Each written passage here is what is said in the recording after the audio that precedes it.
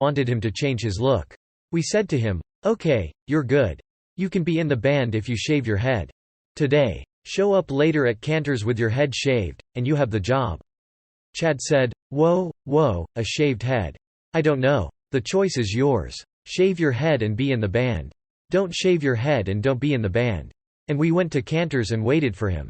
He showed up with the same bandana and stupid hair. "Dude, do you want this job or not?" we asked. "Yeah, I'm going to play in the band, but I'm keeping the hair," he insisted, and we conceded. We realized that anybody who was bold enough to stand his ground in the face of all that pressure was not going to be a bitch. Later on, we found out that the real reason he didn't want to shave his head was because his hair was receding and he was hiding that behind the bandana. Either way, it was another important day in our history, because now we had a drummer who was reliable and an awesome person to jam with. Now we could get down to work. Reforming because John was so young and inexperienced, he came in for a lot of good-natured ribbing. He was a kid who'd spent most of his young life holed away in his room, practicing his guitar, so everything about being in a rock band was new to him. Flea and I used to continually tease him, calling him Greenie, or the Green Man, or the Green Hornet. Years later, John confessed to me that all this ribbing made him incredibly self-conscious, but at the time, we had no idea of the effect we were having on him. Flea and I didn't consciously want to make him feel bummed out or insecure. That was just the playing ground of our comedy. The litany of green names spoke of something else, a huge sign of affection. You're in our graces and in our hearts if you have more than one nickname. All that green stuff was because we loved this kid and we were so happy to have his creative energy in our lives. If we did it with a smirk and a poke, maybe it was just to not show how much we cared about him. If you look at it like, whose phone number are you dialing the most and whose house are you going over to the most and who are you sharing the most experiences with, it was dear. I was completely in admiration of this young man. John and I recently talked about the fact that when things wouldn't go my way, I'd ignore him. Okay, this guy's acting in a way that I can't appreciate and, without him having any idea, affecting my sense of well-being, so I'll ignore him until the feeling goes away. It wasn't a healthy or communicative way of dealing with stuff, but you have to remember that John went from being a 17-year-old unrecognizable kid to being in the Red Hot Chili Peppers. He was equally, if not more, abusive to the people around him. He was a pretty crass fellow for about a year there. I had people coming to me constantly, going, "Your guitar player is a fucking dick. He fucked this girl and then threw her out in the street in the middle of the night and told her to never come back." I never saw him acting like that, so I defended him. I was willing to accept the fucked up aspects of his personality because he was young and going through a rough transition. Chad wasn't getting renamed every day because we weren't as dose to him. He stayed very much a man unto himself within this band. He had a whole different way of dealing with being the new guy, and that was, "I don't need them, I don't want them, I've got my own life." He never showed any signs of needing to be in our inner circle. He would rather run with his own kind, which was a different breed of person than either Flea or me. Chad showed us very little of who he was and where he was coming from and what he was thinking. Just to give an example, he's been in this band since 1988. And it wasn't until the end of 2003 that I found out when Chad left Michigan to come to LA, he was heading to Hollywood to become a handsome leading man. We never sat down and had the heart-to-heart of what his hopes or dreams or fantasies were. Chad shows up to do his job, he's friendly and personable. I considered him one of the weird pillars that held up our fortress when times got rough. When it came to clothes, his sensibilities were way different from ours, and I used to tease him about it all the time. He'd show up in 80s-looking purple double-breasted suits, and I'd say, "Did you raid Arsenio's closet for that?" He thankfully stopped teasing his hair when he joined the band, but instead of hanging out at a punk rock dive like Smalls with Flea and me, he'd go to the Motley Crue bar and wear funny jeans with belts and cowboy boots and play pool and go after rock chicks. People would see him and report to me that he had his hair teased up higher than a girl's, but the next day he'd come to rehearsal wearing a baseball cap.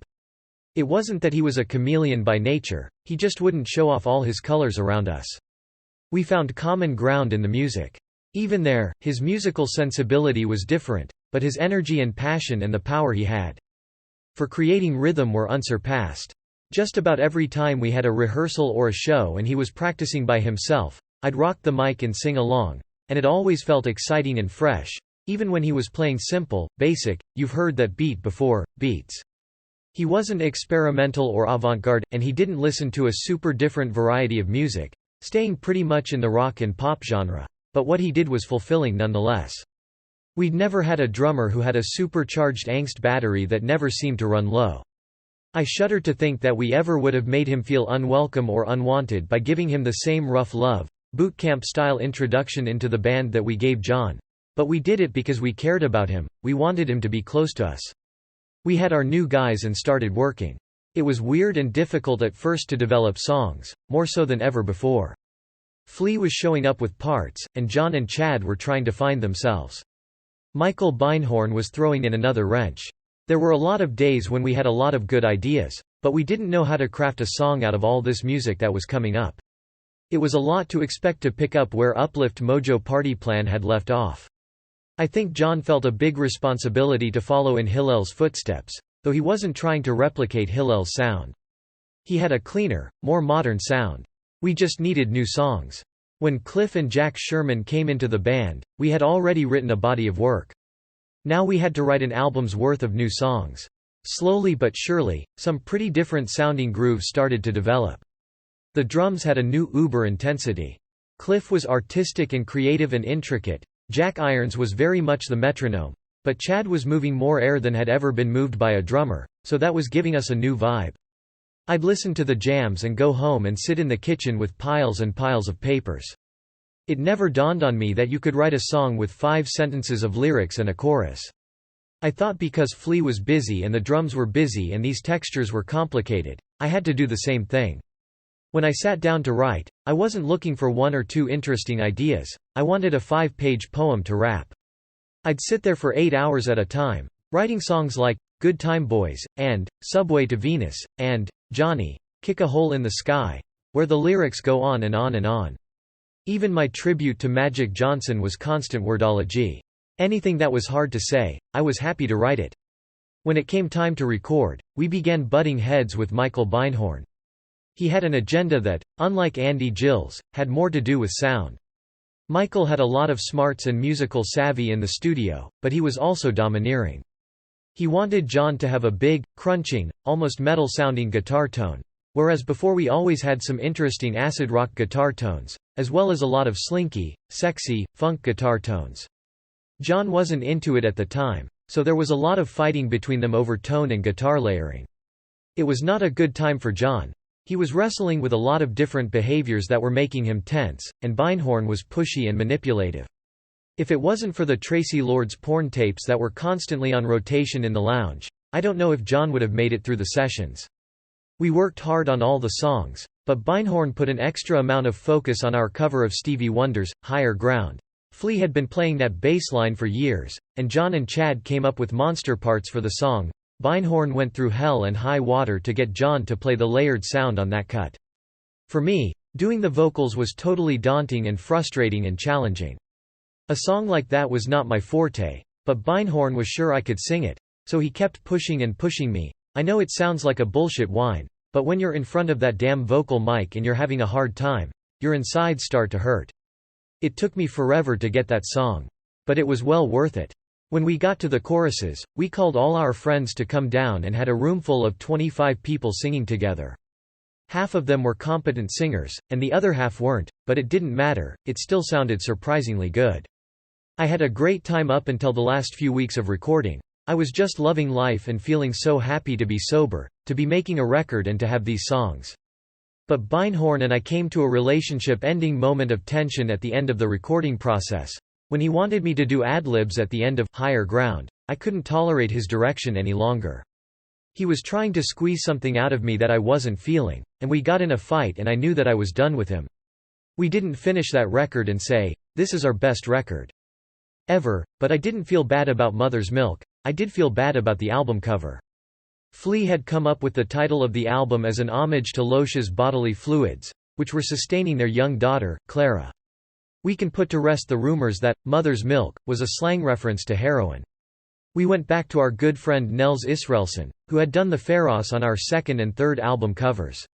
I had an old poster from the 60s of Sly and the Family Stone where Sly was holding out his hand and his band was congregated in his palm, and I thought it would be great to be a little person held by a giant.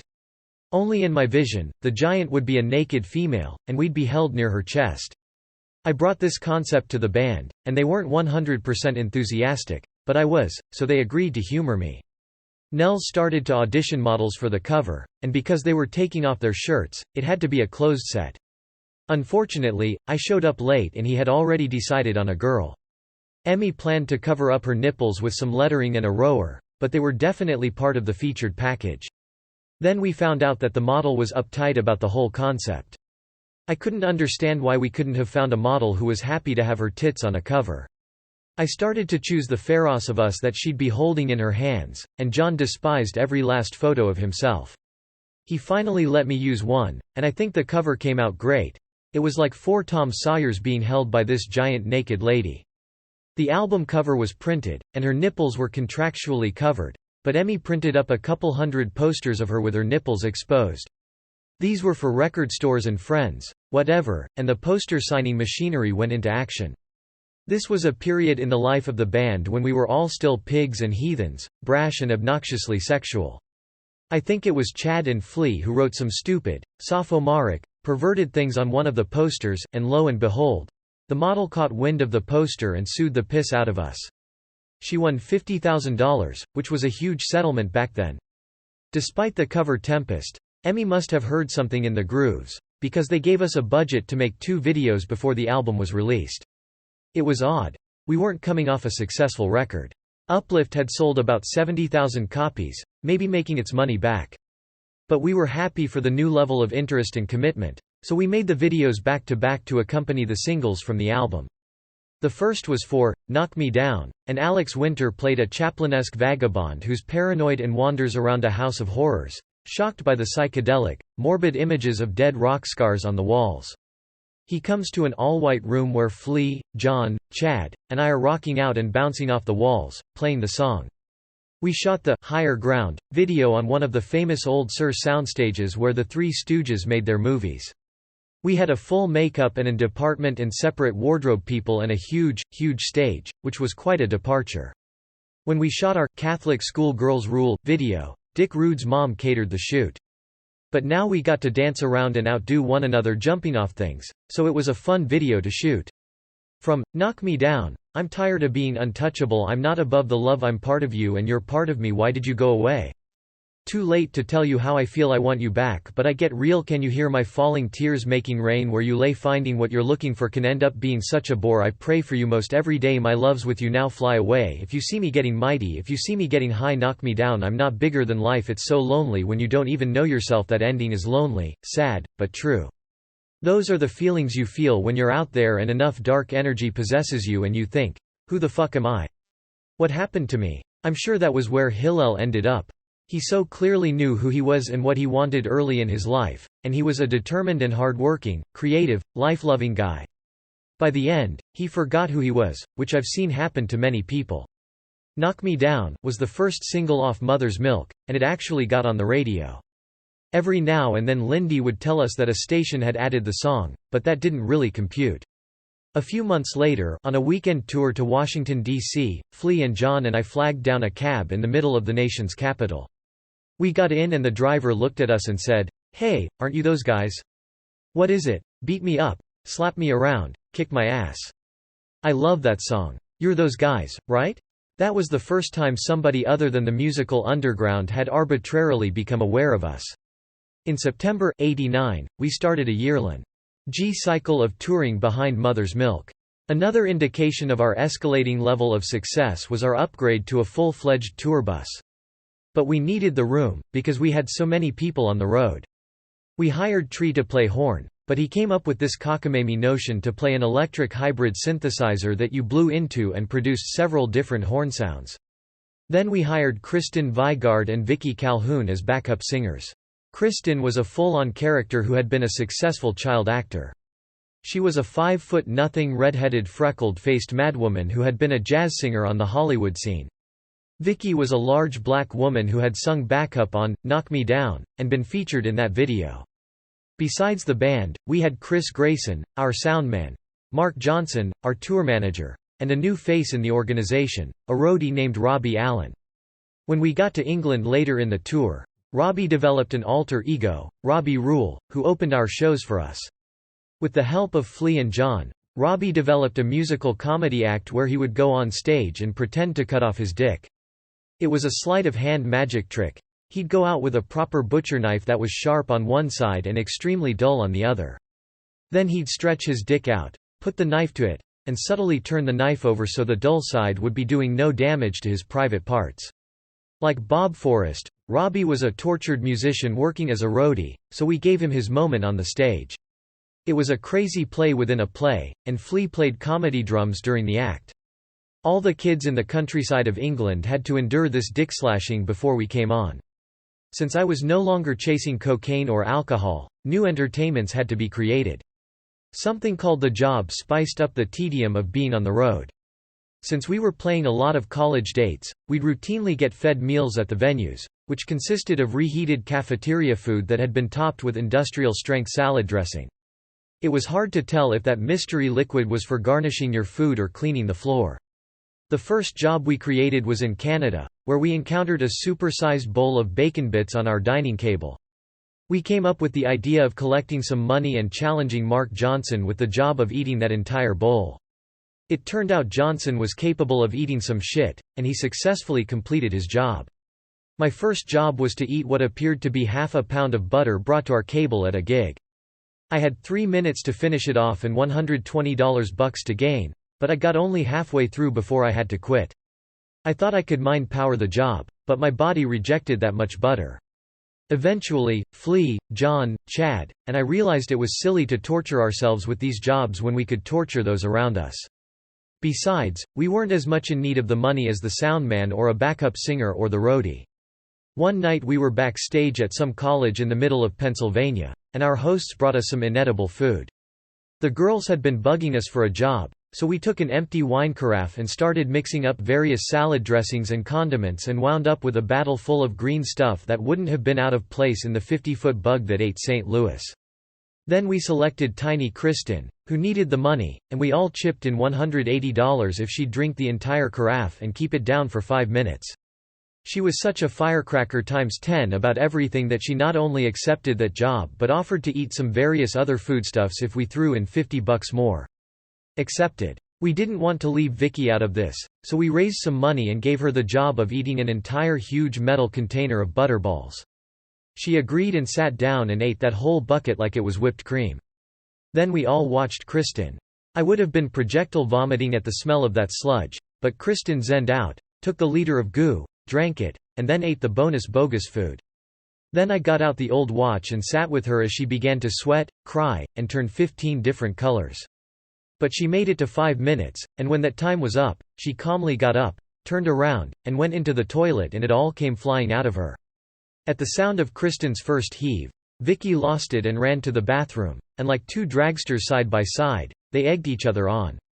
When they returned, the whole meal degenerated into a food fight until a stern matronly cleaning lady came back and chastised us and ordered us to clean lip after ourselves, which we did very sheepishly.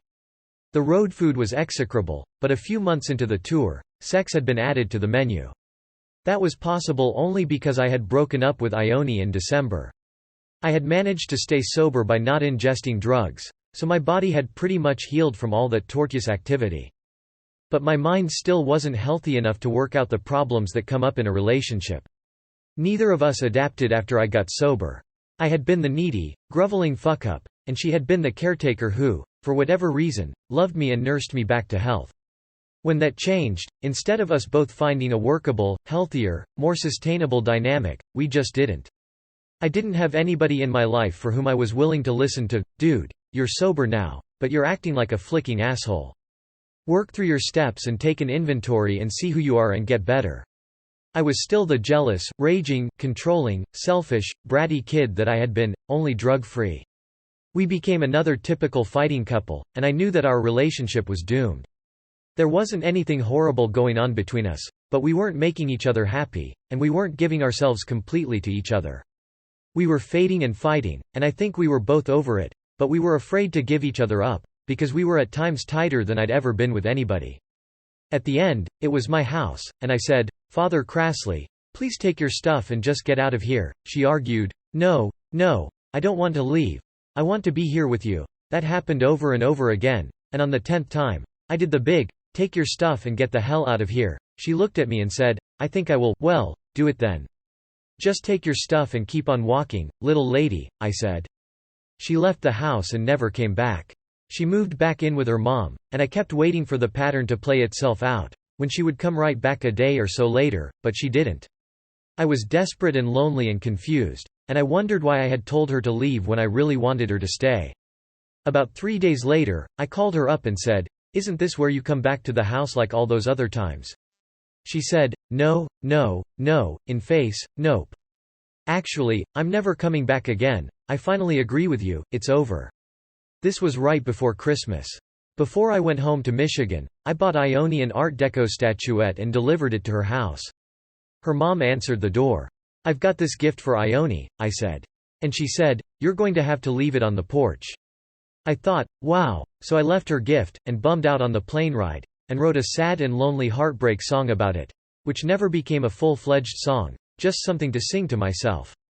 I used to write song mantras to sing to myself and deal with whatever it was I was going through at the moment.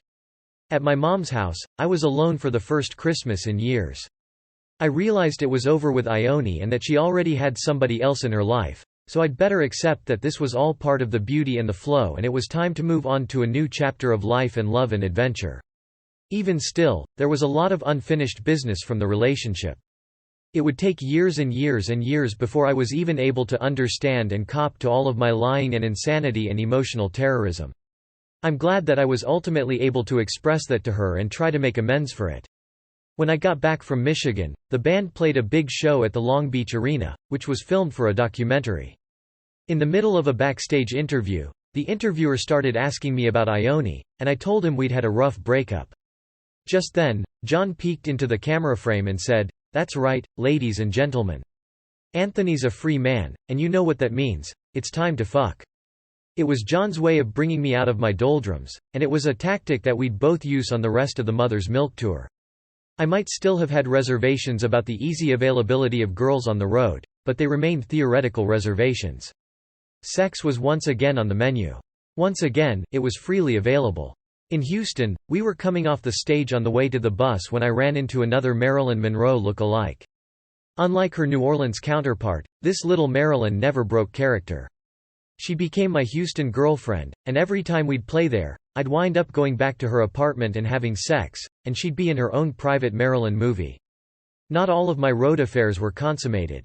We were playing a college show in Kentucky, and I was backstage getting ready to go on when Robbie, our roadie, made a surprise visit to the dressing room. Swan, I thought you might like this girl. From what I can tell, this is what you're into, he said. I looked up and saw an absolute princess of a college student, with white skin and black hair. A princess who'd been handcuffed, her hands behind her back, with gaffer's tape.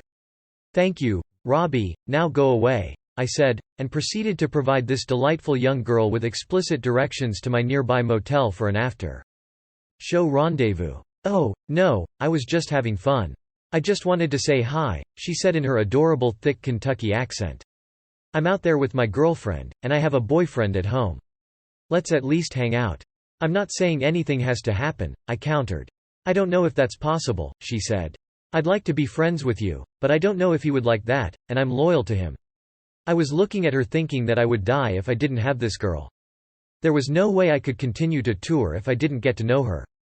She told me she lived with her mom and dad, and somehow I finagled her address out of her.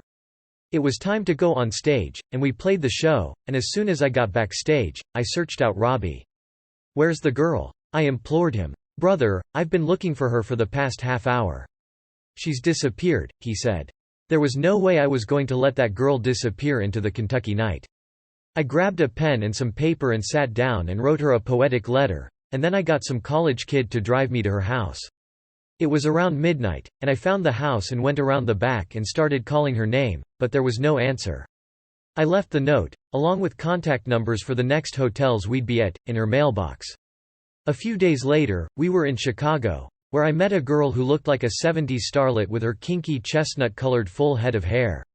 She was very free and easy and sweet and obviously sexually enthusiastic, so I took her back to the hotel. I was rooming with John, and I could tell just by kissing and touching this girl that she was one of those hypersensitive live wires who become super intensified when you touch them anywhere. I told John that I needed to be alone with this girl, and he said that Chad happened to have an extra bed in his room and he was out drinking. John also happened to have an extra key, so I grabbed it and shifted over to Chad's room. We lay down on the extra bed and took off our shirts and were kissing and touching, and she was unusually responsive. It was all getting ready to go on when I heard what sounded like Clydesdales stomping down the hallway. Before I could react, the door flew open and it was Chad, except it didn't look like Chad, something had come over him. He had some little heavy metal tramp in tow, and he saw me and screamed, "What are you doing in here, you motherfucker? I'll fucking tear your head off." "Whoa, Chad, come on." "Hey, whoa," I said, but Chad was out of control. He charged me and I jumped over a bed and he followed, knocking over lamps, banging into walls, taking huge swings at me. I told the girl to grab her shirt, but Chad was still diving for me and I was still eluding him. "What is your problem? Chill out," I said. "Who let you in my room? I'll kill you," he slurred, and kept taking full haymaker swings at me with hate and vengeance in his eyes, as if I had done something horrible to him. But if you knew the history of our behavior on the road, there was always that give and take with rooms if you ended up with a girl. Finally, the girl and I made a break for the door. It turned out that Chad had drunk a whole bottle of tequila and was in a blackout rage. To this day he has only vague recollections of seeing me in his room. The girl was very understanding of the whole matter. "Your drummer drank a little too much, I guess," she said. "Let's go somewhere else to be together." We were staying in a lightly traveled, quiet old brick hotel with lots of hallway space, so we curled up next to a radiator in a stairwell and had relations right there. What I didn't know about this girl was that she was not only hypersensitive but also a world-class screamer. At first I thought she was kidding, because I touched her pussy and she started bellowing at the top of her lungs. Every single person in that hotel could hear her clearly, but at that point, there was no stopping. This went on for some time, and when I got back to my room, John was wide awake. "Jesus Christ. Do you realize that every single person in this hotel listened to everything that just happened?" I was touting the virtues of a girl who couldn't control herself on any level when John cut me off. "If there's ever a time when you're feeling like it would be permissible for all parties involved, I have to experience that," John said. "Hold your horses there," I said, "we'll see. One never knows." She wound up coming with me to the next few cities. We parted company in Milwaukee, her hometown. The next stop on the tour was Cincinnati. Against every odd in the universe, both the screaming girl and the Kentucky girl of my dreams showed up at the show. At that moment, I had to make a decision, and it's not something I'm terribly proud of, but I called John over and said, "John, can you please take the screaming sensation, because I have to pursue Kentucky." I had no choice. I couldn't imagine having a better sexual partner than the screamer, but as great as the sex was, I had to have Kentucky. The poor screaming sensation saw what was happening and looked at me like, "You motherfucker," but at the same time, she conveyed that she was willing to accept the affection of John, and they went off. We played the show, and then I begged the Kentucky girl to come back to my room to be with me. Luckily, I had my own big room, and we sat there and talked for a couple of hours. I just wanted to be around her and smell her and look at her and touch her hand. She told me she was about to go to graduate school in Massachusetts, and I was making all these mental notes, because I was ready to follow this girl anywhere. Slowly but surely, I got closer to her, and she let me hold her and kiss her. Finally, she allowed us to get into the bed together, but she drew a line in the sand at intercourse. "Listen, I'll be happy to lie there naked with you, believe me, this is wonderful, I'm just happy to be with you," I gushed. I was thinking that she wanted to cuddle naked, and I felt the hand of God brushing me one more time. We lay there in that bed, in that high-ceilinged old room, and we kissed and touched, and her purring, revving, undulating spiritual motor started humming, and she allowed me to engage her in a very long and wonderful exchange of oral sex. I was stone-cold sober and lying on my back, and she was giving me head, and there was so much love being exchanged, and she was pouring so much of her heart into that physical expression, that I started to leave my body and was able to look down and see myself lying on a bed with this girl, with her flowing chestnut locks and her beautiful white skin, making love to me. I just watched for a while and then came back down, and everything went on, and I had the realization that that was the single most beautiful sexual moment of my life to date. She disappeared after that, and the next time out, When we hit the Massachusetts area, I looked in the phone book and called every school, to no avail. Every time we came anywhere near Boston, I'd be out on the pavement. Do you know a girl named blah, blah, blah? She looks nothing. I called up Kentucky and found people with her last name. Did you have a daughter who blah, blah, blah? Years later, I found someone who remembered her and told me she had mentioned me once.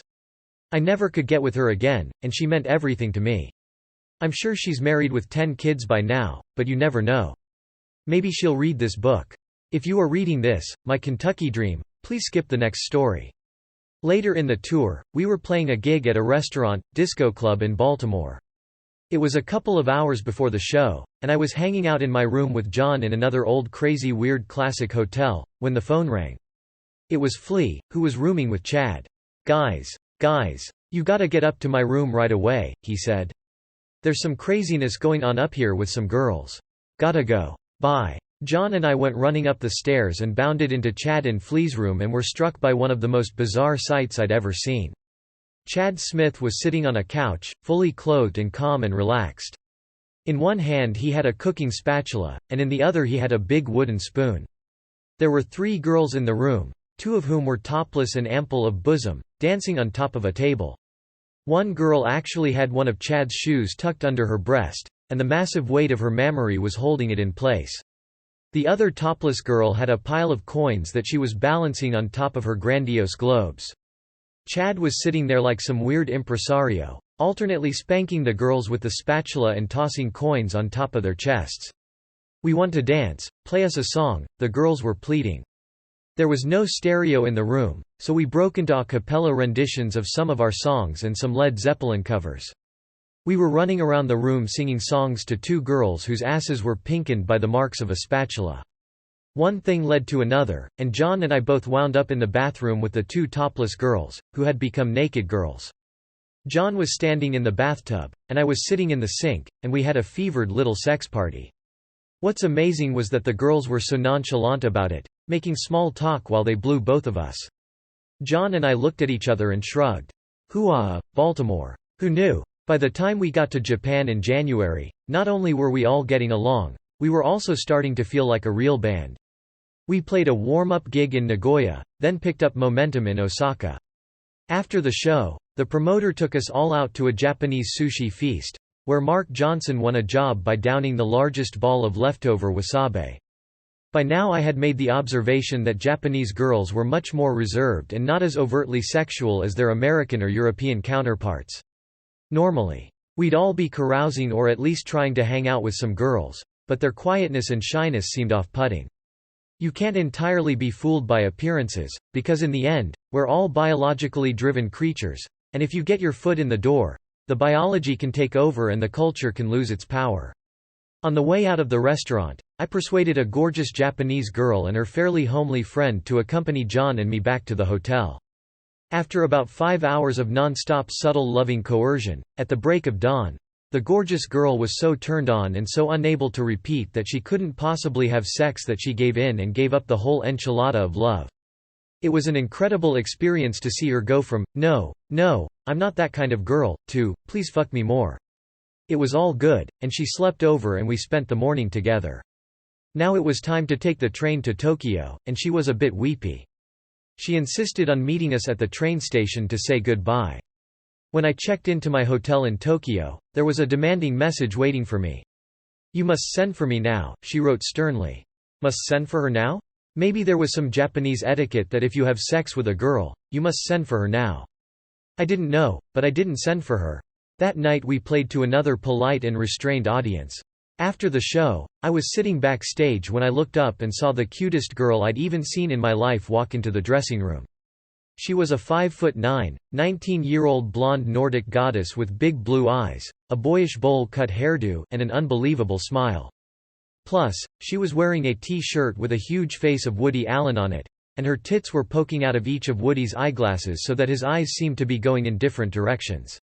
I couldn't have put in an order with God for a more perfect physical specimen. At that very moment, my destiny became clear to me. She was my new girlfriend. As she walked into the room, I whispered to every dude who was near, "Back off. That's my girl." Then I walked straight over to her. "Hi, my name's Carmen," she said. I'm visiting from San Diego. I introduced myself and told her that we'd be hanging out for the next year or so, and she seemed amenable. I swooped Carmen up, and she joined us for dinner. Then she came back to my hotel room. Unlike the girl from Osaka, we didn't have to wait till daybreak to get in bed together. She was so beautiful, and I was so attracted to her, that I got nervous about having this sexual moment. Carmen sensed my uneasiness and, with a calm and loving grace, said, "This is such a perfect moment. No matter what happens, there is no place in the world that I'd rather be than lying with you right here." Whatever wave of insecurity that I was feeling got washed away under the tsunami of her love. That night became one of the most powerful and magical coming-togethers I'd ever experienced. I felt like I had ended up in the lap of true love, with this girl who was different from anyone else I'd ever met. There was a certain whimsy about her. She was smart and she knew good music. She seemed relaxed and loving, and we were pure magic together, and I was completely and utterly prepared to be her man from that point forth. Carmen was an elite model working in Japan, and the next night I went and stayed with her in her little model's apartment in Tokyo. We started sharing our stories that night, and hers was rife with dysfunction. Her father had abandoned her when she was still a baby, and she never was able to connect with him. She told me she had relatives back in Missouri who were full-out white trash living in makeshift lean tos along the river and eating squirrel for dinner. It was all pretty intriguing. Without realizing it, I reversed the roles of my former relationships and began becoming a caretaker for her. I would be delinquent if I didn't mention that, sexually speaking, Carmen was from a different planet. She was the most sexually magnified person I'd ever been with, and in retrospect, I think it was a compulsion. She lived through sex, and whatever pain she was experiencing, it was nothing that sex couldn't fix. I was all for it, because I had a lot of pain and troubles of my own. So as our relationship developed, whenever we had a problem, we'd just have sex. She would say things like, "I can come 20 times in a row without a problem. I could come for an entire hour straight," and she could. Nothing could ever prepare you for meeting a girl who's built like that, psychologically and physiologically. God bless Carmen Jeanette Hawk for being my first girlfriend at a new time in my life when I was vulnerable and needing to locate my confidence. Of course, we were in a faraway land, and as much passion as I was feeling for her, I was going to England, and who knew if I'd ever see her again. I desperately wanted to, but time and distance have a way of playing tricks with your best intentions. After Tokyo, I had every intention of not being a single person anymore. I wasn't out there on the hunt in England, but when we stopped in New York on the way back, I met a model named Karen who was a big, sturdy, muscle-toned goddess from South Africa. It was confusing, because I had fallen head over heels for Carmen, but she was still in Japan, and Karen was warm and friendly and interested in hanging out. She was a picture of health, full of cheek, full of breast, and full of heart. We had a break in touring, so I went back to LA and moved back into my apartment on Orange Drive, which was now devoid of Ione stuff. A few days later, I got a great package from Karen. It was filled with professionally shot beautiful nude photos of her. By then Carmen had returned from Japan and moved in with her mom in San Diego. We made plans for her to come up and spend a weekend with me, and it was a portentous experience. We spent the first few wonderful days in bed together, just getting really close. Then I had to go do some errands, and I left my little sex kitten purring contentedly under the covers. When I returned to the bedroom, there was confetti all over the room. I had no idea what had happened until I picked up one of the pieces of confetti. Oh, shit. That's a nipple. She must have found the pictures, I thought. I was right. And Carmen was not having any of it. "If you're seeing me, why is this girl sending you photos of herself?" she raged. "That fucked up hussy slut can just go ahead and lose your address." This was a mild outburst compared to what was to come. But I adored her and she was so much fun and she had the greatest laugh and she was always smiling. I don't want to gush on about the sex things, but she was the most sexual person I had ever found myself in love with. She was starting to pick up some steam as a fashion model, so she decided she was going to move to LA because I had recently gotten out of that long-lasting situation with Ione. I was gun-shy about her moving right into my house, so we went apartment hunting and found her a cute one about 2 miles away. After spending about a week there, she ended up living with me. Thus began a topsy-turvy, whoopsie-daisy relationship, which was sometimes fun and always exciting. I won't say she was manic-depressive, but she was manic something. She would go from bam, through the roof happy, excited, grab kiss sex to ready to sock me straight in the face because she was convinced I was looking across the street, down and around the driveway, and crying to memorize the house number where a beautiful girl had just entered. Half the time I had no idea what she was even talking about. Her imagination was running wild. But those times were always balanced by the ones when she would let me tie her up and blindfold her in bed and cake Polaroid pictures. In April 1990, Lindy held a band meeting to tell us that by the end of the week, we'd have our first gold record. Mother's Milk was about to go over 500,000 units sold. It was no thanks to Emmy, who were the most backward people ever, except for Kim White, who always believed in us and who fought to get our record played on college radio and helped it cross over to the alternative charts and then mainstream radio. Emmy flew us to New York to have a party celebrating our first gold record, but none of it meant anything to us. It seemed awkward and disingenuous that Emmy was crying to create this celebratory ambience of record sales success. Still, in the midst of that hurricane of weird record company energy, I looked at Flea, and we hugged and embraced and felt that we'd really accomplished something that we'd never done before, even if it took us 4 albums and countless ups and downs. Suddenly, other record companies started paying attention to us, especially after our lawyer, Eric Greenspan, pored over our Emmy contract. Even though we were due to deliver 1 more album to them, Eric noticed that there was a personal services clause that made the contract invalid after 7 years. We were fast approaching that anniversary. So nearly every bigwig in the industry began putting on a dog and pony show for us. Chris Blackwell, the founder of Island Records, invited us to his house in the Hollywood Hills and talked to us about Bob Marley and the history of his label's involvement in reggae. It was fun, but even he admitted he didn't have the money to match what the other major labels could offer us. David Geffen did. He made a serious pitch for us, even flying us home from our concert in Oakland in his company jet. The funny thing was that Warner Brothers had flown us to the concert in their corporate jet. Mo Austin of Warner's was the coolest of all the record company executives we met during this process. He had founded Warner's, and when Flea and I went to his office, we sat and listened to Mo's stories about Frank Sinatra, Jimi Hendrix, and Neil Young, who were all on his label. Later in the negotiations, Mo invited us out to his house in Brentwood. If you put a roof over the better pan of Disneyland, that's how big this house was. After giving us a tour of his home, he took us outside. His compound was set on top of a mountain that looked all the way from the ocean to downtown LA. His pool was the size of a small lake, and when he invited us to have a dip, Flea and I stripped down to our underwear and dove in. When we got out of the pool, there was a butler with hot towels waiting for us. Despite all the opulence, Mo was a real human being with a huge spirit and a palpable love for and connection with music. While this courtship was going on, we decided to move on and begin work on our next album. We weren't going to work with Michael Beinhorn again, so we started talking to other producers, one of whom was Rick Rubin, who was famous for his work with the Beastie Boys. We had considered Rick as a producer around the time of Freaky Styley, and he came to visit us with the Beasties at our Emmy rehearsal space. Later on, he told me that the whole time he was there, he sensed the darkest, most oppressed energy in that room, and he couldn't get out soon enough. But now we were all in a different place, and we talked to Rick and really liked him. Rick had transformed himself from a brash, aggressive, obnoxious caffeine-saturated carnivore New Yorker into a mellower, kinder, spiritually minded, incredibly giving vegetarian Californian. So Rick came on board, and we began pre-production in this rehearsal space out in a quiet section of the valley on Lankershim called the Alleyway. The facility was a big, high-ceilinged space with couches and a loft and a great stage, just 15 minutes away from where we all lived. As soon as we got into the place, we became the most prolific we had ever been. We just couldn't stop writing music. We'd jam all day, get super ideas, and then Rick would come and lie on the couch for hours at a time, taking notes, taking naps, and taking in all the music by osmosis. He wasn't in our face, he was real bid back, but soon we realized that he didn't miss a beat. He gave us wonderful ideas for arrangements, and then he worked with Chad on drum patterns and beats.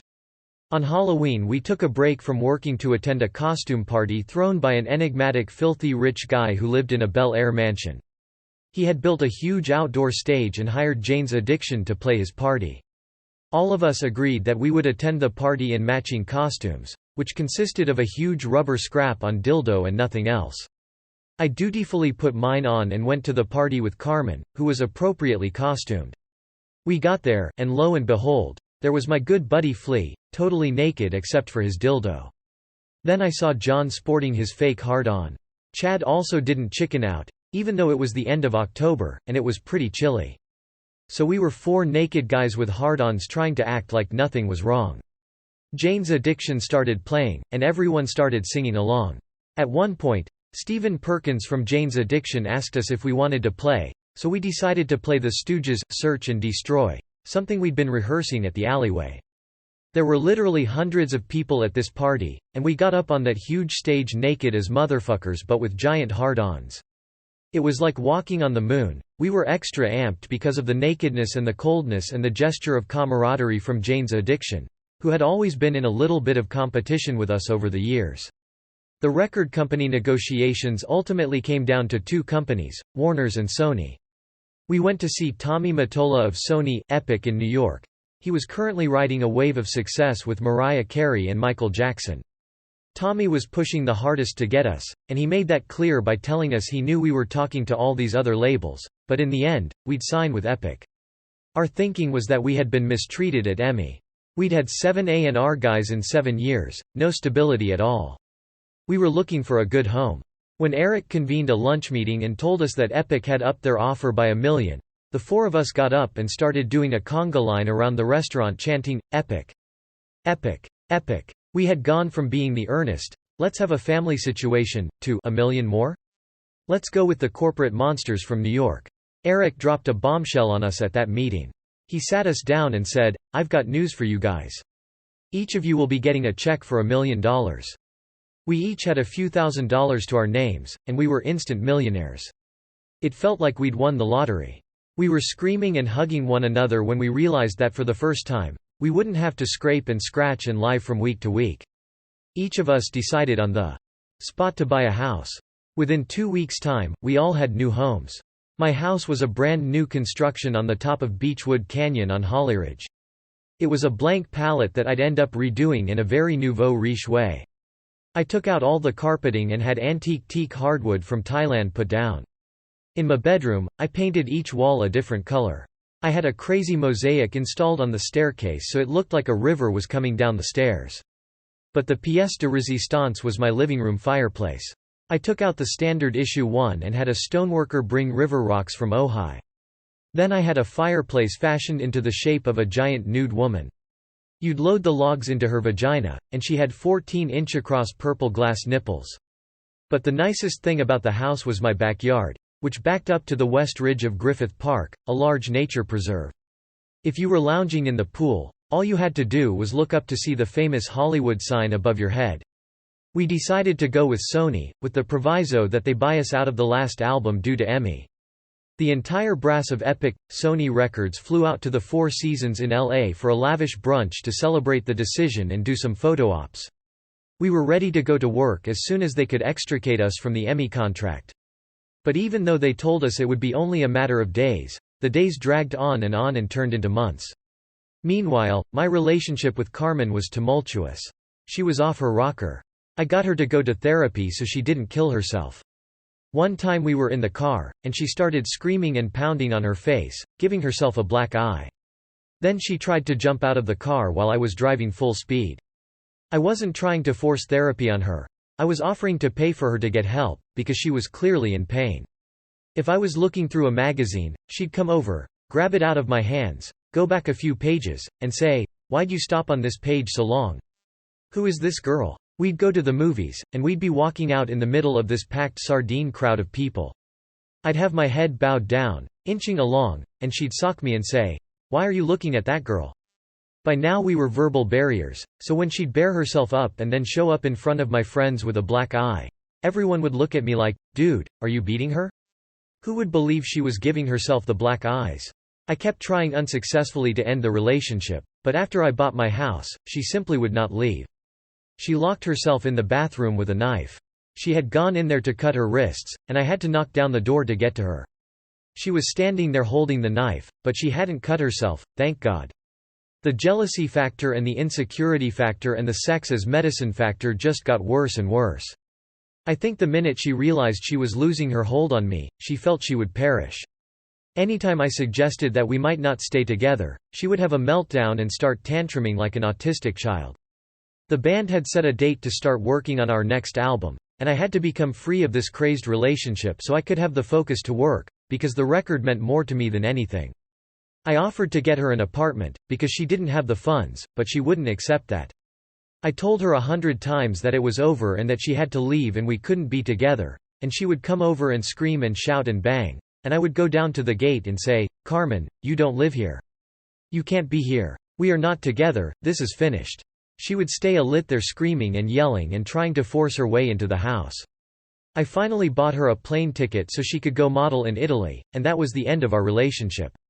I was thanking my lucky stars that it was over. Maybe she had no idea how much hellish drama she was creating, because at the end of most of these episodes, we would end up having sex.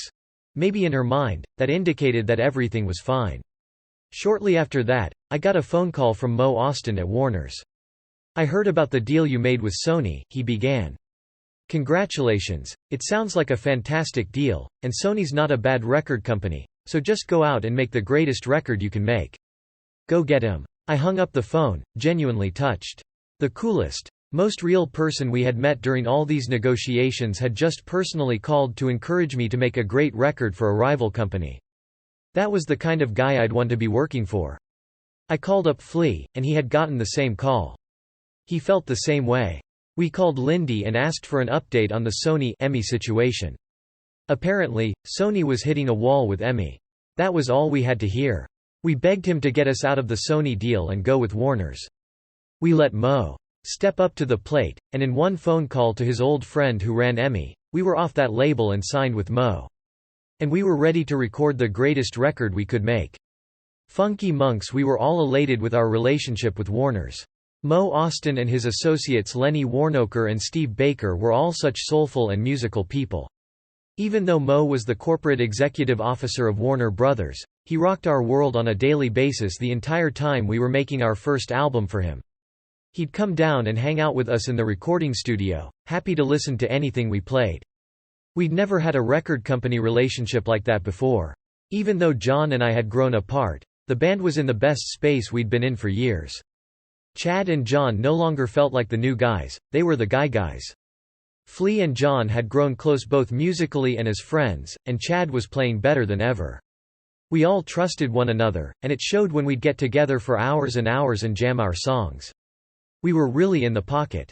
When we were working on Mother's Milk, it was squeezing blood out of a rock to get a song done, but every day now there was new music for me to lyricize. Meanwhile, I began to bond with Rick Rubin. He was a fun-loving guy in a much different way from anyone I'd ever met. He loved to talk about girls, and he loved to ride around and listen to music ad infinitum. He started coming to my house. We talked about my lyrics and went through all of the different things that I was thinking of singing over this great music being produced, whether it was Mellow Ship Slinky, Apache Rose Peacock, or Funky Monks. I showed him the lyrics for Power of Equality, and even though he thought the music lent itself to that treatment, he made it clear that he wasn't into socio-political lyrics. "I like songs about girls and cars and stuff like that," Rick told me. "Girls and cars? I can't write about girls and cars. That's already been done. I want to write about some weird shit that no one's been writing about," I protested. "I understand," Rick said. "But if you want to write one song about girls and cars, I'd be happy to hear it." I did try to scribe one song following Rick's outline, the greeting song. To this day, I hate that song. I hate the lyrics, I hate the vocals. It was a lively rock tune in the Led Zepp tradition, but I never found my place in it. Ironically, years later, General Motors called us up and wanted to create an advertising campaign for Chevy by printing the words to "Greeting Song" on a blank page. I couldn't let them do it. I didn't believe in those lyrics. Even though things were going well creatively, I began to feel like the outsider in the band, because part of Flea and John's new bond was their mutual appreciation for pot.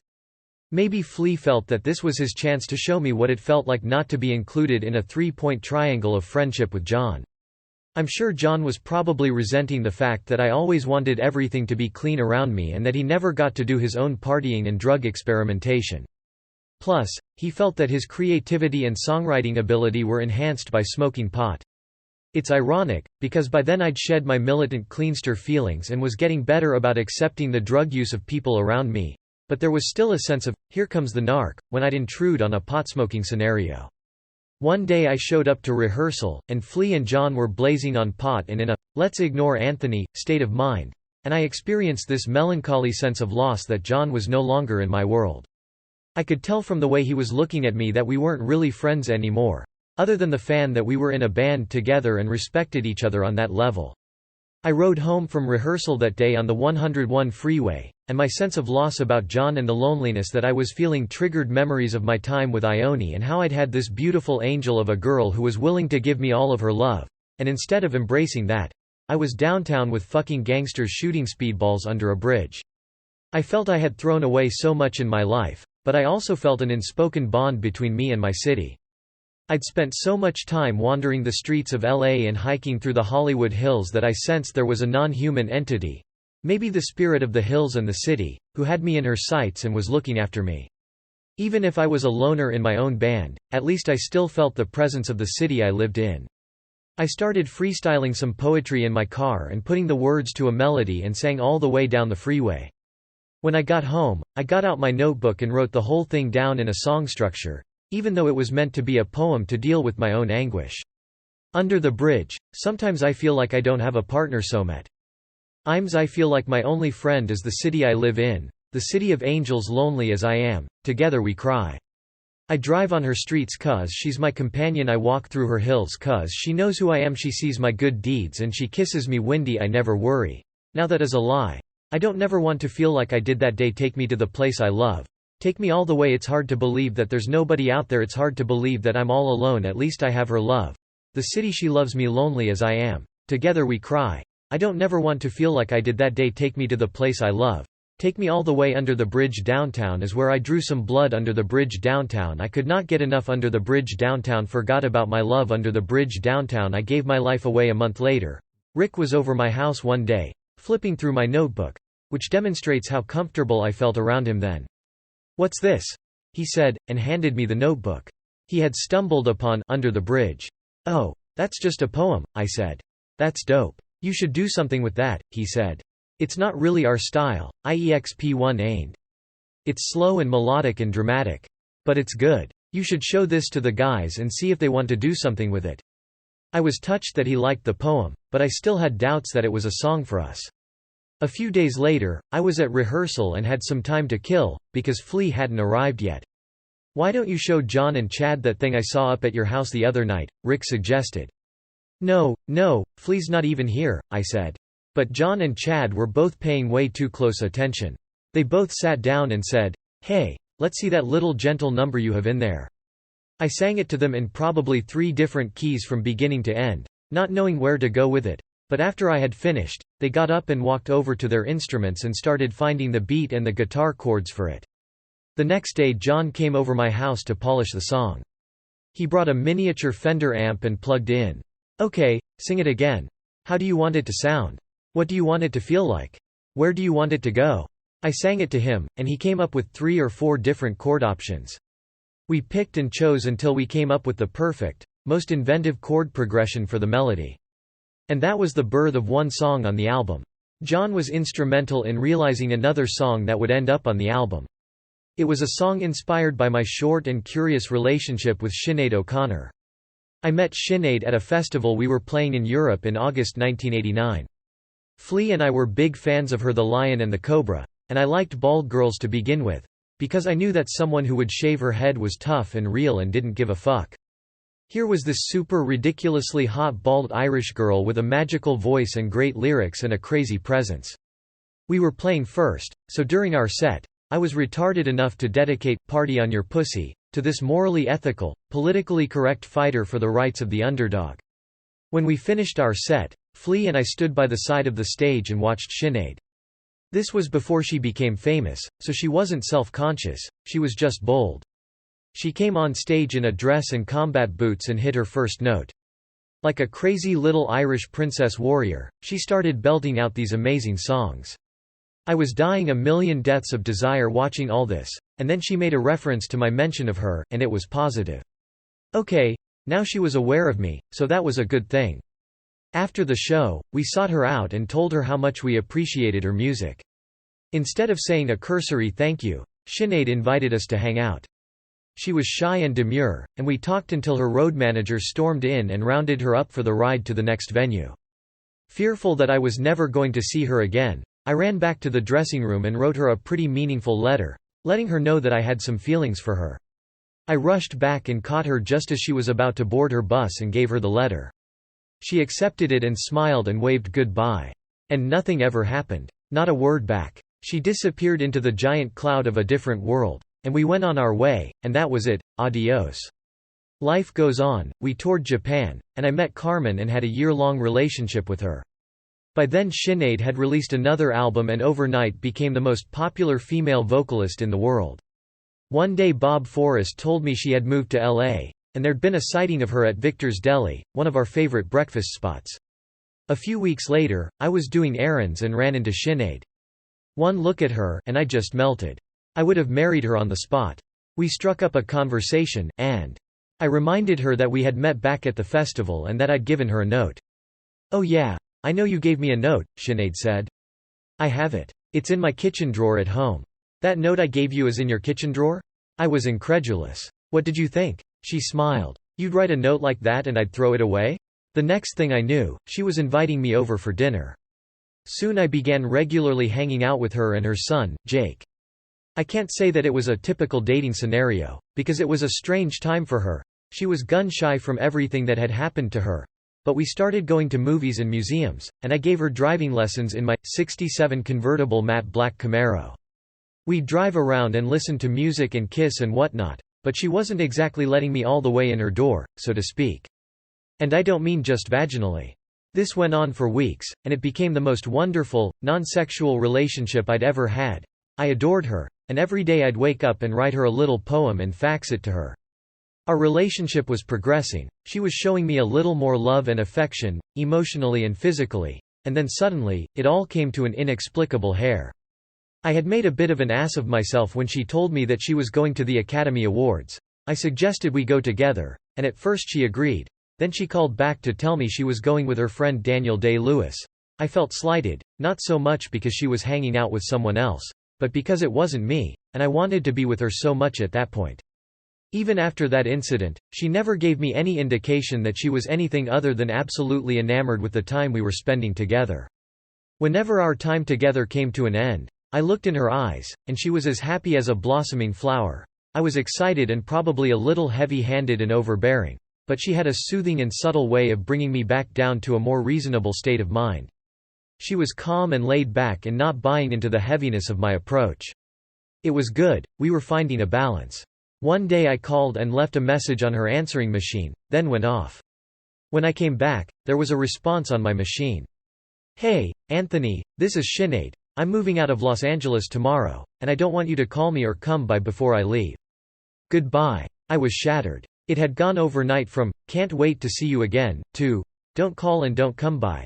I didn't know who to turn to, so I called up John.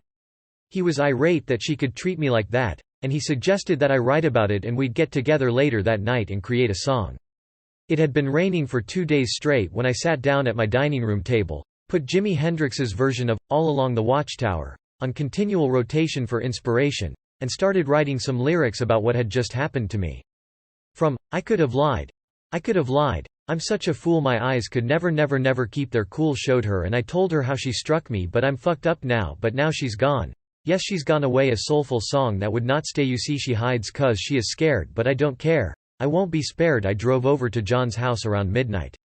He was like a mad scientist, empathizing with me, but absolutely possessed with the idea of finishing this song.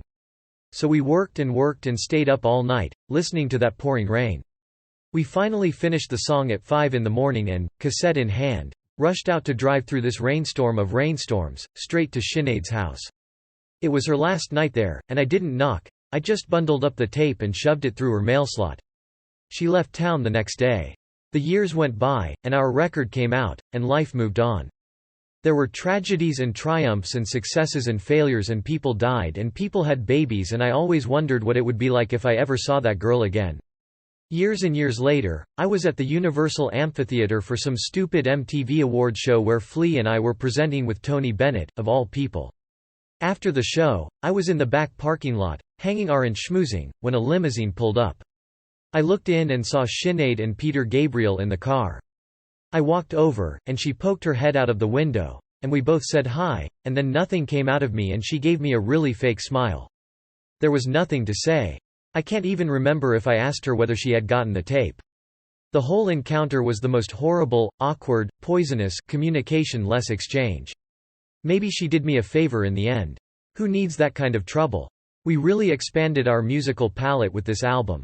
One day John approached me with some interesting music that was very melodic and in a unique time signature. John hummed a verse and a chorus, and the emotion of the chords he was playing seemed to correspond to my breakup with Carmen. Even in the heat of our turbulent battles, I never considered her an evil person or hated her. I just saw her as a girl who never got a chance to grow up and deal with all her pain. I wasn't hurt by our breakup, I was relieved. I wanted her to feel the same and find her way in life. At the same time, I began to question myself and wonder if I was stuck in repeating my father's pattern of hopping from flower to flower, the girl of the day thing.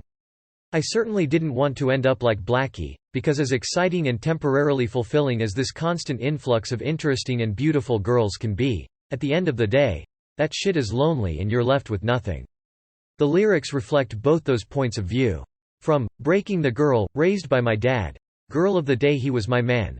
That was the way she was the girl, left alone feeling the need to make me her home. I don't know what, when, or why the twilight of love had arrived, twisting and turning. Your feelings are burning, you're breaking the girl she meant you no harm, think you're so clever but now you must sever, you're breaking the girl he loves no one else. Recording the song was tremendous fun. Because there was this big industrial bridge, so we went out and got all these scraps of metal, and the four of us donned protective eye gear and smashed the shit out of the metal with hammers and sticks and came up with a beautiful orchestration of scrap metal percussion.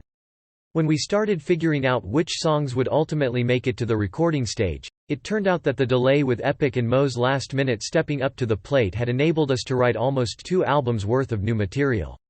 Working with Rick had changed the way we thought about songwriting. In the past, we were coming from a groove place, as opposed to a song place, which was where Rick's heart lay. This album would become the best of both of those worlds. We never tipped over to the conventional notion of songwriting, which would have mitigated against our stirring the pot of Africa. But you need to get into jamming to do that, so taking Rick's advice and focusing on songcrafting were hugely important. Yet we never turned out back on being a funk band, based in grooves and improvised jams. One of those jams would lead to the breakout song on the album.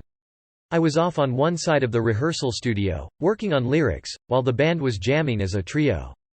Sometimes they'd be serious intellectual craftsmen, trying to intertwine their minds and come up with specific parts, but other times they'd rock out in a very joyful manner.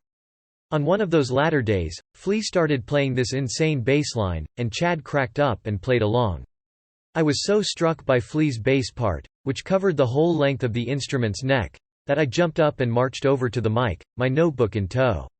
I always had fragments of song ideas or even specific isolated phrases in mind. I took the mic and belted out, "Give it away, give it away, give it away, give it away now." That line had come from a series of conversations I'd had years earlier with Nina Hagen. Nina was a wise soul, and she realized how young and inexperienced I was then, so she was always passing on gems to me, nor in a preachy way, just by seizing on opportunities. I was going through her closer one day, looking at all her crazy clothes, when I came upon a valuable exotic jacket. "This is really cool," I said. "Take it. You can have it," she said. "Whoa, I can't take this. This is the nicest jacket you have in there," I said. "That's why I gave it to you," she explained. "It's always important to give things away, it creates good energy. If you have a closet full of clothes, and you try to keep them all, your life will get very small. But if you have a full closet and someone sees something they like, if you give it to them, the world is a better place." I had come from such a school of hard knocks that my philosophy was you don't give things away, you take whatever you want. It was such an epiphany that someone would want to give me her favorite thing. That stuck with me forever. Every time I'd be thinking, I have to keep, I'd remember, no, you gotta give away instead. When I started going regularly to meetings, one of the principles I learned was that the way to maintain your own sobriety is to give it to another suffering alcoholic. Every time you empty your vessel of that energy, fresh new energy comes flooding in. I was busting out on that mic, going, "Give it away, give it away, and Flea was flying down the length of his bass, and Chad was laughing hysterically, and John was searching for his spot on the canvas to put his guitar part, and we just didn't stop. We all came away from the jam convinced we had the makings of a great song. Rick's emphasis on the mechanics of songwriting led to a tradition that we still use to this day, called face-offs. Let's say we're working on a song, and we have the verse and the chorus, but we need a bridge, and there's no piece of music we have that works there. John and Flea will unplug their guitars, run up to each other in the rehearsal space, and get in each other's faces. Then one of them will go into the parking lot, and the other will go out into a hallway, and they'll each have 5 minutes to come up with an idea.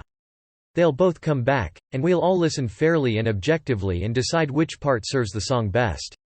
We've never had a major disagreement with one of the guys holding out for his idea. Face-offs are a fantastic tool for developing a part, because they're spontaneous and creative.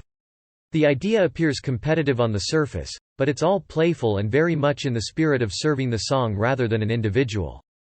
By the time that part gets put through the process of Chad doing his thing to it, and either John or Flea putting his part to it, we all own that little piece of music equally. After that long period of rehearsal and songwriting and incubating ideas, we were ready to record the album. Rick suggested that we consider recording in an unorthodox setting. He turned up this amazing, huge, empty, historically landmarked Mediterranean-haunted mansion a stone's throw from where we all lived. Then he hired some guys from Canada to come down and set up a studio in the rambling house. There was a beautiful wood-paneled library in the house that connected by a window to the giant Mediterranean living room, which worked out great for us, because they built the control room in the library and set up the drums and the guitars in the huge living room, putting the bass amps and the guitar amps in separate rooms to get all the sounds just so. As we walked around the house, we spontaneously decided to live there for the duration of the recording, so we all chose our bedrooms in different wings of the house. John had his own stairway that went up to one single room, which was quite modest.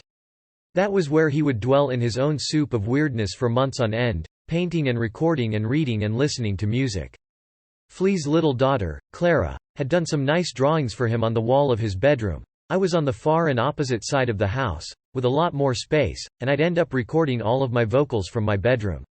We set up a microphone with a cord that wound through the house and down into the control studio, and I'd stand at the window that overlooked a hill and the moon, and sing. Flea went all the way up to the 3rd floor and occupied a room that was tiled as if it were a steam room. Chad bowed out. We had heard that the property was haunted by a woman who was murdered there in the 30s, and that didn't set well with him, so he opted to ride his motorcycle home each night. We hired Brendan O'Brien to engineer the record, which was a coup, because he was the best engineer around.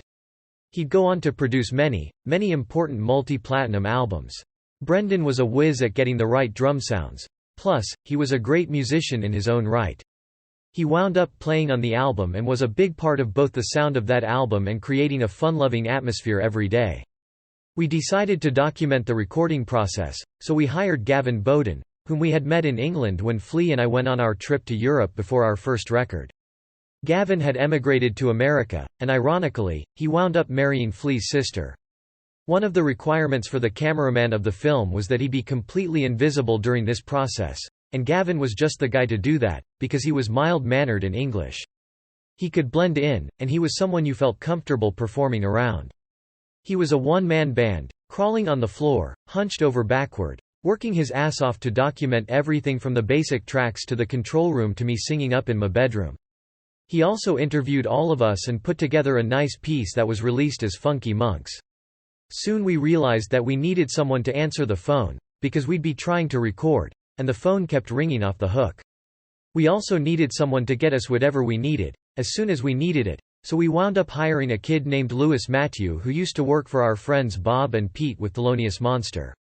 Louis came over at a moment's notice and assumed his duties, and that would be the beginning of a long road with him. He went from secretary to drum tech to assistant road manager to caretaker, personal assistant to John and ultimately tour manager. So we moved into the house and made the record. Flea and John and I stayed in the house for over 30 days without even leaving to go to a restaurant. While we were cloistered, there were rumors that John had an experience with a succubus up in his but in reality, we were getting nocturnal visits from a more tangible entity. We all knew this girl who worked on Melrose Avenue and was a supporter of the band. While we were in the house, she'd come over and visit. At night it was just the three of us, there was no security in the house at all. And like in some weird scene out of a movie set in a castle in the countryside of England, this very young, very self-assured girl would come and spend time with each of us, one by one. She was getting sexed in every room she visited, but it wasn't purely sexual. She'd hang out and talk and spend time with each of us. She'd visit me, then Flea, and then John last, because they were better friends.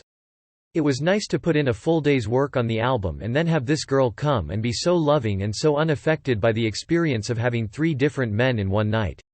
It didn't seem that she was engaging in this activity because she had low self-esteem or she just wanted to fuck. At that point, John had become a much different person sexually, not at all interested in abusing resources that were available to him because of his status, so I don't think he would have done it if he thought it was causing her any pain or discomfort. It all worked out for everybody. It was nice and cozy and warm, and we even had a name for her visits, depending on the day of the week. If it was a Wednesday and we were feeling randy, someone would say, "Hey, isn't it Wacky Wednesday?" Or, "By George, this is Freaky Friday. Get her on the phone." Being confined to the house was good for me, because I had a lot of lyrics to finish during the basic recording process, and there were few distractions. But then it was time for me to step up to the plate and do my vocals. I still wasn't comfortable singing. I was comfortable making noise with my mouth, I was comfortable writing songs and knowing in my head how they were supposed to be sung, but the actual execution seemed like this out-of-control animal that sometimes I could rein in and had a way to tame, and sometimes I couldn't. One of the reasons I set up my room so far away from everyone was so I didn't have to feel the eyes on me, I could be by myself when I was recording. My level of discomfort depended on the song. I remember going up to sing Under the Bridge, and just feeling, oh my god, I can't believe I have to sing this. But Brendan made it as comfortable as humanly possible. I would be all serious and on edge and insecure, trying to let the spirits flow through me, and I had Brendan on the other end of the headphones busting jokes, laughing at me, laughing at himself, laughing about the song. He was remarkable, the perfect voice to have in your ear, reminding you not to take yourself too seriously and also knowing that you would get it when you got it. He'd say things like, "I've heard you sing it, I know it's there, we'll find it. Don't worry about it, take your time." Even still, 3 days before it was my turn to be the focus of recording, my lower back flew the coop.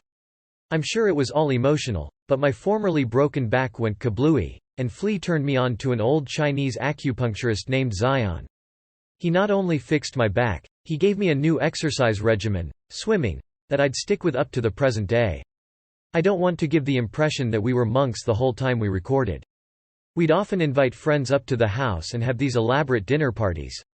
One of the people who was around then was the actor River Phoenix. I met River through Ione, who'd done a hymn with him. John and River had jammed at a party that we all attended, and they got close. I don't want to go off on River's trip, because his family is excruciatingly sensitive about it, but since I'd known him, he had drunk heavily and used cocaine heavily. And it was no secret to me or anybody who knew him that he was quite out of control with this stuff, and it would be just a matter of time before bad things started to add up. River was around a lot during the writing and recording of our album. He was a big supporter of our band, and I even wrote a whole verse about him in Give It Away. There's a river, born to be a giver, keep you warm, won't let you shiver, his heart is never going to wither, come on everybody, time to deliver. After 2 months, we were finished with the recording. Flea and John had managed to stay cloistered the entire time, but after 6 weeks, Rick and I started making some forays into the outside world. It was a strange feeling to re-enter the atmosphere of Hollywood after being so completely single-minded and focused for so long. But the whole time we were in that house, we all knew we were doing our best work yet, and that we had created something that was real and strong and beautiful, something I couldn't wait to share with everyone around me. This album was a real step forward for everybody. John defined his playing for the first time and created a whole new approach for the guitar that became his signature. From that point on, guitar players around the world would look at him as a major player. Flea also went in a completely new direction. Everything up to that point had been based on slapping and plucking and popping, and he abandoned that. There were only a couple of songs on the album based on the popping format. Everything else was finger-plucked, which was a big departure for a guy who had become known as the crazy popping bass player. Chad also stepped up and made his mark as one of the premier rock drummers. It was also a new thing for Rick. He had never made a record like ours. He'd made hip-hop records, hardcore metal records, but never a record that had so many varied styles going on. He and Brendan actually did, in some ways for the first time, capture the essence of the Red Hot Chili Peppers. Part of our live energy and our individual personalities were captured and allowed to breathe and exist on the album, and that was something we had struggled to do in the past. Rick found a way to let that happen in unconventional surroundings. Now that the recording was finished, it was time to come up with a name. One day I was in Rick's car, and we started throwing out titles, but whenever you do that, you're going to come up with shit. Conversely, whenever a title just comes to you, it's going to be great. Finally, Rick said, "I don't know why we're even having this conversation. Clearly the best title we have now is, Blood Sugar Sex Magic," which was a song that was partly an homage to my incredible sexual encounters with Carmen. I couldn't argue with him, and that was when we realized that even though it wasn't necessarily the featured song or the single song or the song we wanted people to pay more attention to, it did somehow encompass the record's entire vibe.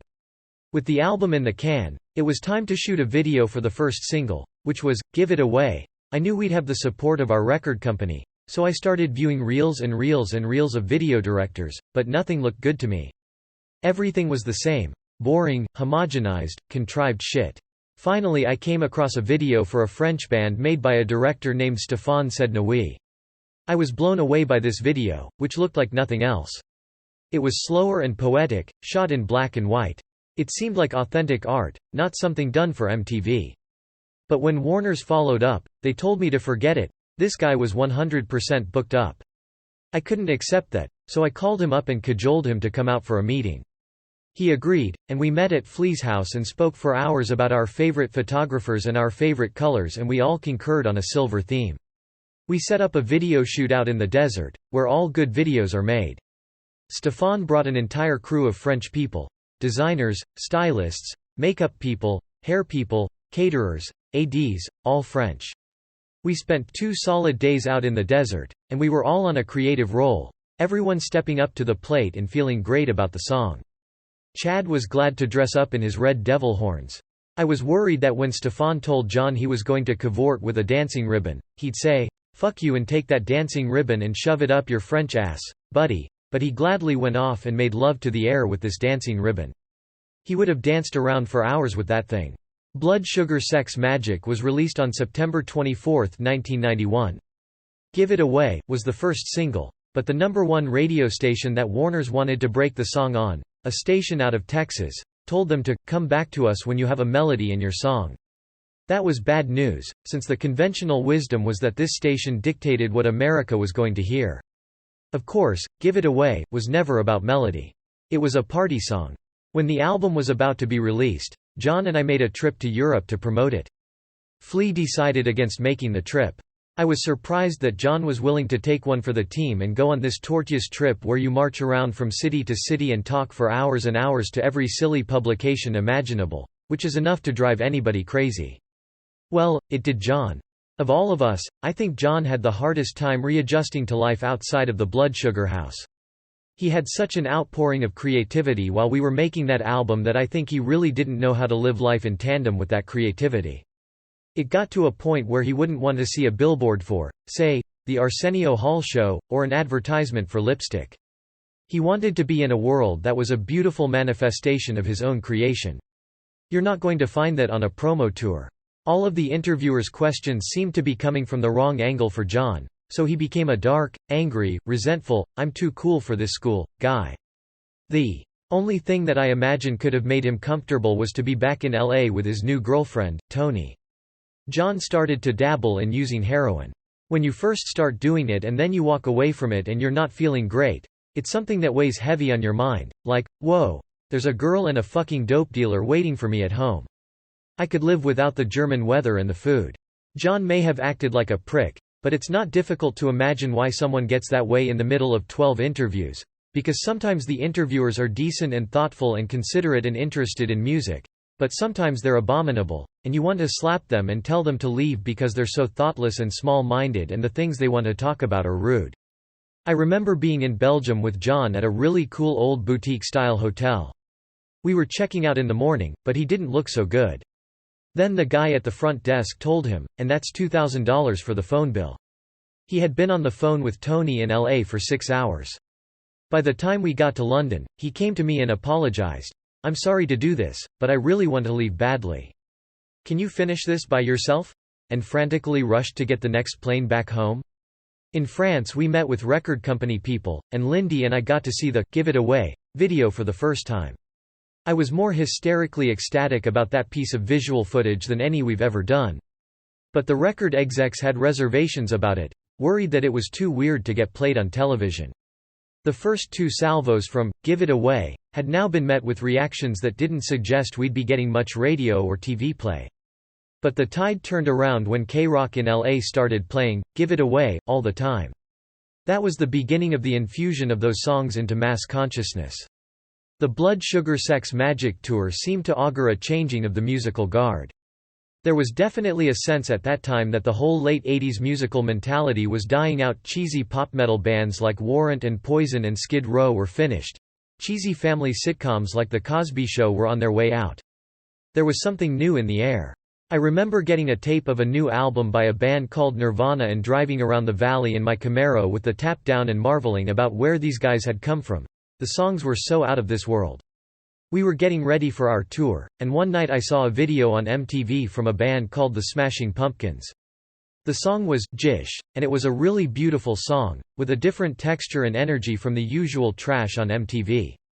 So I called Lindy and told him to get the Pumpkins for our tour. Then Jack Irons called us up out of the blue while we were at Lindy's office, listening to tapes of bands to figure out who else to take out on tour with us. Jack asked that, as a favor, we listen to a tape by a new band, whose singer, Eddie Vedder, was a friend of Jack's. Jack had met Eddie when Eddie was in a Chili Peppers cover band, basically doing an imitation of me. Apparently, Eddie had also worked as tech for us when we played the San Diego area. Eddie's new group was called Pearl Jam. We listened to the tape, and it wasn't our cup of tea. We were such musical snobs at that point. But these kids sounded real and genuine, and we were happy to do Jack a solid, so Pearl Jam was booked as the opening band. We began the tour at the Oscar Mayer Theater in Madison, Wisconsin. Pearl Jam opened, and when they played their first single, Alive, at the end of their set, I realized that Vedder had an incredible voice and they had a pop smash on their hands. Backstage, we made friends with the Smashing Pumpkins, and it turned out they were way weirder than we could have imagined. I met Darcy, their bass player, and thought she was cute in a weird gothy way. James, the guitar player, was super shy and mellow, and Billy Corgan, the leader of the band, was jovial and approachable. But after their set, Darcy got hammered on vodka and whippets. She was high as a kite. If this was the way she was starting out a tour, imagine what she'd be like by the end of it. Finally, we went out and played a lot of songs off of Blood Sugar. We tried to play Breaking the Girl, and it fell apart, but the rest of the show went well. As the tour progressed, we got closer with both of the opening bands. Most people will tell you that Billy Corgan is the most difficult and unhappy human in the world, but my experience with him was completely different. I found him very intelligent and sensitive, with a keen sense of irony. His email address used to be blackcloud@blah, blah, blah. He was also a remarkably talented basketball player. We were playing backstage at a Shriners Club gig in Milwaukee during a sound check, and my immediate read on Billy was call, gangly, musical, nerdy intellectual, not ballplayer. But we started shooting around, and Billy stepped up and started draining outside shots. We went on a lot of multi-band outings that tour, going to movies, and I always found Billy supportive and never competitive or weirdly jealous. But he clearly was the boss of Smashing Pumpkins, and the rest of them were pretty much under his thumb. Darcy was really sweet, but she seemed to be an accident waiting to happen. James wasn't as much a loose wire as Darcy, but their drummer, Jimmy Chamberlain, was a monster. Thank God I was sober that tour, because if I hadn't been, he would have been my running partner, and we both would have been dead. He drank and used and caroused like a fucking gorilla with a huge heart. I remember going out to clubs after these shows, especially in New York, and he'd be at the bar in a trench coat, feeling the joy of his own success in this band, touring the world for the first time and drinking with a pocketful of this and a pocketful of that and some girls nearby. He was a real Chicago Polak with a lot of musical talent and no rules whatsoever. He's doing all right now, but he had his escapades with the dark side. We hung out with Eddie and Jeff Ament and Stone Gossard from Pearl Jam quite a bit. Stone was cool, he was the shy, distant fellow. Eddie and I became equal friends. There was never any of that saccharine idolatry of, "Oh, I've been into you guys for so long." We were on an even playing field from day one, and there was no ego interfering with our friendship. By the time we got to Boston, the buzz and the hype and the attention Pearl Jam were getting was phenomenal. Normally, a small arena show is empty when the first and goes on, but our audiences were filling up for Pearl Jam, and it was exciting. At that time in his life, Eddie was so happy to be playing music, and he was humble and loving and went out of his way to make friends with everyone. He went and told my mom what a great kid she had, and he bonded with Blackie. Meanwhile, our record started taking off. For the first time, we were getting heavy radio play and regular rotation on MTV. So both Pearl Jam and our band were skyrocketing to a new stratosphere at the same time. All of this was making John miserable. He began to lose all of the manic, happy-go-lucky, fun aspects of his personality. Even on stage, there was a much more serious energy around him. It was disconcerting to see how sullen his approach to being an artist was getting. What I didn't know till later was that John was ambivalent about even being in the band then. In his interior dialogue, John figured that quitting the band right after completing a successful album would put him in a mysterious place where he'd have the opportunity to do other projects and not be part of the star-making machinery. John felt that touring would sap the amazing creativity that he was experiencing. Of course, we didn't know any of this, because John was rapidly pulling away from the rest of the band.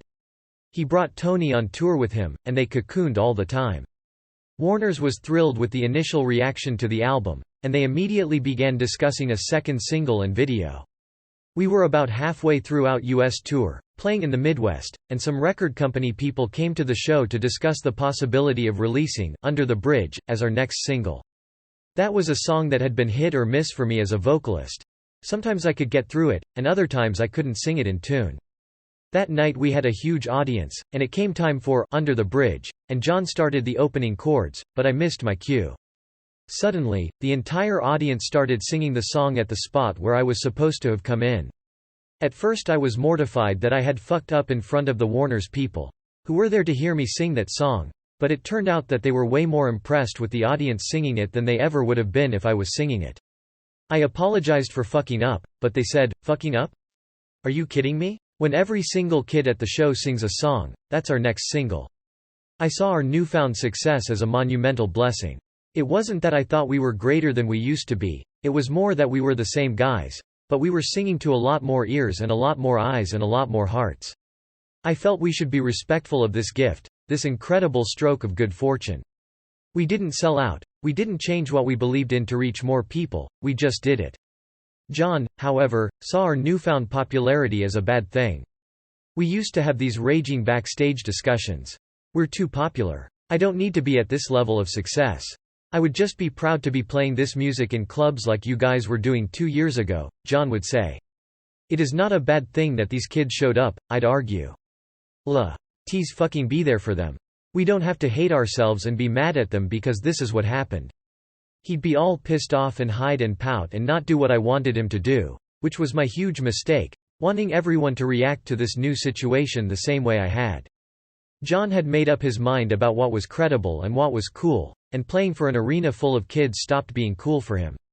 He would rather be home listening to Captain Beefheart and painting. John was reading a lot of William Burroughs then, and his view, from Burroughs, was that every true artist is at war with the world. Ironically, the more disdain he developed for our success, the more popular we became. The more he would stomp his feet, the more records we would sell. The more disenchanted he became with the number of people who walked through the door, the more people would walk through the door. I thought it was the most beautiful thing that we had created something special, put it out to the world, and this was how the world was responding. My ongoing problems with John were creating huge tensions in the band, which were causing additional anguish for Flea. Flea was in the process of breaking up with his wife, so all this stress led him to take something to go to bed, something to get up, and something for the middle of the day. His brain chemistry was getting perforated by doctors' prescriptions. What could have been the most exciting time of our career ended up being very strange. John was being dark and withdrawn, Flea was under the influence of all kinds of prescribed medications, and I was this high-strung but still clean weirdo.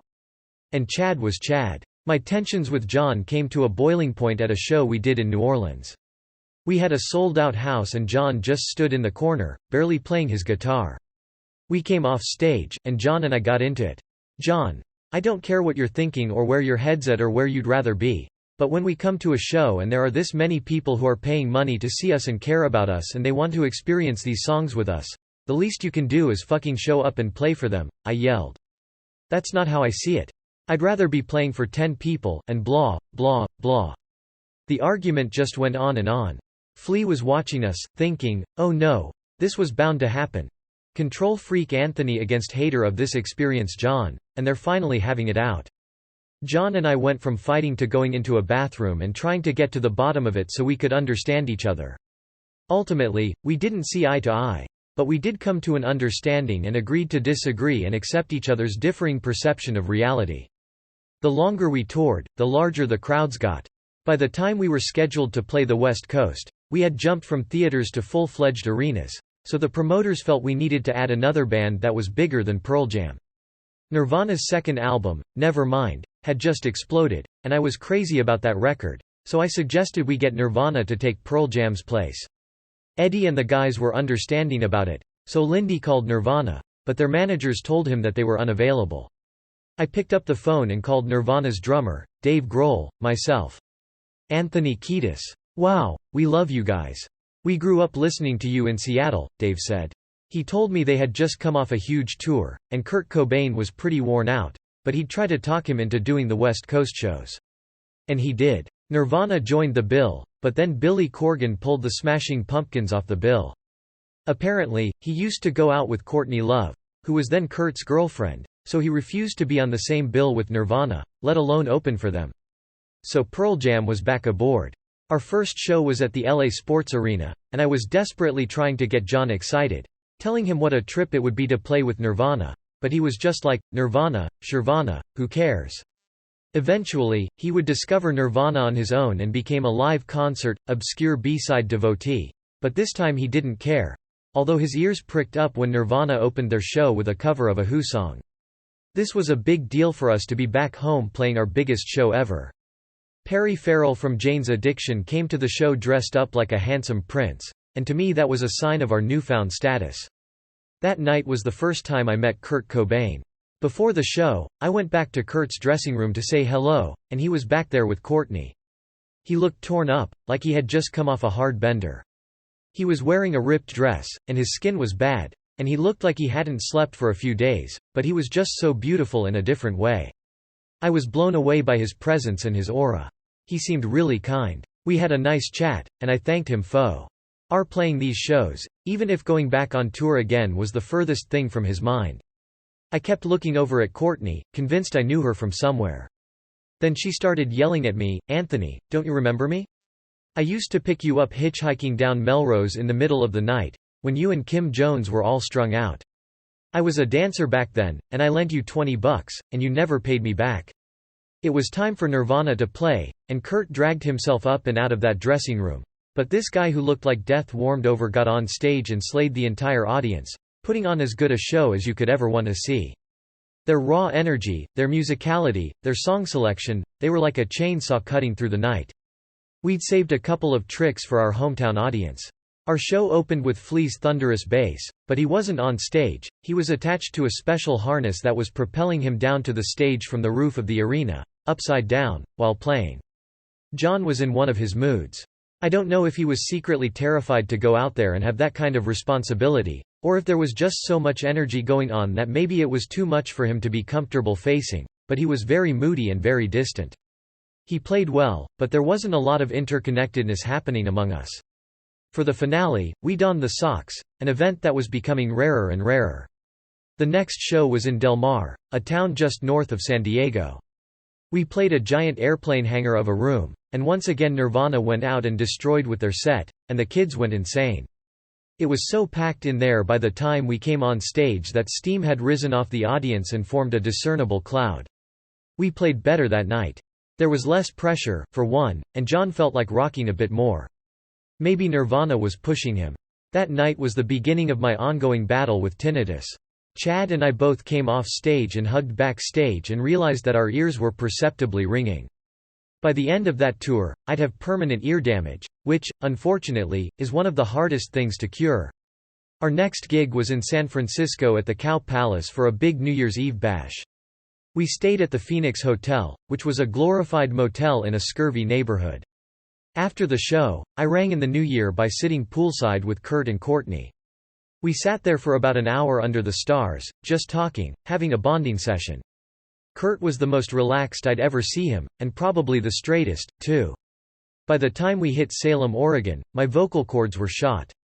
They were like two far sausages smooshed into each other, and I couldn't make a sound, so we had to reschedule the last few dates of the West Coast tour. After a short break, it was time to tour Europe.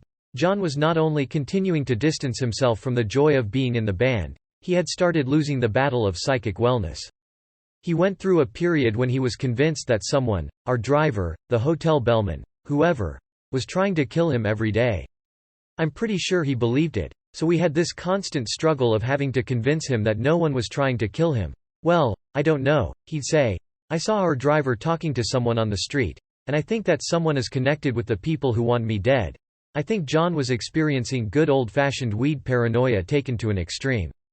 He was smoking shitloads of weed and drinking gallons of wine, not wanting to be on tour but finding himself there. Traveling was no longer jovial. We wouldn't get on the bus and sing and listen to music together and talk about the day's events and have little competitions. The bus became a dark and unwelcoming place, because we had divided into camps. John had broken our unwritten rule of no spouses or girlfriends on the road. It wasn't a great thing for us that Tony was on tour, because it allowed John to further insulate himself. A lot of people compared their relationship to John and Yoko, but that wasn't accurate. Tony would never think of speaking for John. She was there to coddle him and support his decisions. Even in the face of tension, she would smile placidly. So I never thought she was coming between John and the band. It was clearly John's doing, and she was ragging along. Things deteriorated to the point where John and I didn't talk on the bus, and if we ran into each other in passing, we wouldn't even acknowledge each other. That was a pretty unbearable place to be, and I didn't have a palette of spiritual principles to choose from to help me deal with all the madness. I became sad and angry and resentful and poisoned by the whole experience. I was being an asshole, John was being an asshole, and poor Flea was hiding under the covers, unable to deal with it at all. Even Lindy, who had always been the mediator, was at a total loss. He had been getting frantic calls from John's mom and dad, begging him to help John, because he seemed to be in so much trouble. But Lindy was as stupefied and paralyzed by the situation as anyone else. No one was being proactive.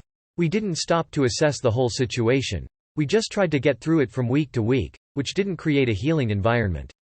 Considering the severity of the dysfunction being displayed, it's strange for me to look back and think that we didn't realize things couldn't go on like this.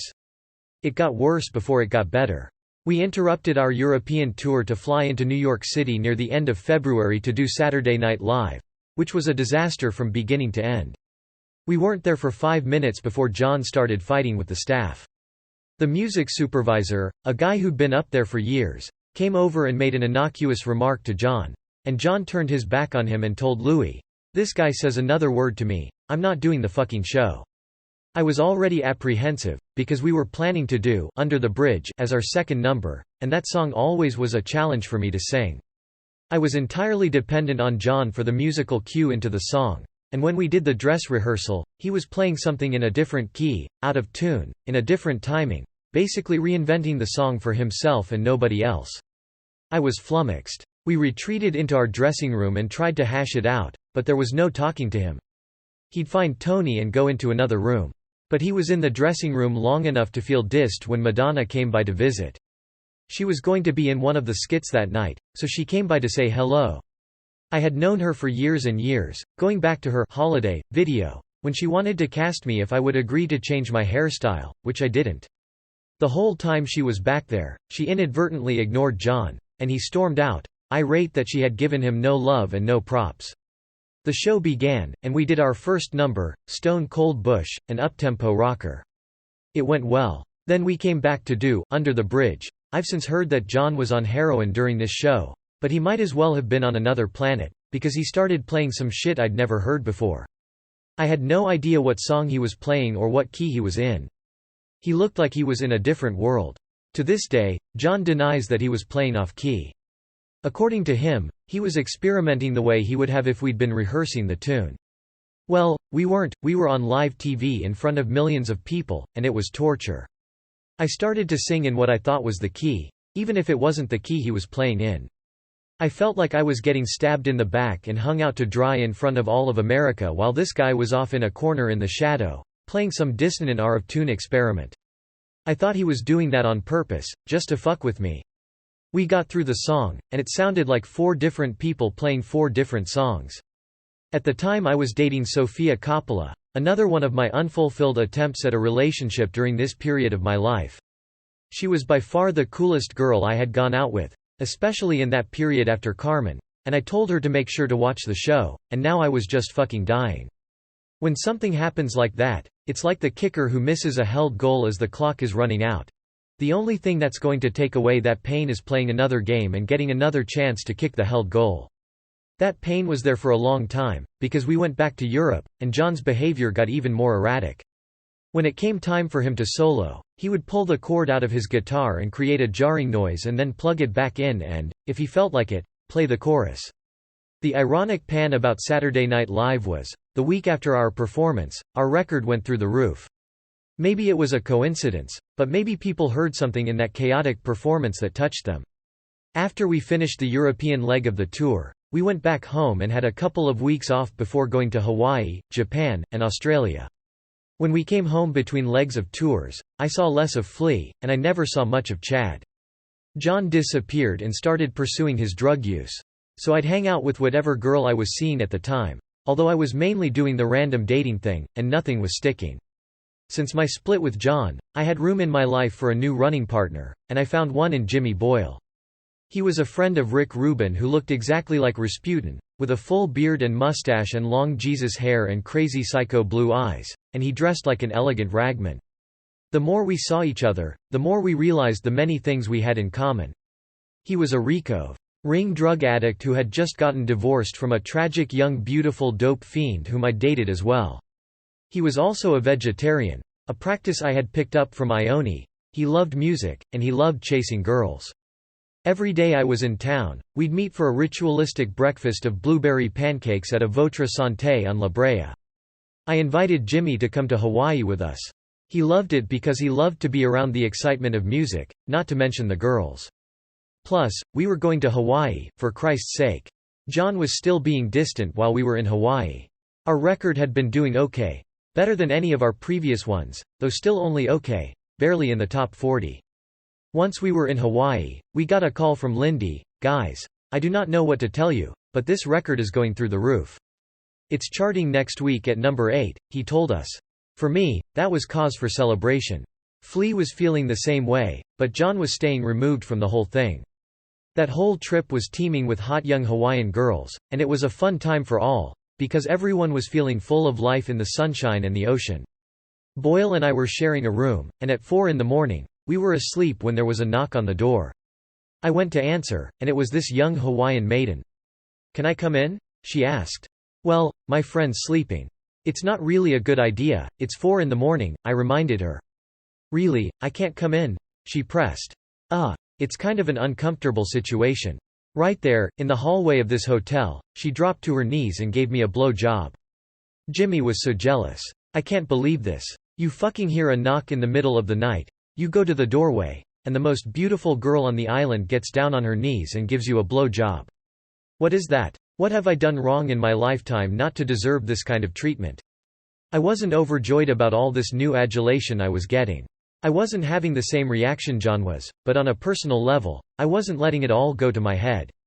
I think I didn't feel entitled now that I was becoming famous, and I stayed relatively humble. That was my perception, and I'm sure somebody else had a different take. I recognize when I feel a sense of entitlement. You get used to having things your way. But I also recognize the absurdity of that, and I'm willing to laugh at myself and to acknowledge when I'm being a spoiled brat and when I'm not. I found it fascinating and peculiar, more than suddenly thinking I was better than or holier than. It's ironic, because on most days, Flea is the biggest spoiled brat in the band, but he and I had this talk in Santa Monica, and he said, "You know, Anthony, this record is doing so good. I think you're becoming a bit of an egomaniac." "Me? Me? You're the egomaniac. Take a look at your own ego," I proposed. I'm sure there was some bloated ego thing happening that I wasn't able to recognize, but I didn't feel like it would last for long. The weird thing is that long before we ever had success on a commercial level, I had already developed a sense of entitlement. I had an unnecessary, unwarranted, unfounded, self-centered sense of entitlement from childhood. In elementary school, I always felt like I should be the president of the school and that I was somehow above the law of the school and I could break the rules. When I moved in with my father, he was arrogant and full of himself, and that carried on to me, so I always had this sense of entitlement and a semi-false sense of self. I would steal because I had that sense, whether it was houses or cars or furniture or cactuses, whatever. I understand how people can be cold and ruthless criminals, because I remember at that point in my life, I did not think of the consequences for anybody else involved except me. And the consequences for me were that I got what I wanted. The richer and more famous I got, the less I'd behave in that manner. Sure, the ego does get inflated and retarded and grotesque in some ways, but that's a chance to learn, a chance to go, okay, what do I have to do to deal with this weirdness, and how do I diminish the ego to a point where it's not interfering with my relating to the rest of the universe? If anything, everything was making me less selfish and less self-centered, and more interested in getting out of myself and being in a place where I could share. A lot of times people will judge you on their perceived idea of how you're acting. If you're in a room and you're feeling shy and you don't want a certain amount of attention, you're not going out of your way to make friends with everybody. Then someone's going to walk away going, "That arrogant motherfucker, he didn't even try to talk to me." You're trying to lay low and not make a big deal about yourself, but they're seeing you as this guy who's all that and a bag of fucking chips. I don't feel like I started thinking of myself any differently while this was happening. If anything, I was thinking of myself in a worse light, because I'd lost an important connection in my life with John. I began realizing that I'd been carrying on as a control freak, wanting to have everything go according to my plans, which turned out to be the biggest pain in the ass ever. I used to think that everything would be great if Flea just behaved this way and John did what I wanted him to do, and that was probably the biggest mistake I made during that time, thinking that I knew better or had a plan, and if everyone followed it, things would be peachy. That was a recipe for misery and rum. Once I recognized all that, the brotherhood of our band had once more been compromised beyond repair. We hit Japan in early May 1992. It's strange, because John thought that we had worked out our differences by then, but I still felt that we weren't close. He was still in his cocoon with Tony. And he was again exhibiting some strange behavior. The night before our Tokyo gig, John was in the lobby of our hotel with Louis, and he became convinced that he had exposed himself to some female autograph seekers and that he was in imminent danger of getting arrested and deported. There was a distinctly erratic, unpredictable vibe happening around John. He was smoked out of his mind, and also hitting the wine in such a way that he didn't strike me as being typically drunk. I don't know if it was a combination of the wine and the pot, but it seemed like he was drinking psycho juice rather than just wine. There was the typical dopey, daffy, wobbly, slurry normal drunk behavior, but there was also this weird PCP-like drunk going on, like he was in a different space. The next morning John traveled to the venue with the crew. Lindy and Flea and Chad and I came on a later train, and when we got to the arena, Mark Johnson told us that John had quit the band and he wanted to go home immediately. Mind you, we were slated to go to Australia after Japan, and it would be our first Australian tour ever. This was incredibly important to us, because it was a land that we loved. It was the birthplace of Flea, it was the new land of milk and honey and sunshine and girls, just a magical place. So there was panic in Lindy's eyes and in Flea's and my hearts. We had to talk to John right away, even though the final die had been cast. We went back into the room where John was holed up. "I have to leave the band, I have to quit. I have to go home right away, I can't do this anymore," he told me. "I will die if I don't get out of this band right away." I saw the look in his eyes, and I knew there was no other choice. There was no point in even trying to talk him into staying. A huge sense of relief came over me. The last thing in the world that I ever would want to happen was happening, but thank God he was walking away, because as much as this was going to hurt, the relief of not having to deal with the drama on a day-to-day basis would be greater than the self-imposed pain and suffering. Lindy was concerned with the sold-out venue. Finally, we got John to agree to play the show before he got on a plane to go home. It was the most horrible show ever. Every single note, every single word, hurt, knowing that we were no longer a band. I kept looking over at John and seeing this dead statue of disdain. In some ways, I wish we would have cancelled the show and returned everyone's money rather than have them witness this display of twisted energy. And that night John disappeared from the topsy-turvy world of the Red Hot Chili Peppers. Warped while we were still in Japan, we came up with a plan. We would go on to Australia, where we'd meet up with our friend Xander Schloss, who was going to take John's place. Xander was a talented guitar player who could read and write music, a quick study with a zany, soulful, comic sensibility. We had 7 days to teach him enough songs to rock out Australia. Xander met us in Sydney, and we started intensive 2-a-day rehearsals. But after 4 days, it was clear to Flea and me that this wasn't happening. Xander was playing the songs, but it didn't feel like the Red Hot Chili Peppers. At that point, we decided we'd rather cancel the dates than present a half-assed version of ourselves. When we told Xander, he was devastated. You'd have thought he was in the band for 4 years instead of 4 days. "Oh my God, I just went from having the richest, most incredible future to not only being where I started from but being 8,000 miles from home," Xander said. "Am I going to get a ticket back?" We assured him we weren't going to strand him, and we all stayed in Australia for a few more days and enjoyed the gorgeous weather and the beautiful girls. I was friendly with Greer Gavorko, a New Zealander who was one of our crew members.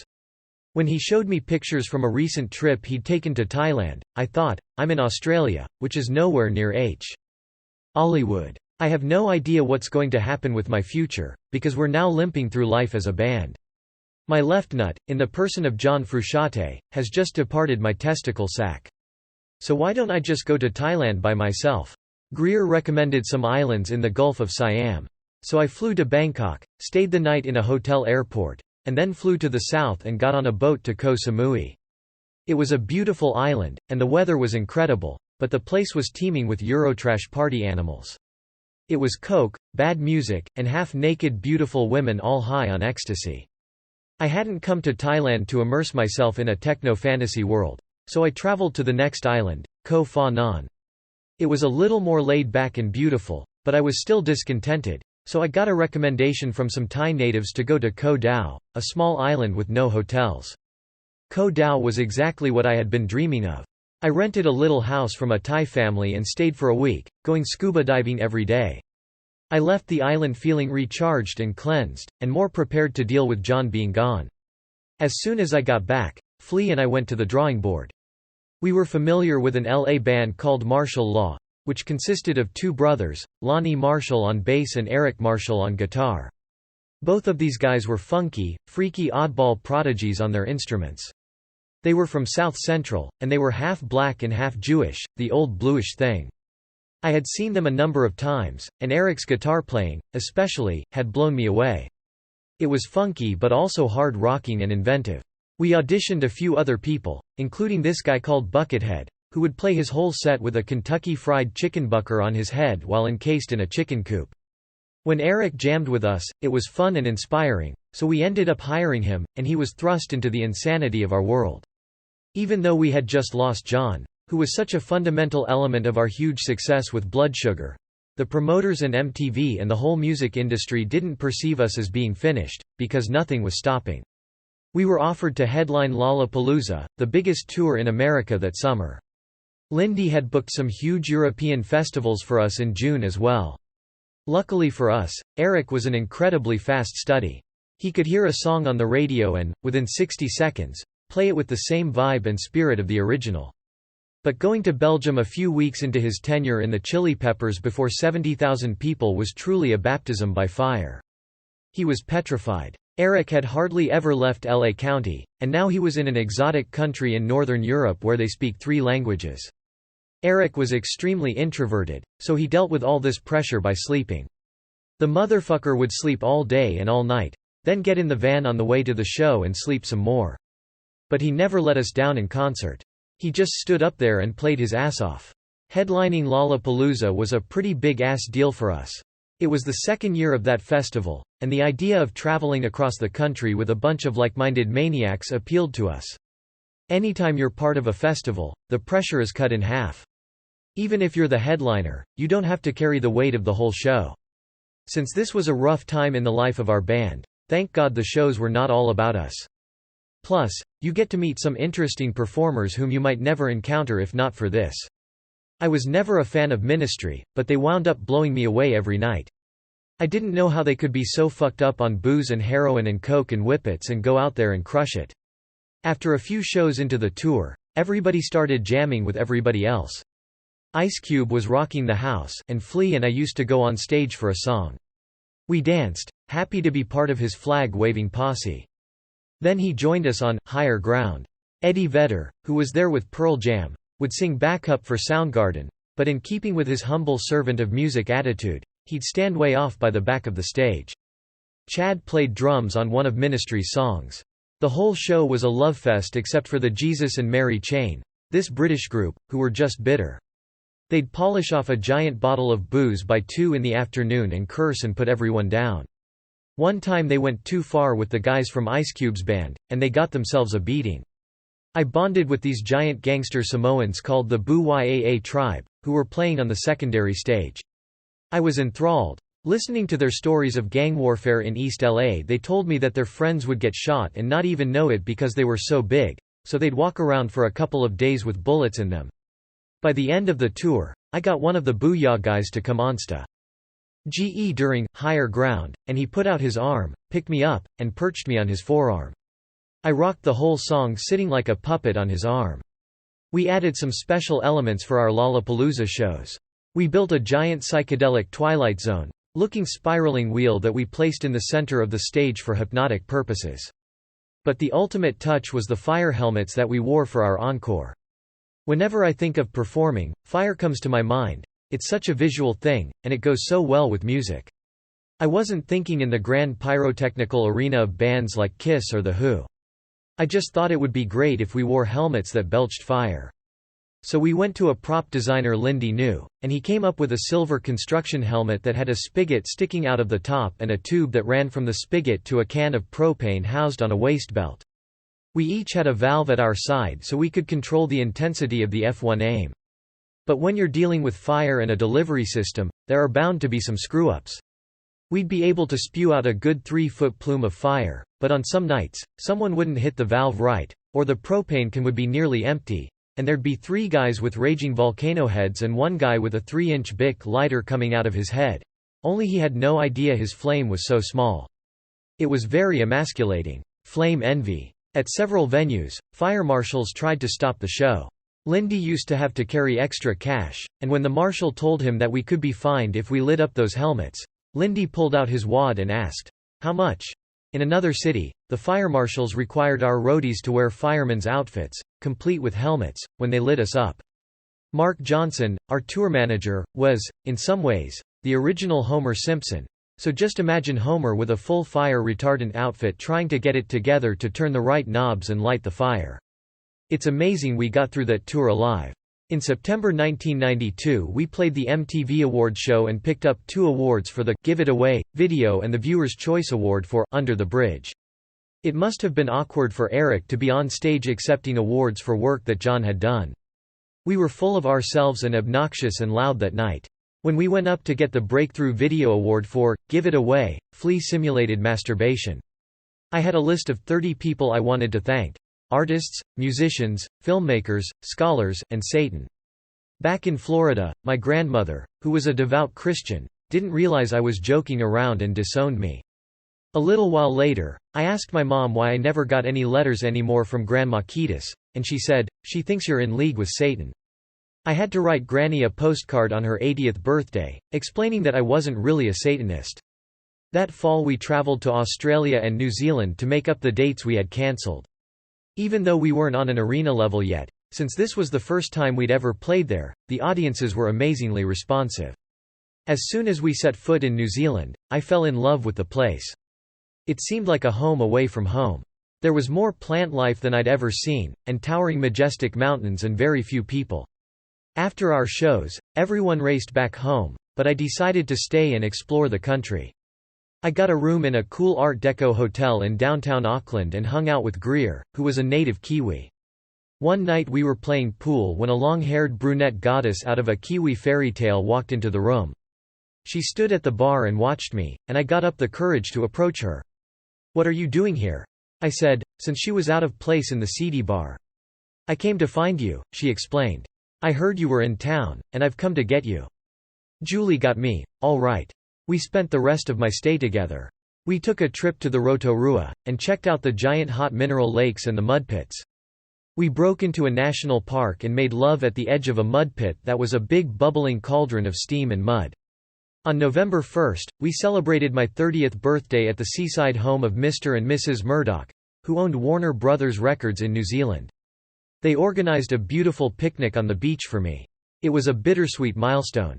I was far from home, surrounded by relative strangers.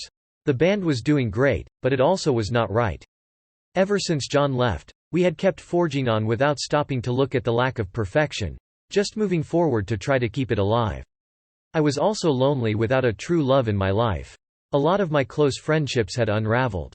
John was out of the picture. Flea and I had been growing apart. Bob Forrest was deep into the exploration of his own drug abuse. I felt like a man alone.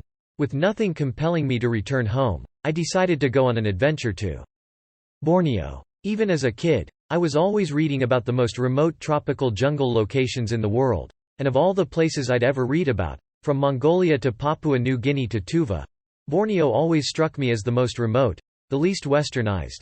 A place where you could go back in time and see what life was like before industry and creature comforts. On our visits to Amsterdam, I had befriended an amazing tattoo artist named Hank Schiffmacher. Hank, also known as Hanky Panky, was an icon of his country, an underground philosopher, artist, Hell's Angels associate, booze hound, drug hound, girl hound, an absolute rapscallion of Dutch proportions. Over the years, Hank had injected much ink into my skin, and in the process, we'd become close. So when Hank suggested that we travel to Borneo to search out primitive tattooing techniques and replicate the crossing of the Borneo rainforest by a 19th-century Dutch explorer, I was all for it. I had visions of being Mowgli from the Jungle Book, hanging out with orangutans and swinging from vines over rivers and eating berries and meeting naked native girls and being a rough nature fella. It didn't turn out quite that way. We put aside a month for the trip. At first I thought it would be Hank and me traveling to the land of the Punandaya tribe, who had practiced cannibalism, according to some reports, as late as the 1960s. But Hank brought a photojournalist who thought getting his pictures was more important than the humanity or the dignity of the foreign culture. Hank also brought a Casper milquetoast of a kid who had wandered into his tattoo shop, a bank employee who'd never been outside of Holland. So we were a motley crew when we met up in Jakarta, Indonesia, to plan out our journey. I didn't like Jakarta, a third-world megalopolis saturated with trash and pollution and teeming with a fundamentalist energy that didn't make us the most welcome guys in town. We were a long way from Kansas, but every time we went to a bazaar or a marketplace, in every shantytown, I'd be surrounded by giggling Indonesian girls. They were selling bootleg Red Hot Chili Peppers t-shirts in every stall. It was surreal. From Jakarta, we took a series of small planes to Pontianak, a town on the west coast of Borneo. That was where we'd start our adventure. We planned to cross central Borneo from Pontianak to Samarinda, the Trans-Kalimantan tour. It had taken the Dutch ethnographer Nieuwenhuis 15 months to make this trip in 1894. We gave ourselves 4 weeks. We stayed in Pontianak for a day, stocking up on supplies and cigarettes. Then we got on a ferry barge and made our way up the river toward the center of the island. The river started off huge, like the Mississippi, and then kept getting smaller and smaller as we went deeper into the jungle, until it became these raging rapids-type rivers that were capable of quadrupling in size in about 10 minutes during flash floods.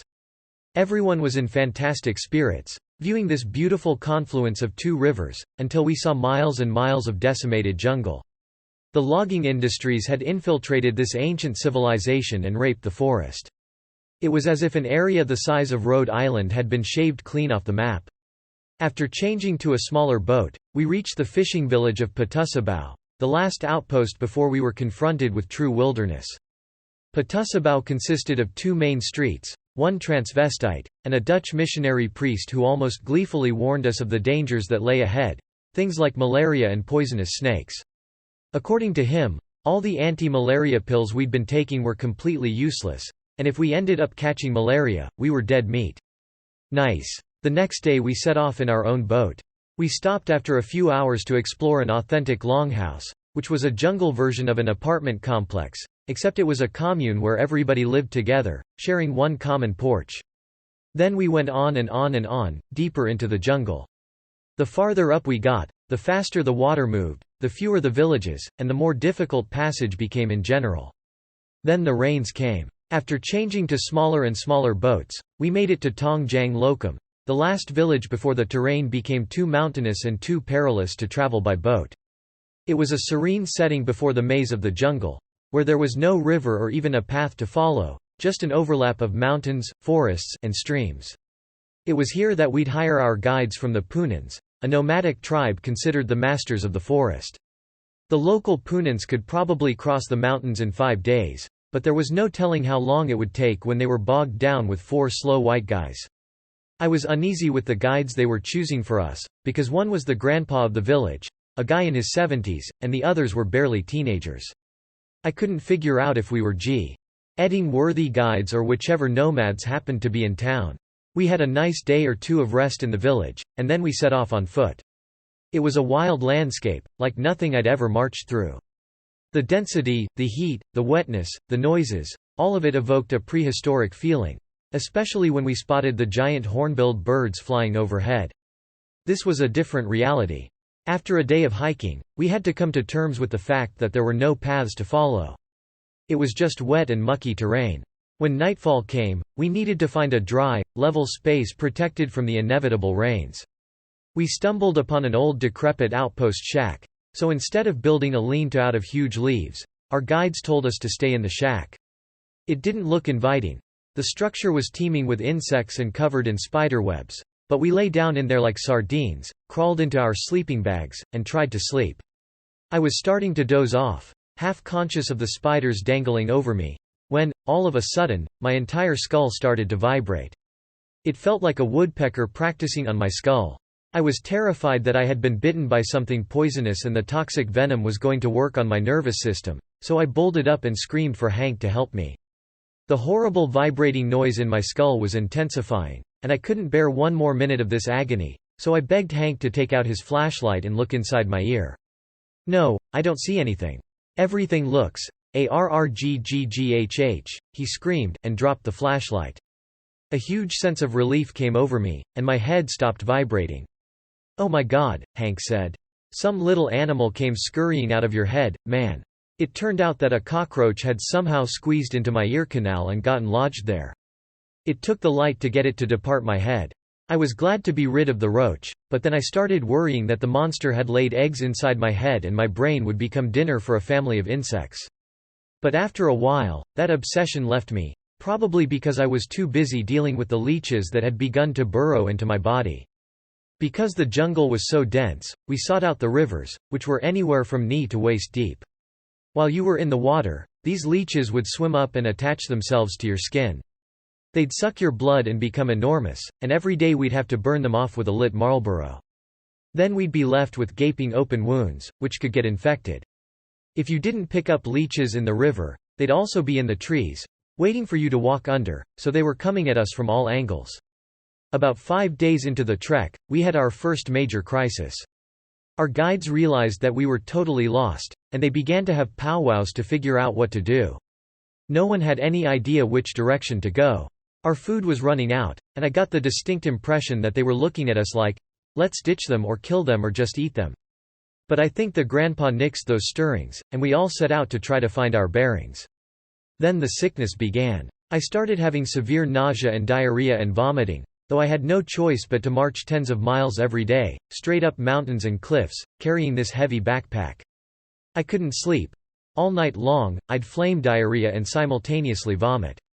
I began to hallucinate from dehydration and lack of food and sleep, but I became fixated on survival and willed my body onward.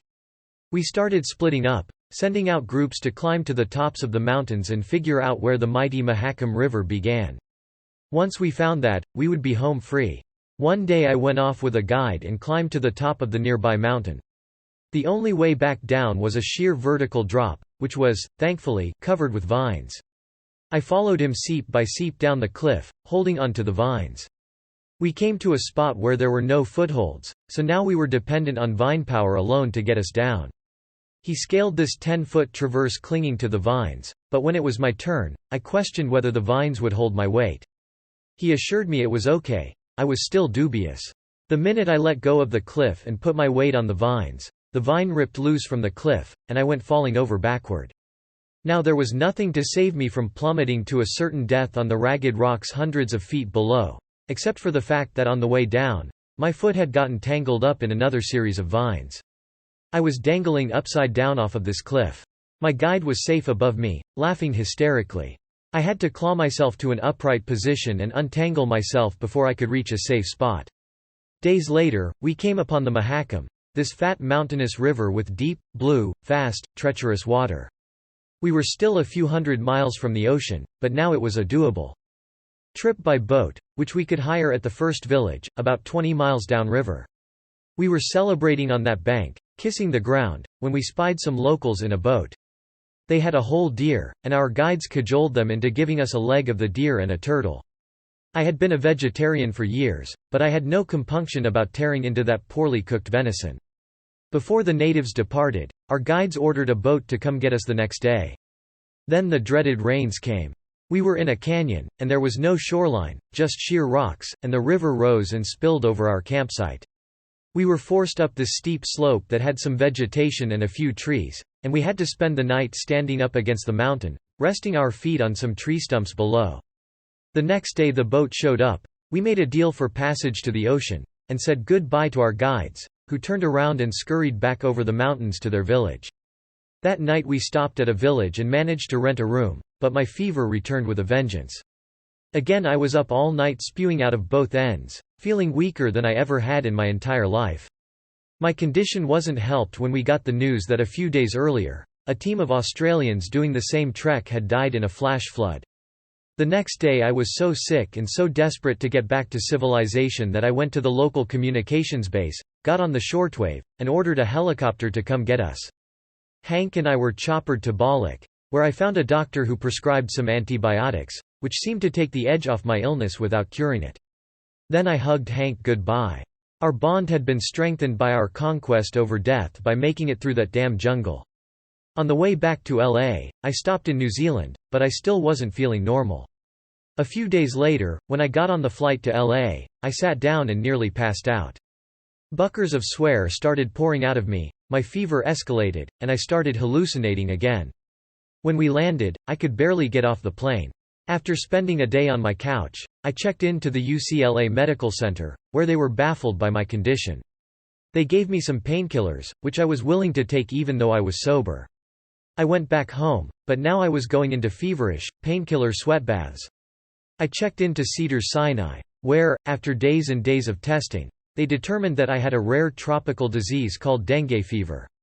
At least now I knew what I had, and the treatment course was the same potent antibiotics. I recovered, although we did have to cancel our New Year's Eve show in San Francisco. I was fine when we flew down to Brazil to perform some big shows in January. It was a 4-night festival, and we were alternating nights with Nirvana, each band doing shows in Rio and São Paulo. We all flew down together in a big 747, and it was a real festive situation, but nothing could have prepared me for the reception we got in Brazil. Even though Nina Hagen had told me that after the rest of the world had forgotten her, she could go to Brazil and get a welcome like she was one of the Beatles, I still couldn't believe the fervor of the Brazilian fans. We needed members of the armed services to help us leave the hotel. The fans had an exuberance that bordered on being dangerous. The day before we were scheduled to play Rio, we got a police escort and were ferried deep into a favela, a slum neighborhood that even the police were afraid to enter, to see an authentic Mardi Gras samba troupe practice. We were so knocked out by this South American Mother Earth soul music and pageantry that we invited the whole troupe to come on stage and jam with us the next night. And they did. At least twice as many members poured on stage as were at rehearsal, all decked out in their best costumes. Chad didn't know what to do, so he started to beat on his drums, and they started playing along, shaking their percussive sticks and dancing and singing. Flea found his groove and got in there, and Eric started playing something funky that worked. I had a hard time finding a place in that arrangement until 2 samba girls came over and started dancing with me, and then we all danced and percussed and had a rad psychedelic jam. Nirvana was headlining the next night, and we were all excited about their show. Meanwhile, Courtney Love was making an unbelievable spectacle of herself every chance she possibly could. I had never seen anyone so designed for attention and spotlight and drama. She was out of control. Whenever a photographer aimed his camera at a group of people, Courtney flew into the frame, grabbing everyone like she was their best friend. We didn't see much of Kurt, who was very reclusive. I spent some time with him backstage before his second show. He was high on pills, which somehow never affected his performance, and he was quiet and withdrawn. But he had such mad style, wearing the best combination of colors and sweaters and mismatched stuff. Nirvana just killed both nights. They played a lot of new songs that would turn up on In Utero, and then they all switched instruments and went into some 70s pop songs like Seasons in the Sun. During one of the two shows, Kurt took this insane guitar solo that lasted 10 minutes. He took off his guitar and started playing it while it was on the ground, and then he bashed it into his amp. He wound up in the audience playing the destroyed guitar. When he went back on stage and the crowd started fighting over the guitar, Courtney came flying out of the wings, dove into the audience, and beat up a few Brazilian kids to take possession of the guitar. She climbed back on stage and proudly held up the mangled guitar, strutting around and milking every minute. She finally went off stage, and somehow Louis, our crew member, wound up with the neck of that guitar, which he still has to this day. We flew back home, happy to have shared those experiences with Nirvana. Everybody loved that band. Meanwhile, the Blood Sugar album was still rolling along. I still wasn't used to any of the extra public awareness. I remember going to a party for Lisa Marie Presley in an airplane hangar in Santa Monica around this time. I went to the bathroom to take a piss, and this normal-looking businessman in a suit walked up to the urinal next to me, looked over and recognized me. "Oh my God, you're that guy," he said, and started howling a version of Under the Bridge. Another time I was riding my mountain bike by my house, and a random car drove by, and I heard Under the Bridge blaring out the window. I realized that our music was now in the public domain and no longer some underground phenomenon. Which made me a bit more shy and reclusive. Ironically, Flea and I had spent most of our lives craving attention and trying to create a spectacle, doing outlandish things to be seen and heard and felt. One time back at Fairfax High, we found out that the corner of Westwood and Wilshire Boulevard was the busiest intersection in the world. So we drank a bit and split a Quaalude and went down to that corner, shimmied up a pole, and climbed onto an enormous billboard that looked down on that busy intersection. We stripped naked and danced around, swinging our dicks for every passerby to see. It felt like the whole world was watching, and that felt good, a memorable moment when we could be exhibitionists and performers and daredevils and junior lawbreakers, all at the same time. Now we were on those billboards instead of dancing naked in front of them. So I didn't feel the compulsion to fight for attention or brag about how amazing our music was anymore. Now it was time to create more of it. Flea and I had both started to write, and we were looking forward to bonding with Eric and exploring his mind and musical talents.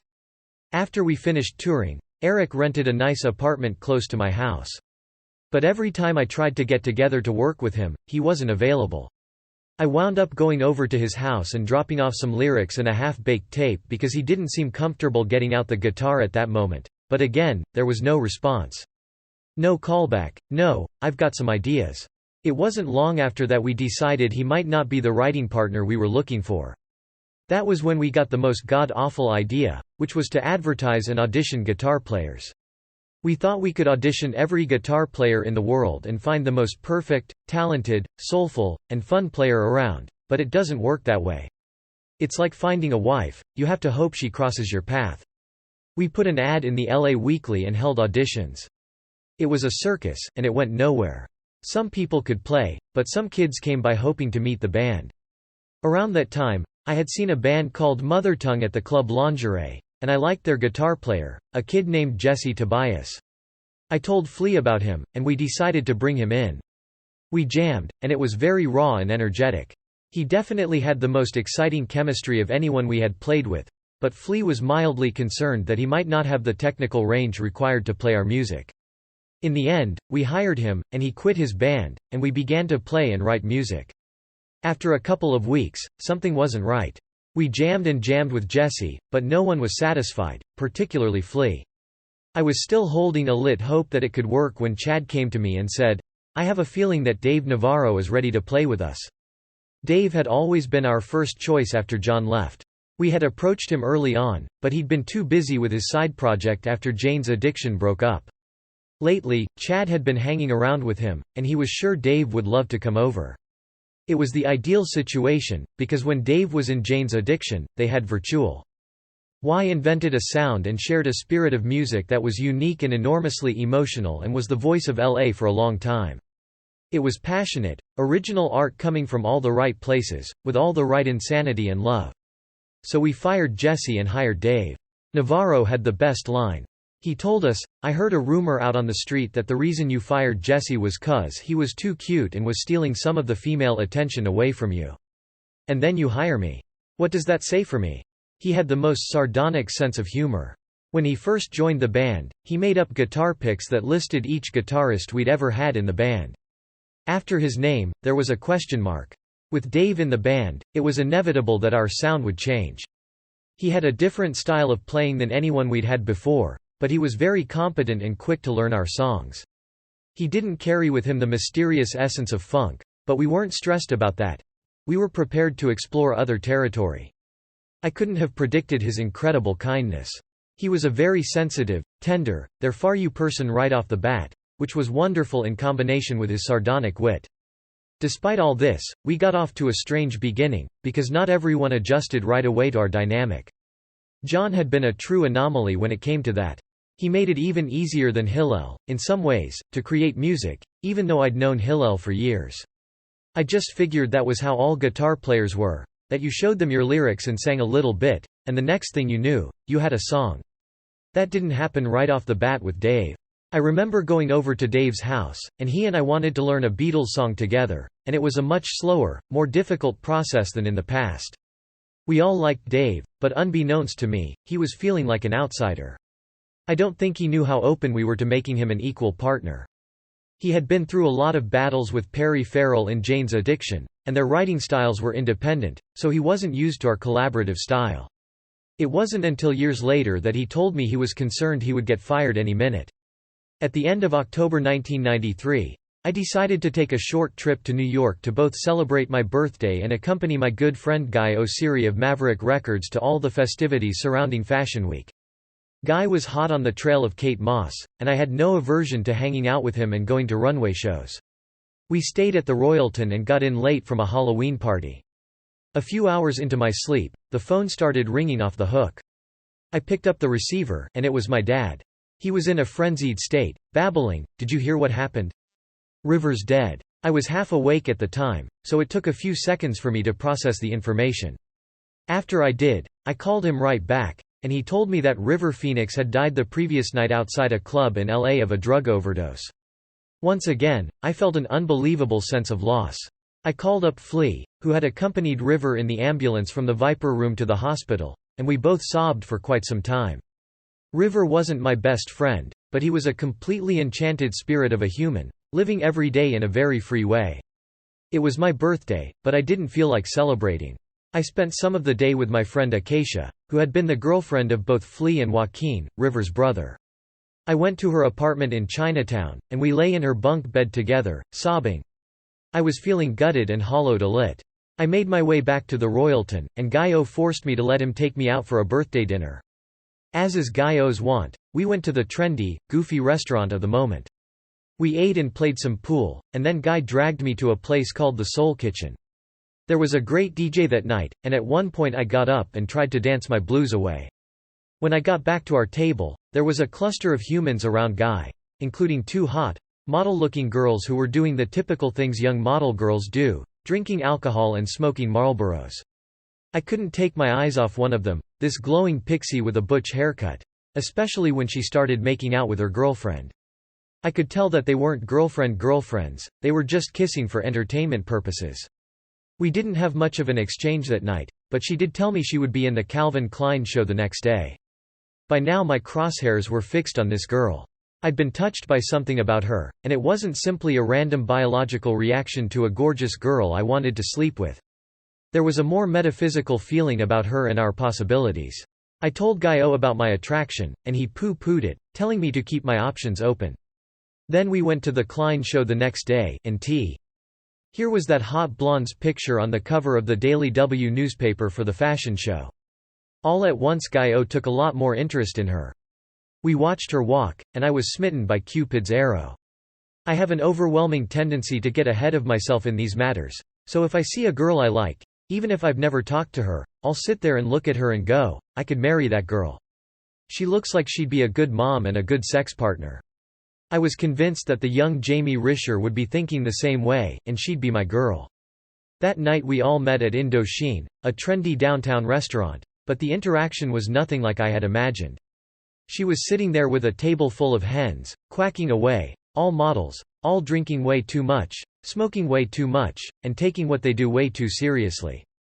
I showed up with Guy O, expecting her to make herself perfectly available to me, but she was being aloof, intentionally distant and intentionally shit-faced.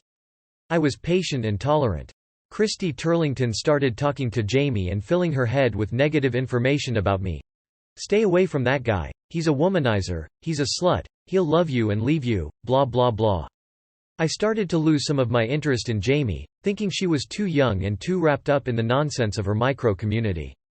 But something in me wasn't going to give up all the way, and at a certain point I could see that she needed to go home and be in bed. So I put her in a cab, and she asked me to go home with her, so I went and we slept together that night, but nothing happened because she was too full of booze to start our romance off. The next night we had an out-of-control, over-the-top sexual encounter. She rocked me in a way I hadn't thought was possible by a person of her age, 17. There was some very adult behavior taking place, and I remember going, wow. What fucking porno has this girl been watching? I went back to LA, and we were on the phone every night. The first night we were talking, she said, I have a small problem. I'm seeing this guy, and I have to let him know that it's over between us. Turned out he was a trust fund baby whose dad was a Wall Street gazillionaire. She said the other problem was that her parents had gotten wind of our relationship, and they weren't having any of it. Her dad started leaving threatening messages on my answering machine, especially after her jilted boyfriend told him that I had AIDS. But Jamie was undaunted, and we started plotting and scheming to get her out to LA, for a visit. I called her dad and convinced him that 1. I didn't have AIDS, and 2. I wasn't an ogre. I also sweet-talked her mom, and they let her come out for a visit. I don't remember too much about her first trip, other than going to pick her up and watching her walk out of her hotel room, wearing some go-go boots. I thought, whoa, this is definitely where I want to be. We had a lot of fun and were at ease with each other right away. That Christmas we made the obligatory trip to Michigan, and she bonded with my mom right away. To this day, they speak to each other every day. Then we flew to Pennsylvania, and I met her parents. I was nervous, but it was actually pretty mellow. I got along with her mom right away. She was sweet and loving, the classic mom. I didn't have any real problems with Dad. It turned out that he was the true music lover in the household. He had these stacks and stacks of doo-wop stuff and R&B 45s, and he would start playing them, and Jamie and he would sing along and do dances in the kitchen. In January 1994, I was 5.5 years sober, with no intention or desire to ever take drugs again. Then I went to a Beverly Hills dentist to have a wisdom tooth removed. I had been to see many doctors and many dentists during that 5.5 years, and I had this canned speech that I gave them: I'm allergic to narcotics. Whatever you have to do to me, you'll have to do with local anesthetics or some non-narcotic substance. The dentist thought he could do the operation with a local, so I got in the chair and got jacked up on Novocaine. He started to extract the tooth, but in the middle of the process, he told me it was so badly impacted that he'd have to cut it out of my mouth. In order to do that, he'd have to put me under. I'd already been in the chair for an hour, so I agreed. So he stuck an IV in my arm and shot me up with liquid Valium. That stuff ran up my arm, up my throat, and into my head, and a golden cloud of euphoria came over me. It was the first time I'd felt that loaded in 5.5 years. It felt so good, and I was so under the influence, that I was no longer me. I was now the stoned, under the influence guy. The dentist got the tooth out, and I was feeling warm and cozy and fine, floating on this cloud, and also becoming aware of this new voice in my head that said, "We've got to keep this up, right away. We're not letting this feeling go away." And I was like, "Don't worry. We're on the same team here, brother." As soon the dentist was finished, he asked me if I was in pain, and I told him I was hurting so bad, I needed some Percodan. He looked confused, but I insisted that all that previous allergic talk was nonsense, and I needed those Percodans right away. I ate a handful of the 25 pills before I even left the building, and shortly after I got home, there were only 2 left in the bottle. Now I had a proper opium buzz going. Right at that moment, I decided it would be a good idea to drive to downtown LA and buy some heroin and cocaine. I didn't think twice about it. I didn't think about my sobriety or where I'd come from. I was strictly in the moment of being high and wanting to get higher, no consciousness of any consequences, nothing, zilch. So I drove to my old spot, Bonnie Brea and 6th, and I found out that those packages of nice cocaine had been supplanted by the crack cocaine trade. All I could get was rocks. But the good old-fashioned black tar heroin was exactly the same, and I knew what to do with that. I went into a drugstore to get some needles and pulled my usual diabetic scam, but I forgot that now I was recognizable. The pharmacist looked at me and said, "Oh, Mr. Kiedis, I didn't know you were a diabetic." I said, "Yup, diabetic, that's me." On the way back home, I stopped at a pipe shop on Sunset Boulevard and bought this big goofy pipe for freebasing. They recognized me there, too, but I pretended it was a gag gift for a party. I went home, and I didn't have a lighter, so I tried to light the crack with matches, which was a horrible idea, because the match doesn't stay lit long enough to get the rock going. This went on for a couple of days, and then I made another trip downtown and found some powdered cocaine. I did the heroin and got completely anesthetized and passed out in my bed, the bed that I'd always been sober in up until that point. Now my house was full of that dark energy, especially the bathroom, which was trashed. When I woke up, my first thought was, please God, tell me that this was a nightmare. I figured there was a 2% chance that it hadn't happened. I was holding on to that, saying, come on, 2%, tell me that was a dream, tell me none of that happened. I got up and I was shaky and I peeked into the bathroom and it hit me. How did that happen? That was not in my script. Now the guy who was going to live and die sober had fucked up the track record. I didn't know what to do. I was dumbfounded. Now that the beast within had awoken, it wasn't done. Part of me wanted to go with it, but part of me was so ashamed about having done that to myself that I cleaned up the mess and pretended it hadn't happened. But I felt empty and hollow, like I was made out of styrofoam. All my strength was gone, and my brain felt empty. Looking back, it would have been an opportunity to go straight to somebody and say, this is what happened. Let me start day one right now. I should have gotten rid of the secret and gotten some help, but I couldn't do that. I certainly didn't tell anyone in the band. We were still feeling our way, rehearsing and trying to write new material. One of the ways we bonded was by each buying a new Harley Davidson. We even started a mock motorcycle gang that we called the Sensitives. Now that we were coming off a huge hit and we had a supportive record company that was prepared to spend money, we decided that a change of scenery might help in the creative process. Chad and I took a reconnaissance mission to Hawaii and found a beautiful farm on the south side of the Big Island. It was on acres and acres of land and complete with white horses in a corral. The main house had a nice kitchen and a big living room to rehearse in. There were 2 or 3 guest houses scattered across the property, along with a pool and a tennis court, all of this overlooking the magnificent Pacific Ocean and about a 3-minute ride to some of the best snorkeling in all of Hawaii. We rented it for a month and shipped our motorcycles out. Extravagant stuff for guys who'd been living in small apartment buildings a couple of years previous. The problem was the spot was so beautiful, it was difficult to start playing music, because we just wanted to swim in the ocean and have luxurious lunches and find some cliffs to jump off of. Finally, we started jamming. It was a slower, different flow than we'd ever had before. Good sounds were being created, but there wasn't any effortless telepathic transmission happening, where we were all instantly in one river going in one direction. I think I must have been lost in my own mental space. Because I didn't go in there with an unquestioning sense of confidence. I wasn't sure what to make of the new sound that we were creating. I didn't know exactly how I fit into it. But I was willing to keep putting one foot in front of the oth. And keep on with my weird, bizarre style of writing, which seemed interesting to me, even though I wasn't getting much feedback from anybody else. Some very nice things did get planted during those rehearsals, things that would later turn into songs. Flea wanted to reassert himself as a force in the creation of our sound and the direction of our songs, which was fine, because he'd always been an essential contributor, but I think he felt like it was now his turn to dominate in that respect, and it was different. I could tell that Dave was perplexed by our methods. He was looking around, going, "Is this how it's supposed to unfold?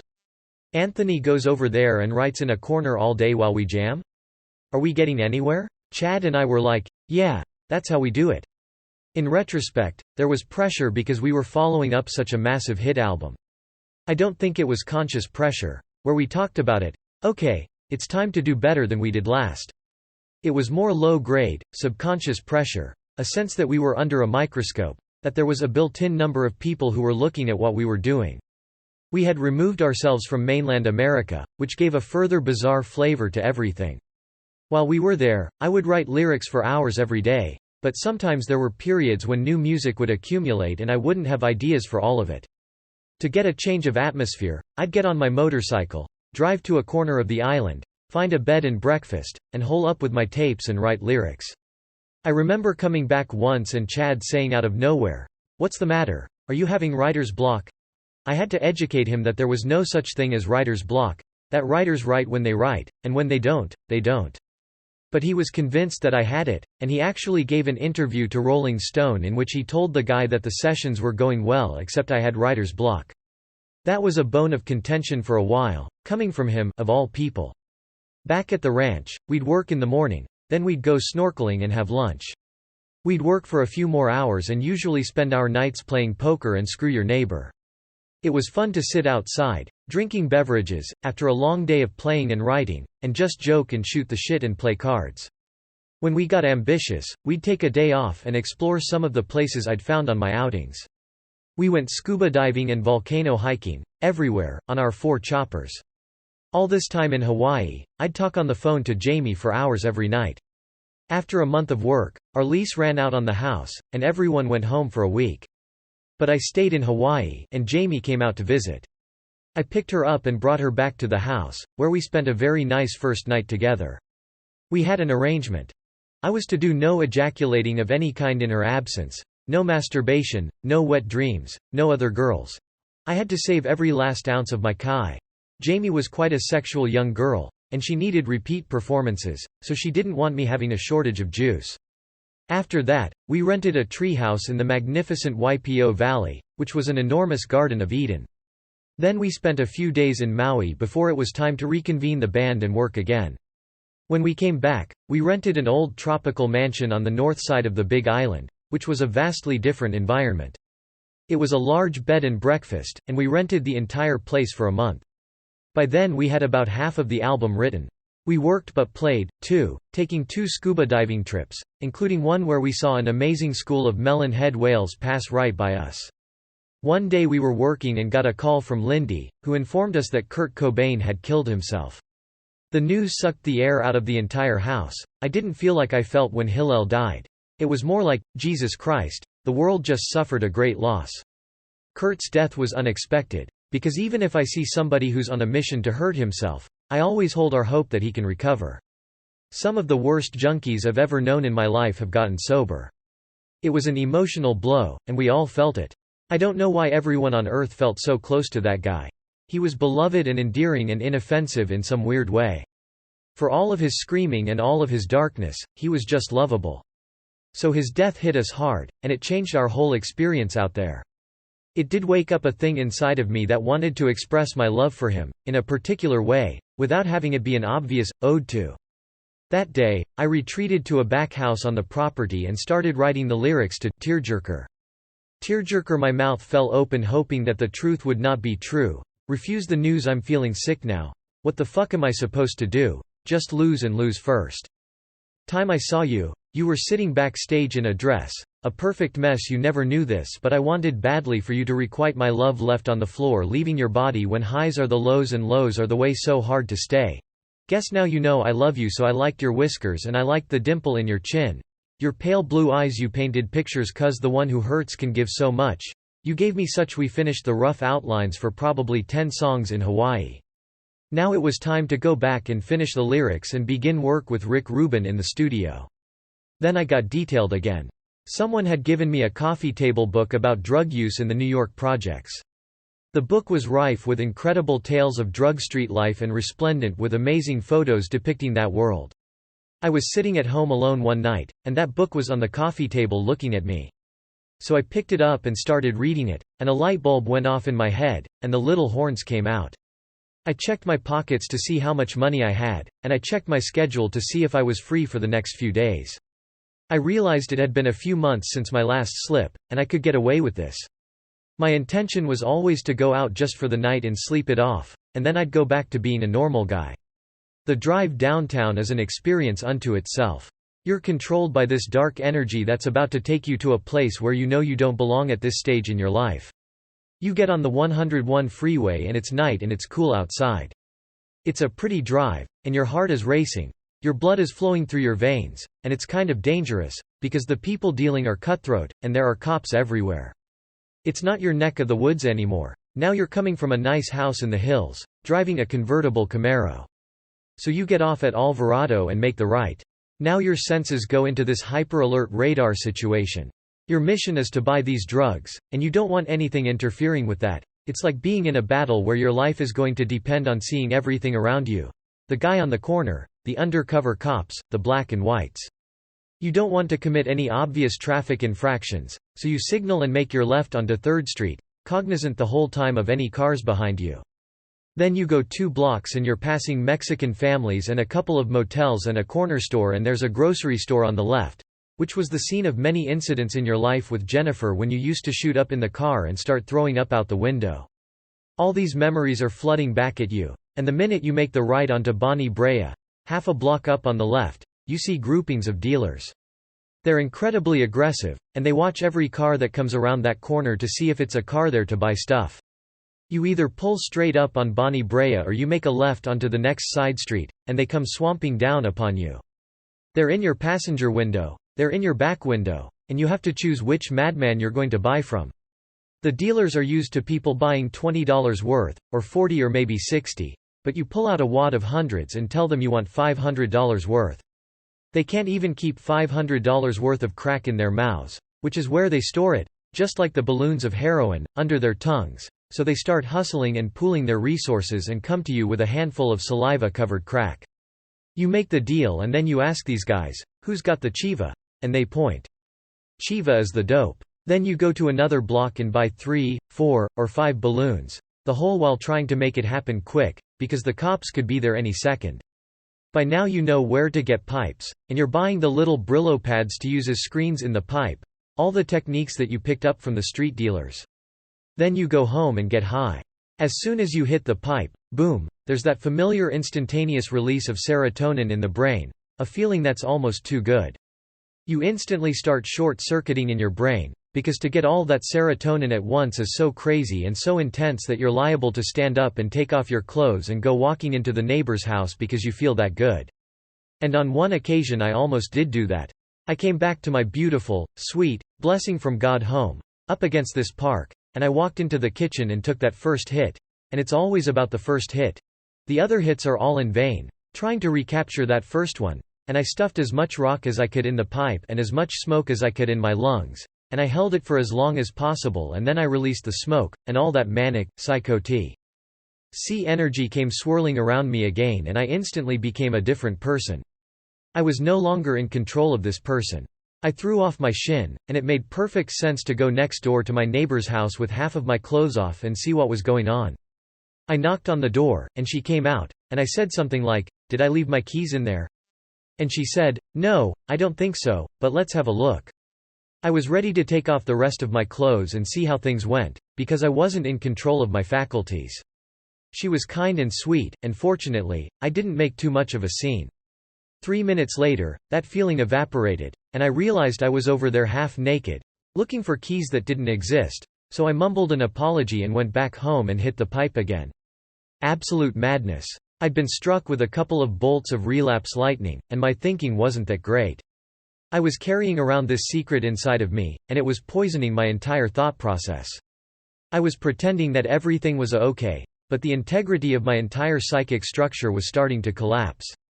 I had a few more songs to write lyrics for, and when you're in that state of mind, it seems like a good idea to change your geography. The problem, obviously, was the town I was living in. So I decided to go to New York, which was always an inspiring town for me. Plus, Jamie was there. She had made many a sojourn to LA to visit me, so I decided to return the favor. My plan was to check in to the Chelsea Hotel and write for a month. The Chelsea was an artist's compound, full of freaks and old-timers and misfits and drag queens and dope fiends and jilted harlots. It was the land of 1,000-character ghosts. For the same price as a 4-star hotel room, I was able to get a beautiful penthouse with a full kitchen and an incredible view looking south.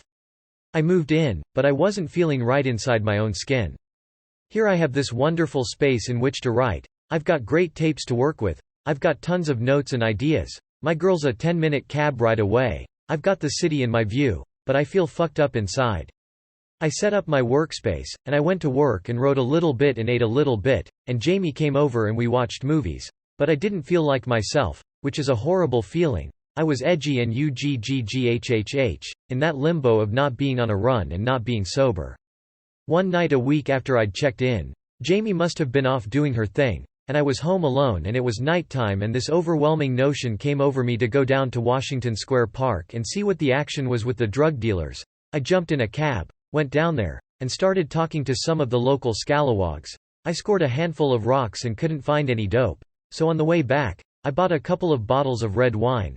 Thinking that would take the edge off the coke, I smoked the crack, and it wasn't even getting me high. But one more time I was on this ride, I wasn't digging it. I started hammering the wine back, and I just wasn't well. I was like a clock that had exploded. My springs were hanging out, my hands were cockeyed, and my numbers were falling off. Jamie showed up, so I hid the wine and told her some cockamamie line of excuses that I must have eaten something bad. In the end we had an argument, because I was out of my mind. That was the color of my experience during that whole month. I'd get it together for a few days, but it basically disintegrated into an unproductive and sad month, because I wasn't getting much done. I wasn't sober, but I wasn't using in the way that would have given me relief. In July the band went into the studio to record the album. Even though I wasn't finished writing all the lyrics, we decided to start cutting the basic tracks. By then I had put down the getting high thing and was white-knuckling the dryness of not using. But I was behind in my work and not well prepared emotionally or physically. I did have some lyrics that I believed in, but I hadn't trained my voice to go in there and be able to do my thing. However, Rick and Chad and Flea and John were all ready to fire away. It's funny. No one suspected that I had slipped from my more than 5 years of sobriety, but if you look closely at the lyrics I was coming up with, there were clues galore. In Warped, I wrote, "My tendency for dependency is offending me. It's upending me. I'm pretending to be strong and free from my dependency, it's warping me." Later in that same song, "Night craving sends me crawling, beg for mercy. Does it show? A vacancy that's full of holes. Hold me, please, I'm feeling cold." Even on an upbeat song like Aeroplane, there were lyrics like, "Looking in my own eyes. I can't find the love I want. Somebody had better slap me before I start to rust, before I start to decompose." That's a cry for help. Later, "Sitting in my kitchen, I'm turning into dust again. My melancholy baby, the scar of Mazzy must push a voice inside of me. I'm overcoming gravity, it's easy when you're sad to be." Even Deep Kick, which was a historical account of our journeys, referenced this giant gray monster of drug addiction that had enveloped so many of our friends. At that point, John was getting into his sordid drug trip. Bob Forrest, Pete Weiss, and Dickie Rude were all in Never Never Land. And River and Hillel were dead. We laid down the basic tracks, but I was still having trouble with the lyrics. A lot had to do with my state of mind. When you're at odds with yourself, it's hard to create. Sometimes the writing process is as easy as opening up the window and letting in the breeze. And sometimes it's like chiseling away at a block of granite with a pencil. On August 1st, I should have been celebrating my 6th anniversary of sobriety to the outside world. I was. My dad hadn't acknowledged the first 5 years of my sobriety, but on that would-be 6th anniversary, he sent me a T-shirt that said 6 years clean. I had to accept it, but it was one more thing to feel horrible about. The band took a break from recording to play the Woodstock Festival. Judging from my love handles in the photos, I'd have to say I stayed sober for at least a month before Woodstock. Woodstock was our first show with Dave, even though he'd been in the band since the previous September.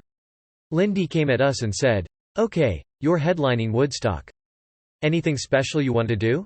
I sketched out a giant light bulb on the floor, and Lindy thought I meant a cartoon light bulb that went off over your head, but I meant light bulbs that would encompass our whole heads. Dave was looking at us, going, "I'm going to be wearing a giant light bulb?" We got a Hollywood propmaster in the valley to create the light bulb costumes, and we hired this Russian-Mongolian seamstress to make 5 identical Jimi Hendrix costumes, because our encore was going to be fire. The 5th costume was for Clara, Flea's daughter, who at times became an integral part of our show. The light bulbs were a tough way to initiate Dave into our performing thing, because that wasn't his style. He was more into being cool and sexy and risque, a naked muscle guy. And here we had him dressed up in a silver spaceman suit with an enormous light bulb head. But he didn't complain at all. We didn't know what to expect for our first show with Dave, but we played for more than 200,000 people, and it sounded pretty damn great. The light bulb costumes turned out to be difficult, because we didn't rehearse with them and didn't realize that it was impossible to look laterally out of them and see your fingers on your instrument. But they were a striking, sensational look. Now it was time to return home and finish my work and concentrate on my sobriety. Instead, I did the opposite. My house had been tainted, and it was the perfect little isolation castle at the top of the hill. I had a gate down below, so no one could get up to the door. I decided it would be a bad idea to start getting into the cocaine and heroin zone again. I ended up finding this Mexican billiards place downtown that was a full-service stop. I didn't have to go up to the corners. I didn't have to buy stuff right on the street or go to different guys. I could just go in there and grab a beer, and when they finished their pool game, they'd come by with gumball machine containers filled with rock cocaine and heroin balloons.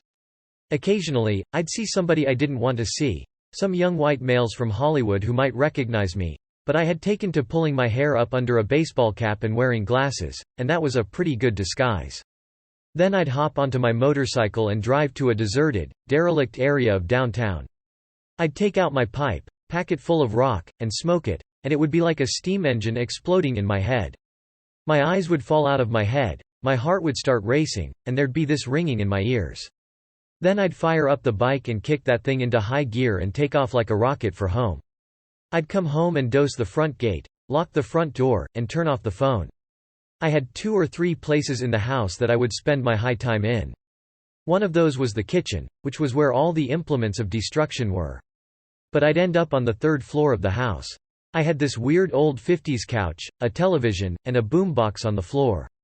I'd go up there and drag along my art supplies, drawing pads, glitter, markers, and pencils by the gazillion, inks, and other weird objects that I could cut up and paste around.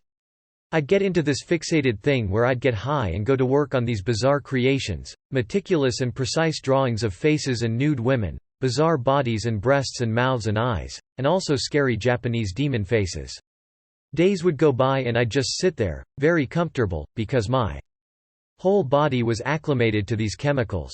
I'd also get out random art books and books of nude models and lay them all around the house so I could see the images wherever I went. Meanwhile, I'd make the occasional contact with either Lindy or Flea. They'd ask me when they could book the studio so I could do my vocals. My excuse for not working was that I had a weird stomach ailment, something that had to do with my experience in Borneo, so I'd constantly see this stomach doctor and buy more and more time. I was even taking walnut shell medicine that was supposed to rid my body of its parasites. It was such an obvious line of crap, but it worked. Nobody questioned why I wasn't coming to the studio. I kept going deeper and deeper into this world of repetition. Jamie would come to visit, and it wasn't pretty, because I wasn't well and she didn't know what the situation was. The sad thing is, people don't want to believe that the person they're in love with is out of his mind, drinking and using, so if you give them even half an excuse, they're going to want to believe it.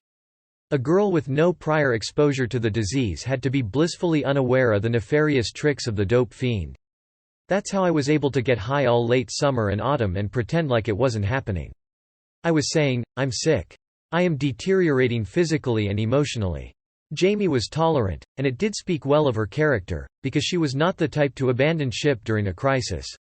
She didn't consider backing off or bowing out, she was just there, which I can't say about everybody. I don't know if I could say it even about myself. I began to drop some pretty tantalizing clues. I drove to the studio one day, and Flea came by the car and saw a discarded Cheetos bag on the floor. That would be a huge tip-off, because if I was clean, I would never even think about eating junk food. But Flea wasn't sure it wasn't left over from Jamie, so he never put 2 and 2 together. Another time Jamie was at my house, and we ordered some food delivered. I collared the delivery boy in the front steps and offered to give him a $100 tip if he would give me all the cash he had on him. I'd put the tip and extra cash on my credit card. Jamie was eavesdropping on this whole negotiation from the landing at the top of the stairs. There I was, in total conniving whisper mode, trying to do this dirty deal with the delivery guy, who by the way did come through for me. Jamie said, "What was that all about?" And I had to be the abominable lying machine. In the middle of October, we played 2 dates with the Rolling Stones. It was an awkward time, because my father was in town to visit, and he was staying at my house. I came home after the first show and made some lame excuse to drive down the hill and came back with a small amount of narcotics. And I wasn't Jimi Hendrix or Janis Joplin. I couldn't go trash myself and turn it into a soul stew on stage.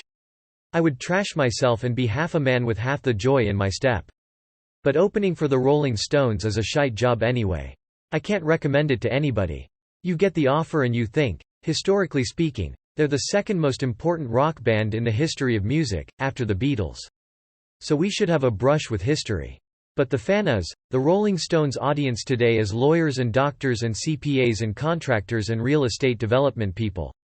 This is a conservative, wealthy group. No one's rocking out. The ticket prices and merchandise costs are astronomical.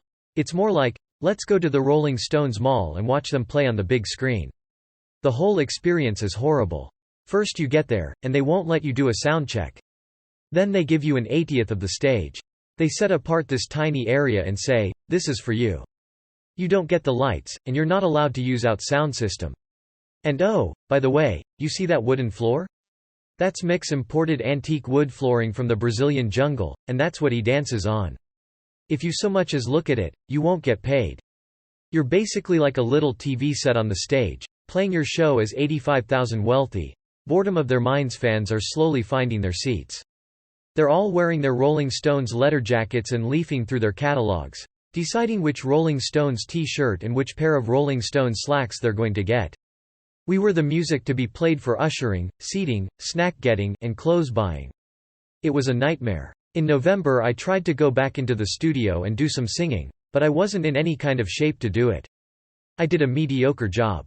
I was skinny and sucked up, bad color, bad skin, scraggly hair, droopy, dead-looking eyes. The cat wasn't out of the bag yet, and everyone thought I was run down from being sick all summer. I was beginning to realize that drug addiction really was a progressive illness and, God forbid, if you should start using again, it would be worse than it was before. When Jamie came to visit, I'd force myself to go without for a few days, then I'd take her to the airport and head straight downtown. I had a few close calls with the law.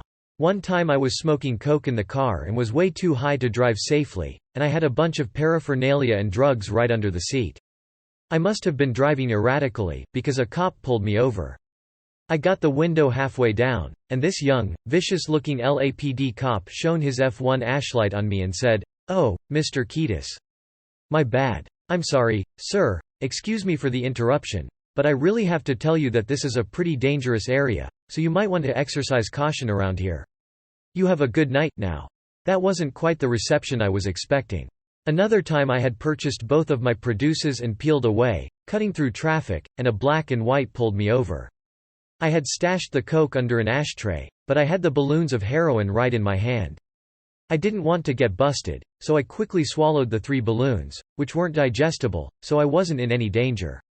When the cop came over and asked me why I was in that neighborhood, I made up some story about visiting a girl, and that mollified him, so he didn't search the car. Then I had to backtrack and buy some more heroin. That was the beginning of what would be a marathon binge. 4 days later, I wound up finishing everything, and it was daytime, and I was beat down and delirious. I'd spent all my cash, and the last thing in the world I felt like doing was driving downtown in the daytime heat and interacting with drug dealers. I was on my way into a liquor store to buy some paraphernalia, but I was so full of toxins that I had to casually scroll over and vomit into the gutter. As I vomited, I looked down and spotted those 3 intact balloons full of heroin. Yeah, free drugs. I hit the jackpot, I thought, and fished out the balloons and saved myself a trip downtown. Jamie came to visit in December, and by then I had an ugly heroin habit. I'd been smoking both crack and heroin for a couple of months straight. This was in anticipation of our Christmas trips home. We had decided over the phone that we would give our dads big cars. Jamie was on a roll with her modeling, and she wanted to give her pop a pickup truck, and I wanted to give Blackie a Bronco. By then he had moved back to Michigan. Right after we did so well with Blood Sugar, I'd visited him, and he was living in a tiny apartment in downtown Grand Rapids. I had an epiphany that I had just made a ton of money touring, so I should buy him a house. We found a nice house on a lake in Rockford, out in the country, and Pops was taken care of. Jamie and I arranged for the truck to be shipped out to Pennsylvania.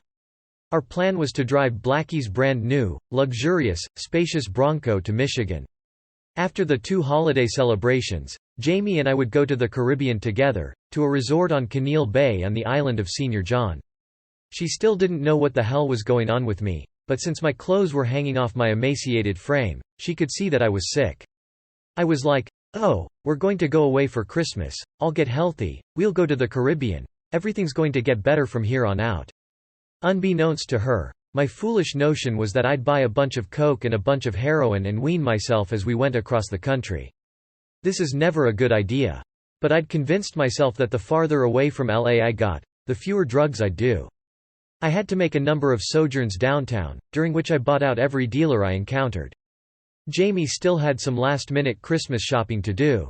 By now I was taking a hit off the pipe every 10 minutes, wherever I was, in a phone booth, a bathroom, behind a tree, wherever. Once I got high, I wasn't acting all spooked out, because I was so accustomed to it. So we started packing and gathering goods, and she was gleeful about this imminent departure for a cross-country trip, and I was going along with the glee, but really I was spirograph brain. I drove her to pick up some slippers at a fancy shoe store on Melrose, and as soon as she left the Bronco, I fired up the old pipester. I was sitting there smoking like a fiendish monkey when, all of a sudden, I heard a sharp rap on the window. It was Jamie. She had caught me red-handed. The whole masquerade that I'd been holding up was over. I was mortified, and she was shocked. She popped me the finger and tried to run off, but I grabbed her and talked her into coming back into the car. I went through this psychedelic Rolodex of what page works for this problem. I had no choice but to tell her what had happened and how I'd ended up here and what I was prepared to do about it, as long as I didn't have to stop getting high at that moment. We drove to Waddles Park, and I put it all on her, the whole sordid story. I told her that I loved her from the bottom of my heart, and I'd do anything for her, and this was a serious fucking problem that I'd been through before, and there was no easy solution. I told her my plan to drive across the country and wean myself off the cocaine and heroin, so by the time I got to Michigan, I'd be clean. It was a temporary solution to an enormous and life-threatening problem, like putting a Band-Aid onto a severed jugular. She was not having it. Fuck you, you motherfucker. Where's my plane ticket? I'm going home. You're an asshole. You're a liar. You're a scumbag. Yeah, I'm all that stuff, but I still think you should stay. I've got my stuff, and by the time we get to Michigan, I'll be Deniso, I said. Jamie told me that she'd had suspicions all along and that she had been telling my mom and Flea that maybe I was doing drugs again. Of all the dreadful, self-deprecating, self-loathing, isolated, fucked-up feelings that you get as a drug user, one of the worst is having your girlfriend conspire with your best friends and your family on your behalf.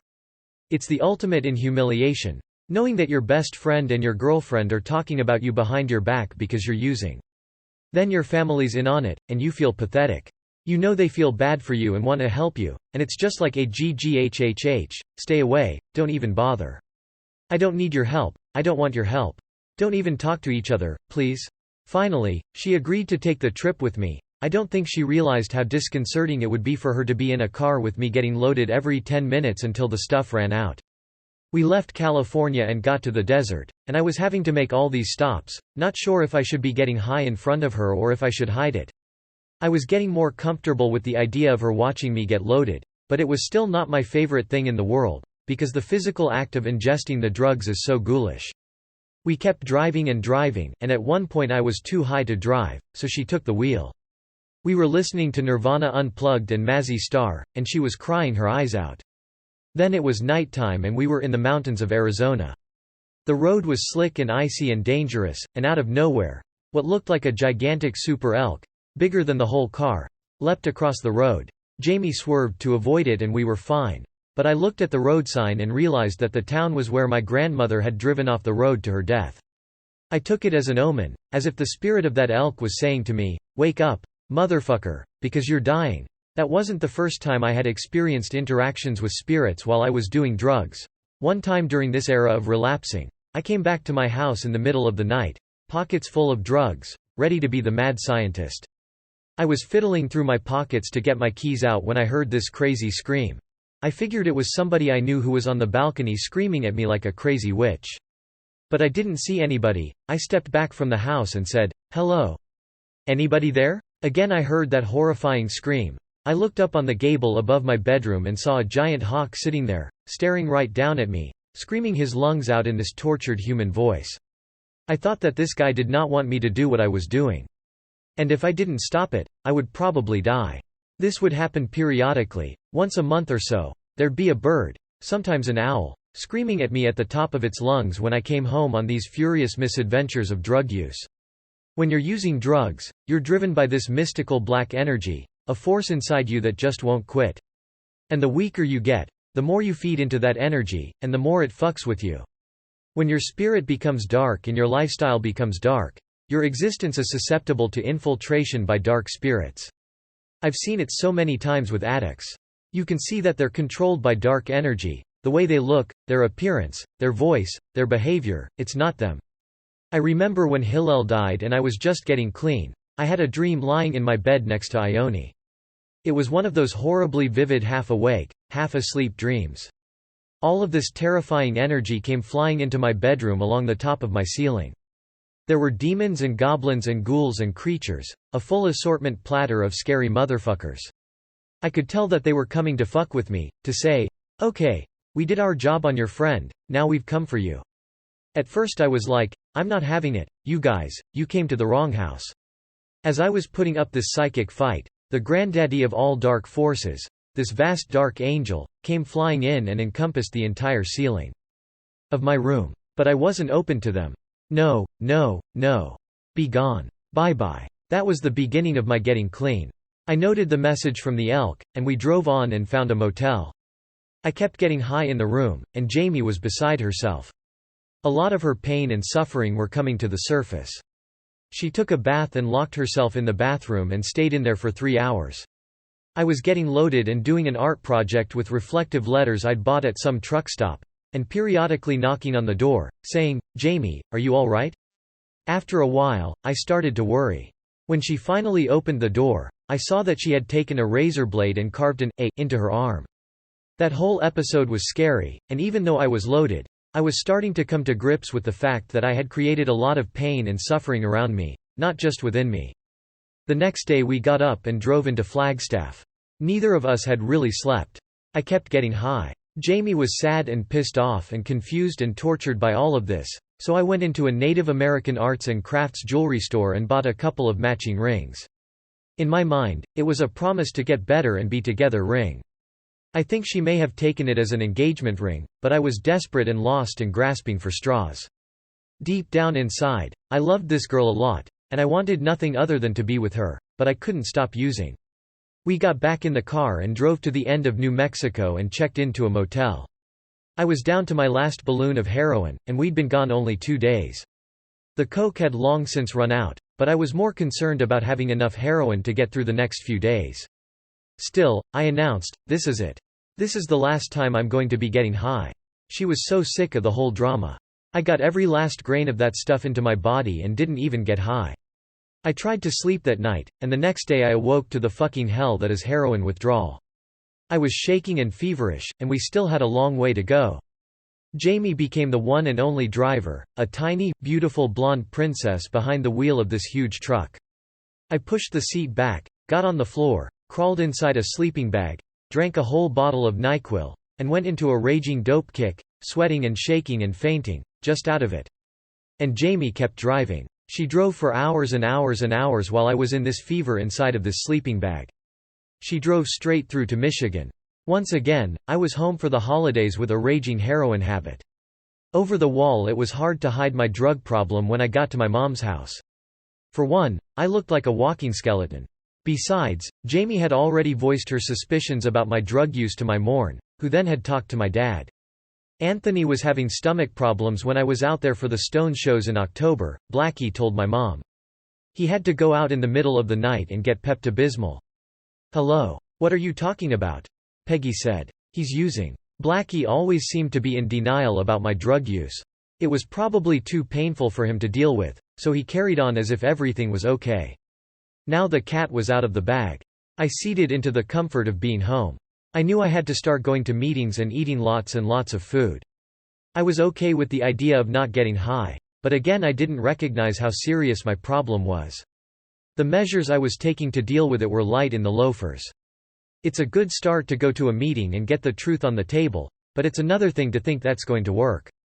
You have to go back in full force and work the 12 steps and do the whole 9 yards. You can't just show up and be a spectator and expect to receive recovery through osmosis. I was dabbling. But we had a lovely Christmas. I tricked out my mom's house with a hot tub. My sister Julie had started dating a guy named Steve Simmons, and we were all so happy that she'd met a guy who dug her and treated her well that we spoiled them with lavish gifts. Especially when you're coming off a long drug run and you've been distant from your family, you feel obligated to make up for it with deluxe material goods. Jamie was even able to relax a bit. The shock and horror started to subside, and I wasn't getting high, so I got a little bit of my sex drive back, and things got more joyful. She began to look ahead to a brighter future for us. When our relationship was working, it was tons of fun, because we were best friends and we laughed about everything. Jamie had a way of diffusing my seriousness and was a great companion. How wonderful was it to be in love with a sexy, sweet girl who also loved basketball. On Christmas Eve we drove the Bronco over to Blackie's. I had arranged for a giant ribbon to be placed over this rocking truck. Blackie answered the door, grumbling that we were late, and I told him to come out and see his present. He was befuddled, so I threw the keys in his hand and he got nervous. Then he stepped down the path from his front door to the driveway, and he saw that perfect Michigan winter car, and my poor dad seized up. He looked at the car and looked at the keys and said, "No. No. That can't be," trying to hold back the tears. It was really touching. Christmas morning belonged to Mom. It was her time of the year. The whole house was done up in Christmas fashion. She had the old-school stockings hanging above the fireplace, with a stocking for Jamie, of course. There was the classic golden retriever, and the snow was falling outside, and my sister Jenny, the baby angel of the family, was into all of it. It was a magical time. I came down at 7:30 in the morning and started the fire. Under that towering tree, there were more presents than should be allowed by law. The first thing we did was go for the stockings, which had 20 individually wrapped gifts from my mother, things she had amassed all year long. Then we opened the presents. My job was to deliver them, and people were getting jewelry and fine suits and sweaters and electronic stuff and blah, blah, blah. Steve Simmons had walked into an idyllic situation, because the love and generosity were rowing.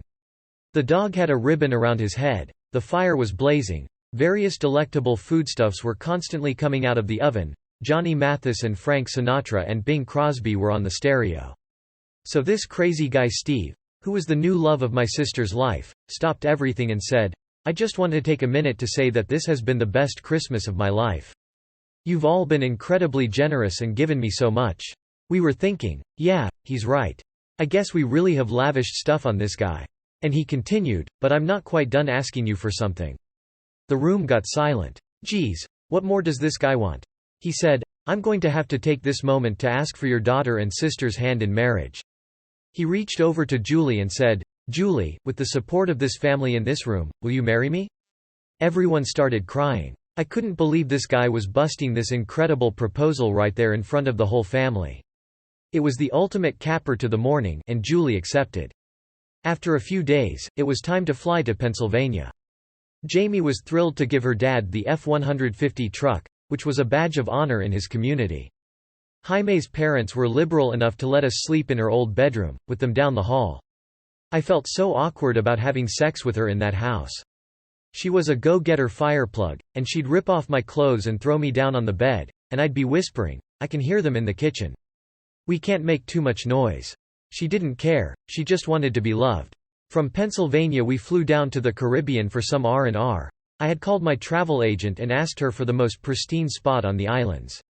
It was an exorbitant amount of money per week, but with everything that I'd been through the past 6 months, I didn't care. I wanted to go to the warmest, most beautiful, most relaxing place I could find. Lying in the sun and swimming and eating and exploring and having sex were my idea of getting healthy, and it worked. We had a little house right on the beach, with no television or telephone to distract us. Just hundreds of acres of tropical paradise. I needed that. Even after a week of gorging myself on lobsters and grilled fish and gobs of dessert and being Mr. Exercise Guy, my clothes were still falling off me. But eventually, I got my strength back. Now it was time to face the music back in LA. It was difficult coming face to face with Flea again, but I'd much rather see him knowing that I've changed the direction of my compass toward sobriety than to run into him when I'm loaded or when the compass is stuck on stupid.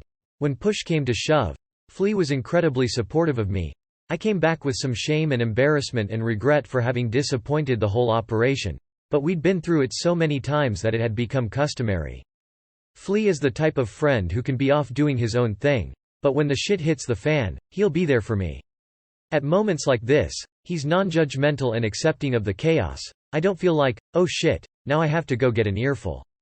This guy's gonna condemn me. He's like, dude, I'm really sorry you had to go through that. I'm glad that you're alive, and let's go party, meaning let's go write music. Dave stayed sober through all my troubles. He understood the mechanics of alcoholism, so he was incredibly supportive. He was probably hurting over the experience and bumming out on it, but he never once subjected me to any negativity because of my behavior. It was uncanny how loving and forgiving and tolerant they were all willing to be. Now I was back on my feet, our first priority was finishing the album. So we booked the studio for the end of January, and right before that, Flea and I took a trip to Taos, New Mexico, to write and play music and figure out the rest of the album. We rented an authentic adobe villa, and I holed up in my bedroom and wrote.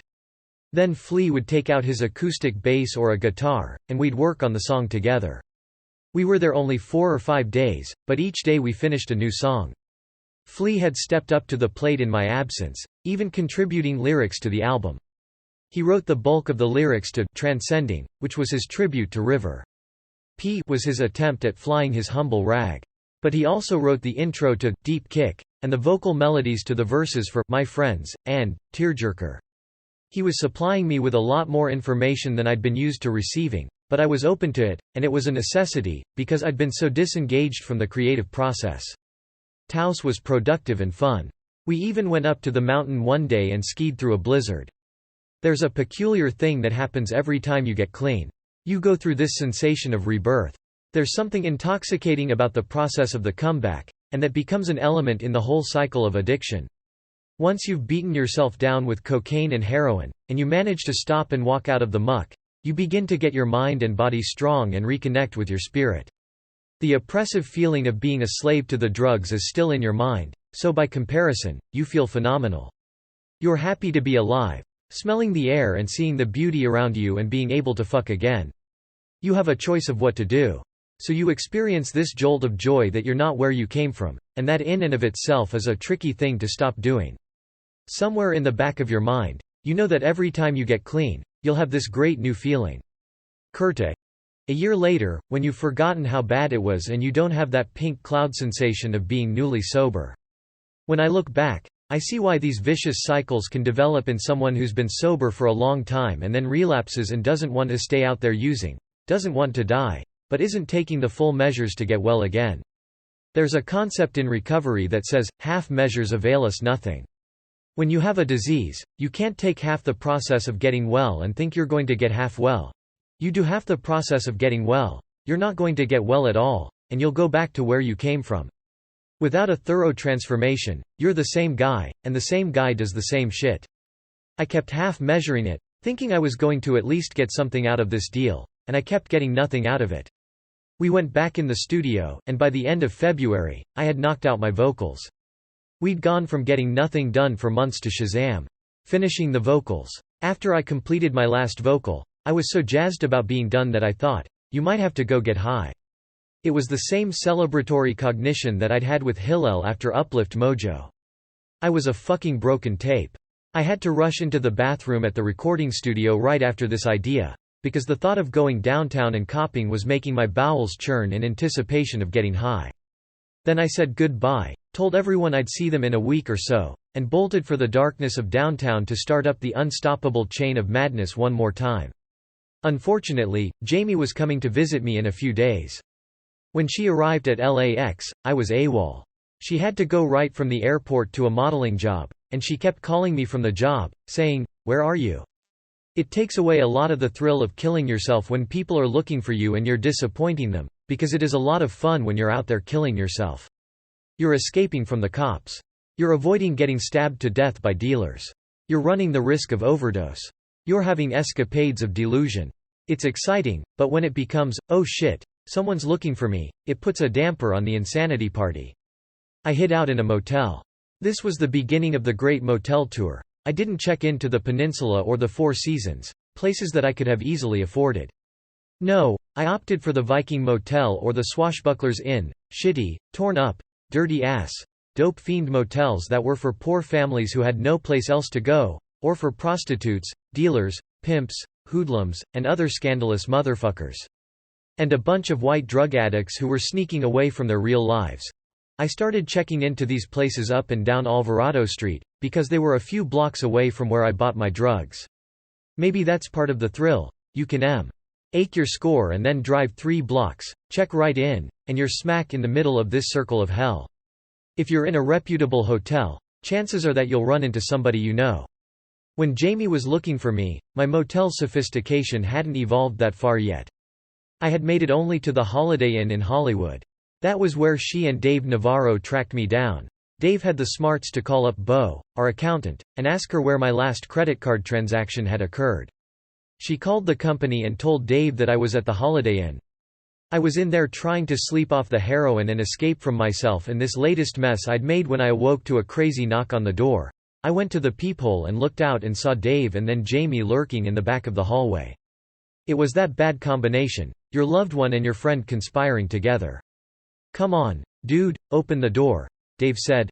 "I love you and I want to help you get better. This isn't happening. Let's go to rehab right now.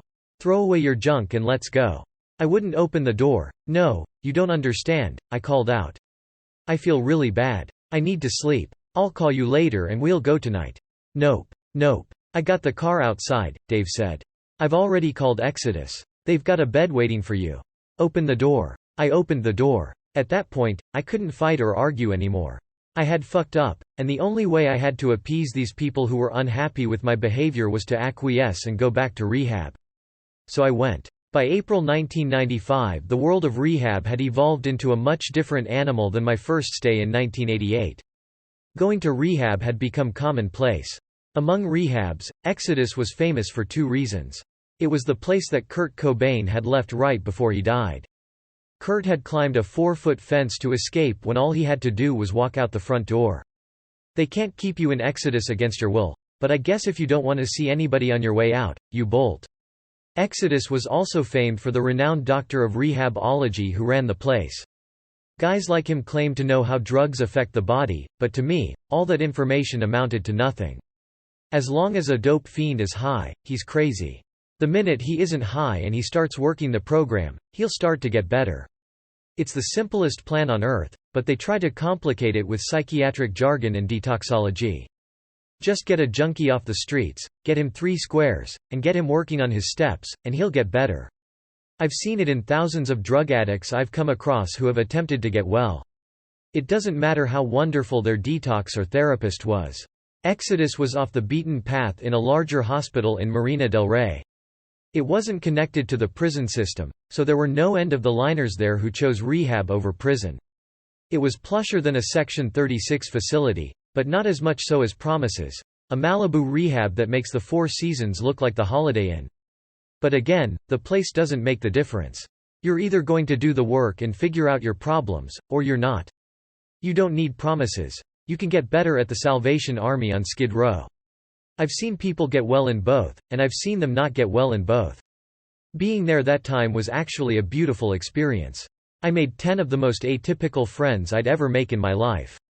There was a weird old lady from some town up north, a Brazilian doctor, and a pillhead from Texas. My first roommate was a gay kid from the heartland of America, Kentucky or Missouri or someplace. He had the classic story.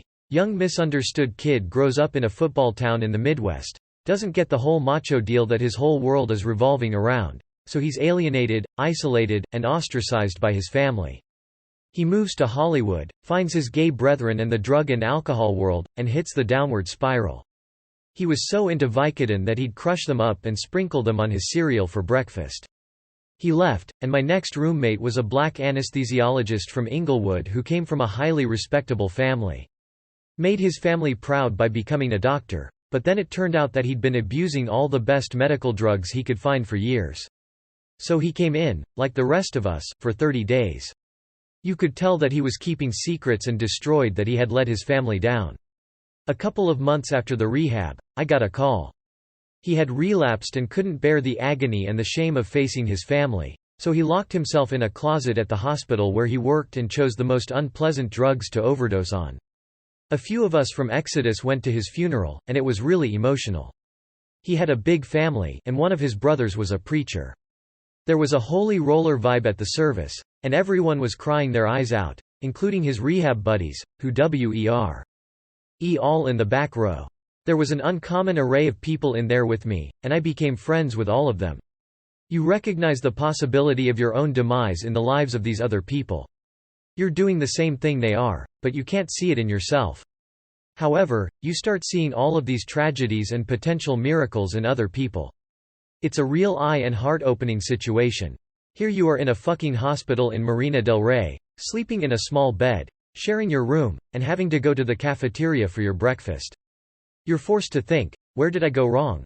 I had a plan and was doing really well, but now I'm in here with a bunch of other crazy people, and nurses and doctors and wardens are telling me where to go and what to do, and I've got to report to a group. Wow, I thought I was smarter than this. At some point during my stay, I had a group meeting with friends and family, and Flea showed up. During the circle, the drug counselor turned to Flea and said, "Okay, Flea, tell us how it makes you feel deep inside when Anthony's out there using drugs and you have no idea where he is or if he's ever going to come back." I was waiting for Flea to say, "It pisses me off, that motherfucker." We were supposed to be rehearsing and writing. I was waiting for 12 hours, and that bastard never showed up. I'm ready to do something else altogether. Instead, Flea started sobbing, which caught me off guard. He said, "I'm afraid he's going to die on me. I don't want him to die, but I've kept thinking for years that he's going to die." I had no idea that was the way he felt.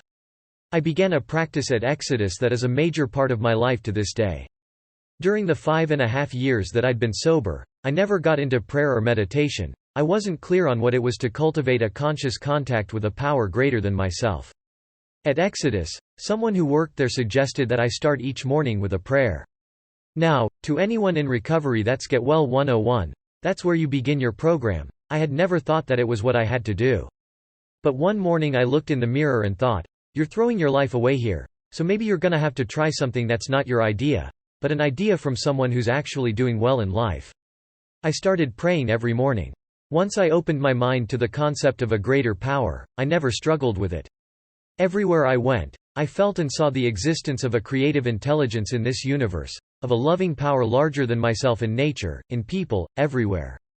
My prayers and meditations would gain steam and momentum over the years and become an important part of my recovery and daily experience. I got through the 30-day stay without even thinking about leaving. I accepted that I was there to do the work and get back on track. For the first few days, they give you a whole plethora of meds to detox on. You get chloral hydrate, which would put an elephant to sleep. They give you Darvocets and Colinodine patches to lower your blood pressure. When you see a guy shuffling down the hallway in his robe and slippers, that's the dude who's still on detox. The first few days off medication are rough. Your skin is crawling, and you're coming to grips with not being on anything. But then you pull out of it and start to feel better. They feed you all day long and you get to exercise and you go to meetings. They keep you pretty busy. While I was there, Jamie came to visit. Bob Timmons brought Chris Farley in to see me, and it felt good to have his support. Kim Jones brought her 2 beautiful sons to see me. I was allowed a boombox, and I kept playing the first Elastica tape over and over again. I graduated from my 30-day program and went back out and rejoined the world of the living. Thank God I was in that world when Jaime's dad left it. He died in June, and I was able to go out to Pennsylvania and be with Jamie and her family through this difficult period. That summer the band put the finishing touches on the record and began to shoot the videos. We were getting tons of reels, but nothing was touching us, so we went back to Gavin Bowden, Flea's brother-in-law. He came up with an idea for Warped, which would take place in a giant wooden cylinder. It was a 2-day shoot and was our most expensive video to date. I still think it had elements of greatness. The element that drew the most attention in that video was a scene in which Dave kissed me. Flea and Dave and I were supposed to come out from behind a wall and do a mysterious silhouetted shadow dance thing. We shot the same scene about 10 times in a row, and Gavin felt that we hadn't gotten it, so we went back to our places to try again.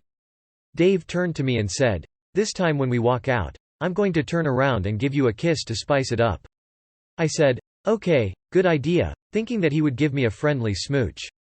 We walked out from behind that corner, and he went to give me what I thought would be a peck on the lips, which is already crazy enough for a rock video, but all of a sudden, Dave started giving me a wet, partially open-mouthed, full-blown kiss. I wasn't upset or bothered, just surprised. That was one of 1,000 shots we did, and we moved on. Weeks later, we got the edited video, and there was the kiss, prominently featured. Minutes later, I got a call from Eric Greenspan, our lawyer. Warner Brothers saw the video, and they want to get rid of the kiss right away, he said. Why? They don't think it's marketable, he said.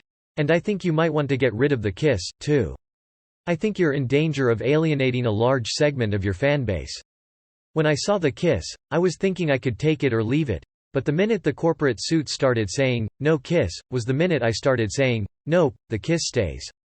We had a band discussion and voted to keep the kiss. We did have a huge backlash from the college frat boy segment of our audience. We got letters denouncing us as fags, and rumors started spreading, and we started to second-guess our decision. But then we figured, fuck it. Maybe it was time to thin out the yokels anyway. If they couldn't accept what we were doing, we didn't need them anymore. We got in trouble with Warner's again when we used Gavin for our Aeroplane video. He came up with a super treatment. An expansive ode to Busby Berkeley, featuring a huge chorus line of half-naked, hot-costumed Mexican cholitas, rough gangster girls with heavy makeup and sweeping hair. We wanted lots of semi-nudity and sexy dancing and chewing of gum and blowing of bubbles. We shot the video in an old pool with trapeze artists and underwater ballet teams on a vintage MGM set that was about to be demolished. But a lady from Warner's was supervising the shoot, and it turned out that she was a PC feminist. Gavin did the edit, and the video looked sumptuous. He captured the hot Mexican girls in close-ups and from wonderful angles. But this woman from Warner's got her knickers all in a knot about showing naked women in our video. Mind you, this would be tame today next to a Jay-Z video, but it was pretty strong for the time, so we were forced to end up somewhere in between our take and her aesthetic. We wound up not using the shots that were truly shocking and beautiful and eye-catching and disturbing all at the same time. That summer I made the first of 2 open-sea kayaking trips to Alaska with Flea and our ex-drummer Cliff Martinez and our friend Marty Goldberg. We spent about a week kayaking into the deepest fjords of southern Alaska.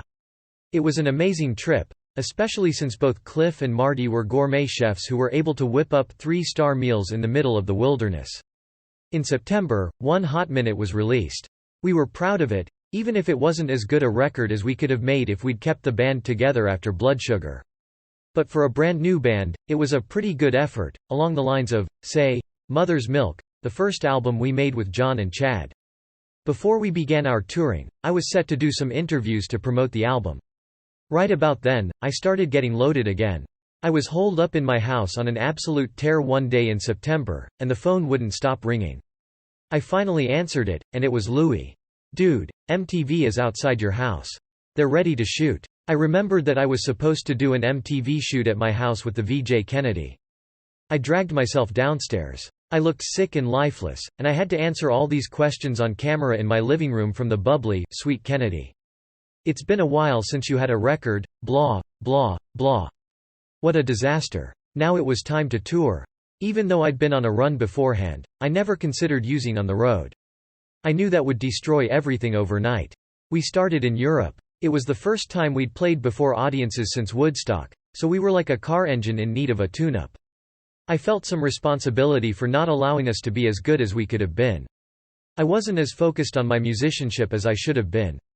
We weren't bad, and there were some excellent moments, but overall I was feeling lackluster, and as a musician, I was experiencing a slightly broken reed. The most memorable thing about that European tour was meeting Sherry Rogers, who would go on to become the wife of our road manager, Louis Mathieu, and the mother of his children. We met her in Amsterdam, where she was working for our old pal Henk Schiffenmacher.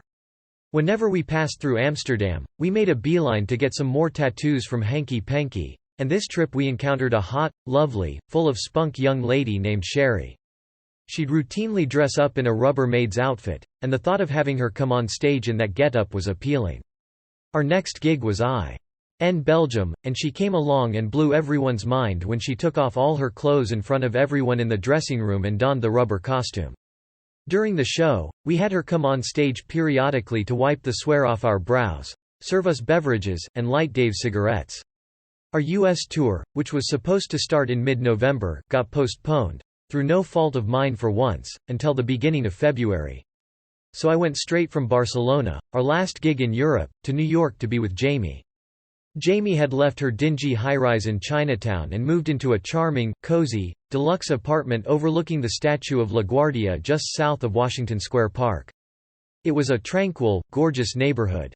We had a nice autumn there, and then, as usual, we began early preparations for the annual Christmas trips. That was when I got the first inklings that all wasn't well on the domestic front. Christmas shopping started out well enough. We walked through the snow and enjoyed the pre-Christmas romance of buying nice presents for our family.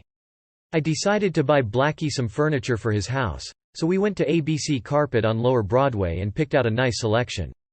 I went back to the store a couple of times to arrange the shipping and delivery, and one time I was there alone, standing near the elevator, when this elegantly dressed woman in her 20s walked in. She was beautiful and stylish, and I had a 1-minute conversation with her while she was waiting for the elevator. This voice went off in my head. You could marry this lady. Your wife is about to get in that elevator and disappear forever, so you might want to act on it right now. Just at that moment, the elevator came, and she got in and was whisked from my life forever. That was the first time while I'd been with Jamie that I had been open to that kind of idea. I couldn't tell if I was giving power to the fantasy or if there was a look in her eye or something in the way she carried herself, but it was a distinct foreshadowing of trouble. Come Christmas, we made the usual trips. That year I gave my mom her first deluxe auto, a brand new customized Ford Explorer that a Western Michigan car dealer had specially painted and modified and tricked out for his wife before she divorced him. Blackie did all the research and development on that present. Then Jamie and I spent a few days in Pennsylvania to say hello to everybody, but with the recent loss of Jaime's dad, it obviously wasn't a very joyful time. We returned to New York in time for New Year's. I was so fed up with the commercialism of New Year's Eve and the compulsion on everyone's part to have the best night of their lives that I decided we would go to sleep before midnight. We cuddled together on the couch and watched a movie, and about 11:30 we turned off the lights and went to sleep. A few days after that, I got the epiphany that this period of my life had come to an end and that it was time to be single again, to be alone. I looked at Jamie one day and thought, I'm not in love with her anymore. For no reason. It was nothing she did. It wasn't the way she talked or the way she walked or the things she said, because she never did anything that I found intolerable. Something just dawned on me. It was as if a fog had lifted. I was like, Jesus Christ, what have I been doing for the last 2 years? It's time to make some changes. But it was all about being sober. I had no intention of getting high. I had probably done enough damage to myself that I was incapable of being in love with her. And that voice was so clear to me that to have ignored it would have meant faking my feelings from that point forward. I knew that I had to do the most undesirable thing of all. For me, it was much easier to stay in an uncomfortable relationship than to tell somebody, I'm leaving. Historically speaking, I was terrible at it. I couldn't say, I don't want to be with you anymore. I'd rather go hurt myself, which is part of my cycles. I told Jamie, and she didn't accept it. She told me that she was planning on getting married to me and having kids, which was the saddest thing she said during all of our discussions. I went back to LA, and she came out. There was a lot of crying and ranting, and then she packed up her stuff and got back on the red-eye and left. Because I had caused somebody whom I truly cared about so much pain, it was the perfect emotional setup to go out on another binge. It started on a Friday afternoon. I drove my motorcycle down to Lindy's for a band business meeting. On my way there, I stopped downtown and filled up my pockets with drugs. Then Flea and Lindy and I had our meeting, and I left Lindy's house in the bright daylight, drove a few blocks, and started hitting that pipe right there in the street. The minute the drug hit my brain, I started the bike up and went. I ran for 2 or 3 days, smoking crack and putting the heroin on top of that, and all at once I was in another desperate predicament. I figured I'd be in too much trouble if I stayed in LA, so I got out the yellow pages and dialed up Aeromexico. I found the nicest hotel in Cabo San Lucas, a beautiful place where I had worked on songs with Flea a few years earlier. I was so high on heroin that I was a danger to myself, scratching holes in my body, and I certainly couldn't hide my condition from anyone, so I ordered a car to drive me to the airport. I had saved a handful of balloons that I was going to take with me for some weenage. There'd be no trouble getting on board with them, but I was wary of Mexican customs, so I decided to hide the balloons in the cassette area of my CD cassette boombox. When I landed in Mexico, I was still high, and my hair looked like a theremin. The airport had a custom system where you step up to the line, press a button, and get either a red or a green light. If I got a green light, I was home free. Of course, it came up red. I went to the table, and the customs guy was looking at me with great suspicion.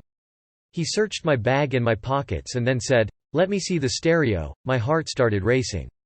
The last thing I needed was to get busted bringing heroin into Mexico. He looked inside the battery compartment, which I'd considered as a stash place, and then he had trouble trying to operate it. He was hitting all the cassette buttons, just about to hit eject, when he looked at me and said, "Make it work." I clicked it right to CD, pushed play, and the Jackson 5 Greatest Hits started blasting. He passed me on. I had booked a room at the Westin, a modern hotel that had been designed to look like a red clay Mexican structure. I holed up in the bed, used the last of the heroin, and then cocooned, ordering room service and watching satellite TV and feeling lonely and depressed and remorseful. By the third day of lying in bed, eating, and trying to become human again, I forced myself to go down and jump in the ocean. I had to baptize my spirit. I went to the pool area and tried to swim, but I ran into people who wanted to talk to me, and I wasn't up for that at all.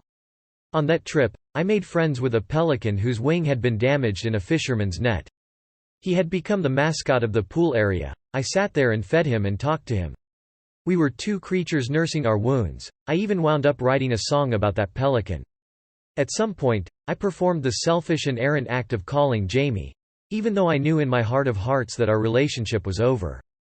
But she was still my best friend and a soothing entity in my life. I'm down here and I'm lonely and I'm sick and I'm tired and I'm hurt and I'm fucked up and I'm sad.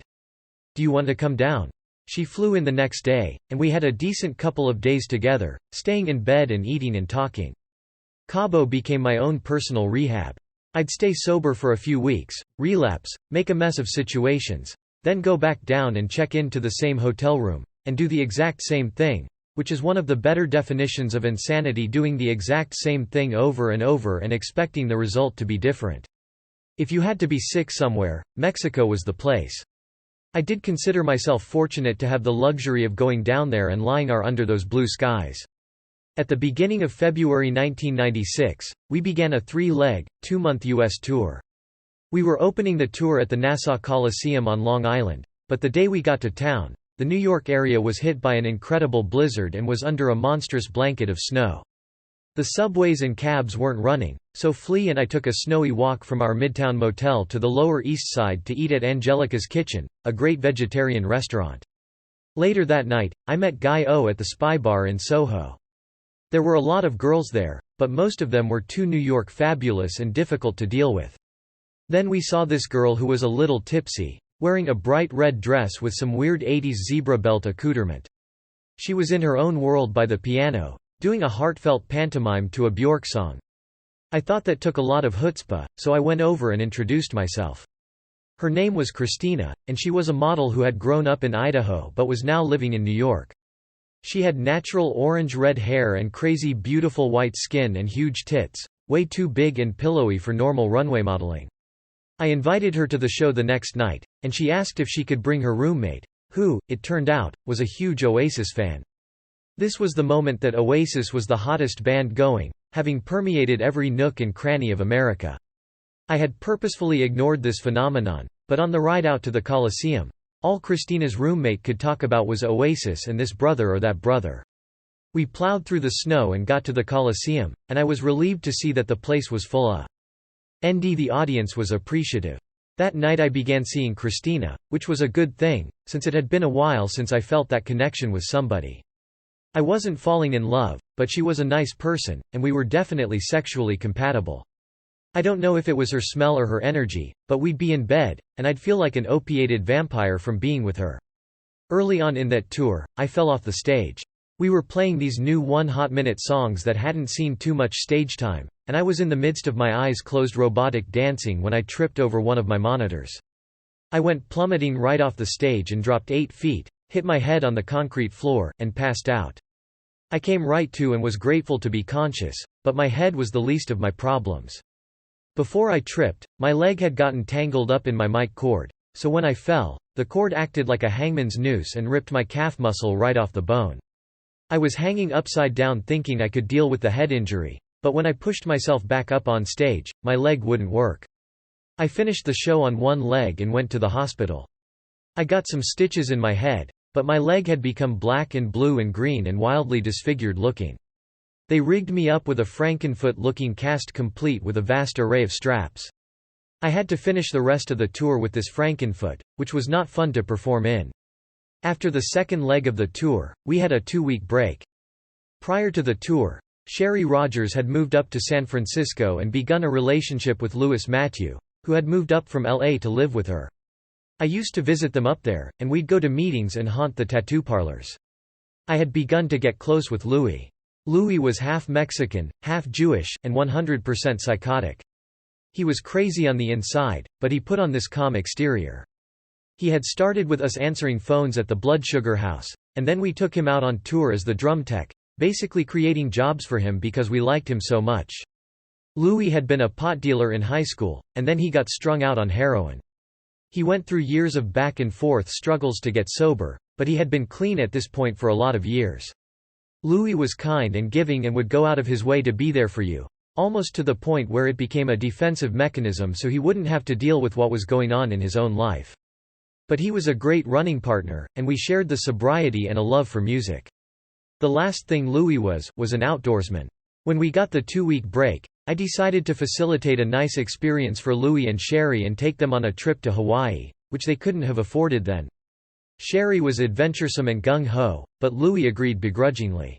We rented a house on the sunny side of Maui. Every day Sherry and I would go out in front of the house, dive into the ocean, and swim a mile out and a mile back. Louis would sit on the bench, smoking cigarettes, drinking coffee, and doing his crossword puzzles, naysaying all of nature's beauty that was surrounding him. At one point on that trip, Louis and I were having lunch at a fancy hotel, and a thought popped into my head. "Louis, I hear wedding bells for you in the near future." He confessed that he was feeling the same thing. A few days later, near the end of our stay, I had taken a nap in the middle of the day, and when I woke up, the house seemed deserted. It was odd not to have Louis and Sherry around, and I started going from room to room, calling out, "Louis? Sherry?" Finally, I cracked open the door to their bedroom to see if they were napping. I saw Louis in full slow jam love mode with Sherry, naked man on top of naked woman. I closed the door right up and felt terrible for walking in on them. 9 months to the day later, their son, Cash, was born, which connected me further to the family. Most kids can't say, "Oh yeah, Uncle Tony was there when I was conceived." We finished the U.S. tour with a West Coast leg. Considering that we had taken a 4-year record hiatus and that the climate of pop music had changed so drastically, it was nice to see that people were still interested in coming out to see what we do. We were playing arenas, and it wasn't the every-date sold-out tour of our career, but we were getting warm receptions to the new material everywhere we went. In Seattle, I flew Christina out for a few days. The band had an off night, and Oasis was playing in town. Their management called up and invited us to the show, but no one wanted to go except Christina. By that point, Oasis was in disarray. The brothers were constantly fighting, and shows were being cancelled right and left. But we went, and before the show started, we were backstage and I met the singer. He introduced himself to me, and I said, "Hello, Ian." "No, Liam." We went through a whole, Ian, Liam. Spinal Tap moment. Then we went out to watch the show. It would have been great, except it was obvious they hated each other. They were dead on the stage. The songs and the singing were good, though. Halfway through the show, Christina had a couple of arena beers and got horny and decided she wanted to give me a blow job. so we wandered backstage. Most of the doors were locked, but I found one that was open. It was below the stage and opened into the electrical control room for the whole arena. There were all these levers and switches and buttons. So we got on the floor, took off our clothes, and started having sex. It was a nice atmosphere. We could hear the muffled sounds of the band playing above us. But somewhere along the way, we got too frisky and banged into a lever, and all of a sudden, the lights went out. I jumped up and rushed over to the board, convinced that we had cut the sound and lights to the entire arena. I frantically pushed a lever, and the lights came back on. I realized that we had cut off the power only in that room, but we were one lever away from bringing the concert to a grinding halt from having sex beneath the stage. Christina was a lot of fun to be with, and our physical relationship was wonderful, but I wasn't falling in love with her to the point of her being my girlfriend. A few months later, right before we went back to Europe to tour, I told her I couldn't see her anymore. She was pretty upset, but Guy O was beside himself. "I can't believe you're walking away from this girl. She's the first girl you've been with in a long time who's totally considerate. She brings you flowers. She loves you. She's beautiful. She's sexy. She's smart. But when you're not feeling it, you're not feeling it." When I broke up with her, she said, "That really sucks. I was hoping that this relationship was gonna go somewhere, but I understand. At least we had a lot of great sex." I was like, that's the spirit. After the West Coast leg, we had a few weeks off before we set out to tour Australia and New Zealand again. We started off in New Zealand, and being back there made me realize that this was where I was going to make my home away from home. Somehow I hooked up with an ex-rugby player who had been a member of the all-black New Zealand rugby team in the 60s but now was an older, brutish, conniving, absolute shyster of a real estate agent. On a break from our shows, he took me out to look at this 169-acre farmhouse overlooking Kaipara Bay, which is an hour and 15 minutes northwest of Auckland. We went out on the most gorgeous, sunny day. I fell in love with the place. Even though Kaipara Harbour is an incredibly rough body of water where great white sharks go to breed. It's a furiously tidal, raging harbour. My whole thrust of finding a home away from home was to buy a place near a clear, temperate, inviting body of water, one that I could swim in and play underwater. I have no idea why I chose this place, because none of that was there. But the view of the harbour was incredible, a kaleidoscopic, psychedelic patina of colours. And this agent had me all hyped up about an auction for the property, which was going to take place, coincidentally, while I was on tour in Australia. "This is your one and only chance to get this property. It's gonna go quick, there are a lot of people interested. I'll have you on the phone and I'll do the bidding for you." Blah blah blah blah. I was on the phone from Australia, and he was at the auction. "It's at $1 million. Going up. Going up. Someone here wants it for 1.7. I was like, okay. Go to. The next thing you know, I'd bought this place for way more than it was worth. When I got back, people started telling me that they weren't even sure there was anyone else bidding. All these Kiwi businessmen were in bed with one another. We finished the 2-week tour cycle, and everyone went home to the US except me. I went back to New Zealand, checked into a bed and breakfast, and went through the process of closing this deal, which cost me about $1 million US. I was waiting for the farmer who had sold me the place to take his money and move to the Gold Coast of Australia, where it's always sunny. Meanwhile, I was thinking, why on earth would these farmers leave the most beautiful piece of paradise for the crowded-ass Gold Coast, which is like Miami Beach, only tackier? I soon found out. It turned out that I saw that farmhouse on one of the few days of the year when it didn't rain. 300 days out of the year, that country just poured precipitation. It was cloudy, rainy, chilly, blustery, England on a bad day kind of weather. Eventually, the farmer moved out, and I signed the papers and set up a bank account in Auckland. I got Greer's father to be the caretaker, because people in New Zealand were known to move in and occupy vacant country properties. There was this Wild West mentality out there.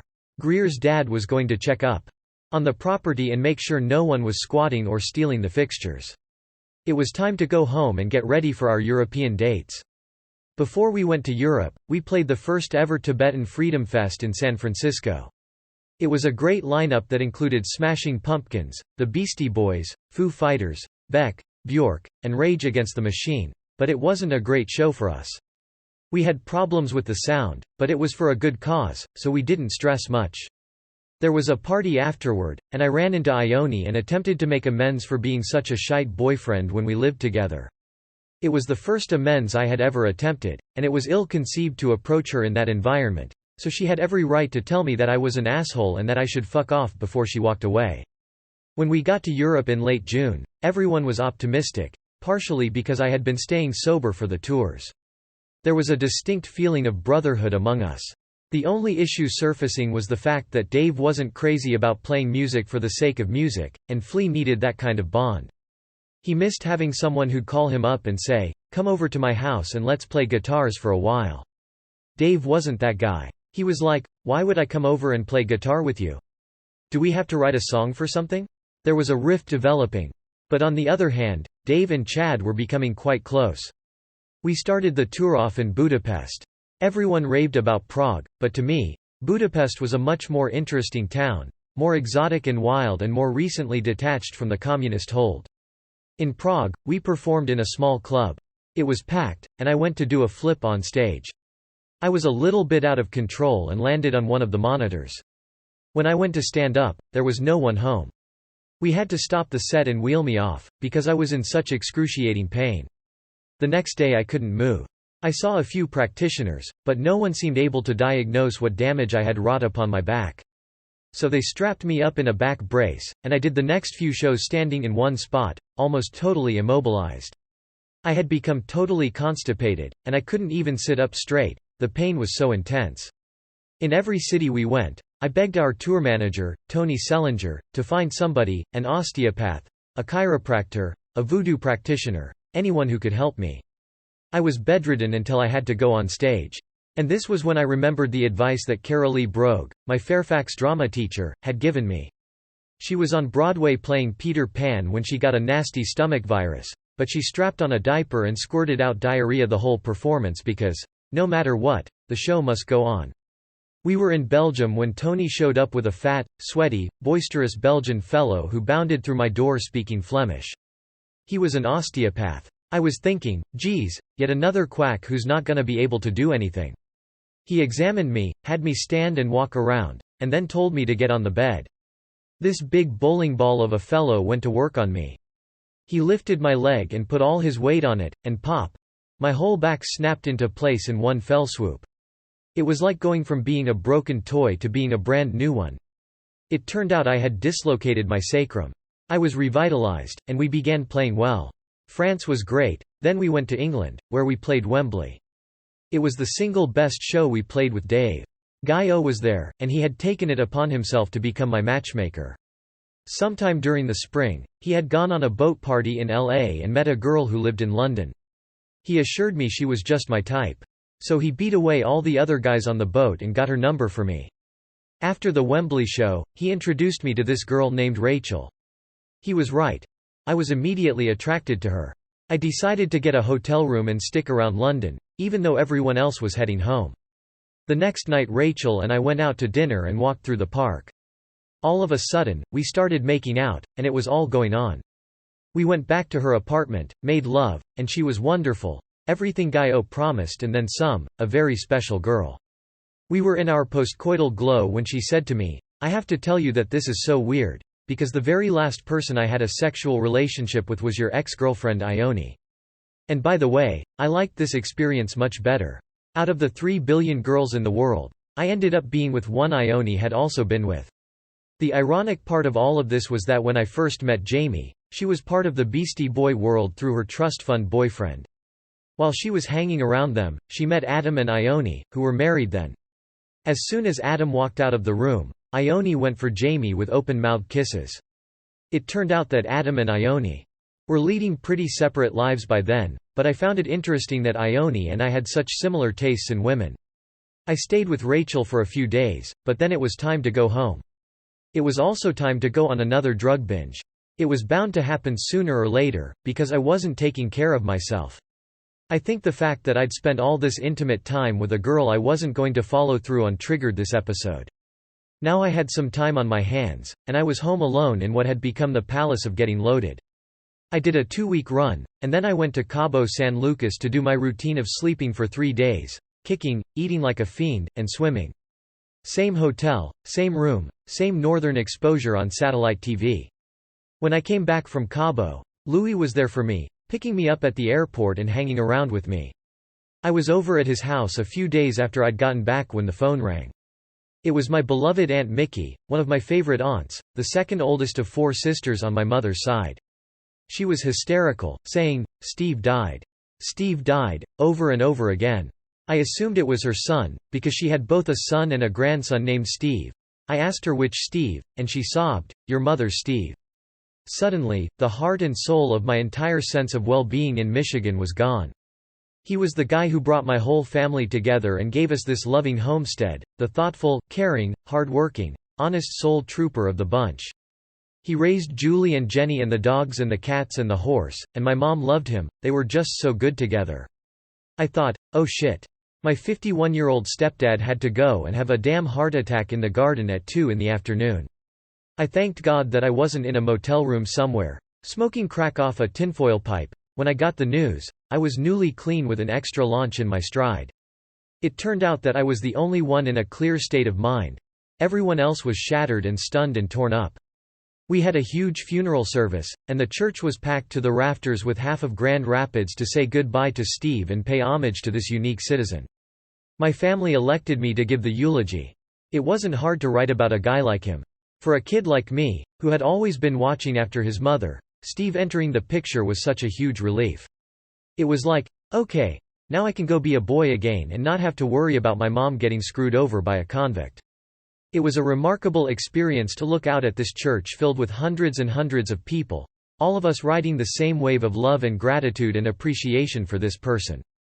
Back in LA, I was sitting at home one day when I got one of those periodic crazy calls from Lindy. He was in his apartment office in Studio City, smoking his merits and telling me that Molson Beer was offering us $1 million to fly up to the North Pole and do a show for the winners of a contest. They'd also get to use our name and our music to sell the hell out of their beer in Canada for a few months. This wasn't the first time we'd gotten an offer from a big corporation. A year after Under the Bridge, McDonald's came up with a whole campaign to sell hamburgers using that song. They were offering $2 mil, but we didn't want our name to be associated with them.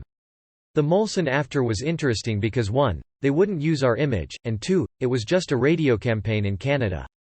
Basically, our music would get heard many times per day. I guess this was a time in our operation when integrity wasn't as revered as it is now.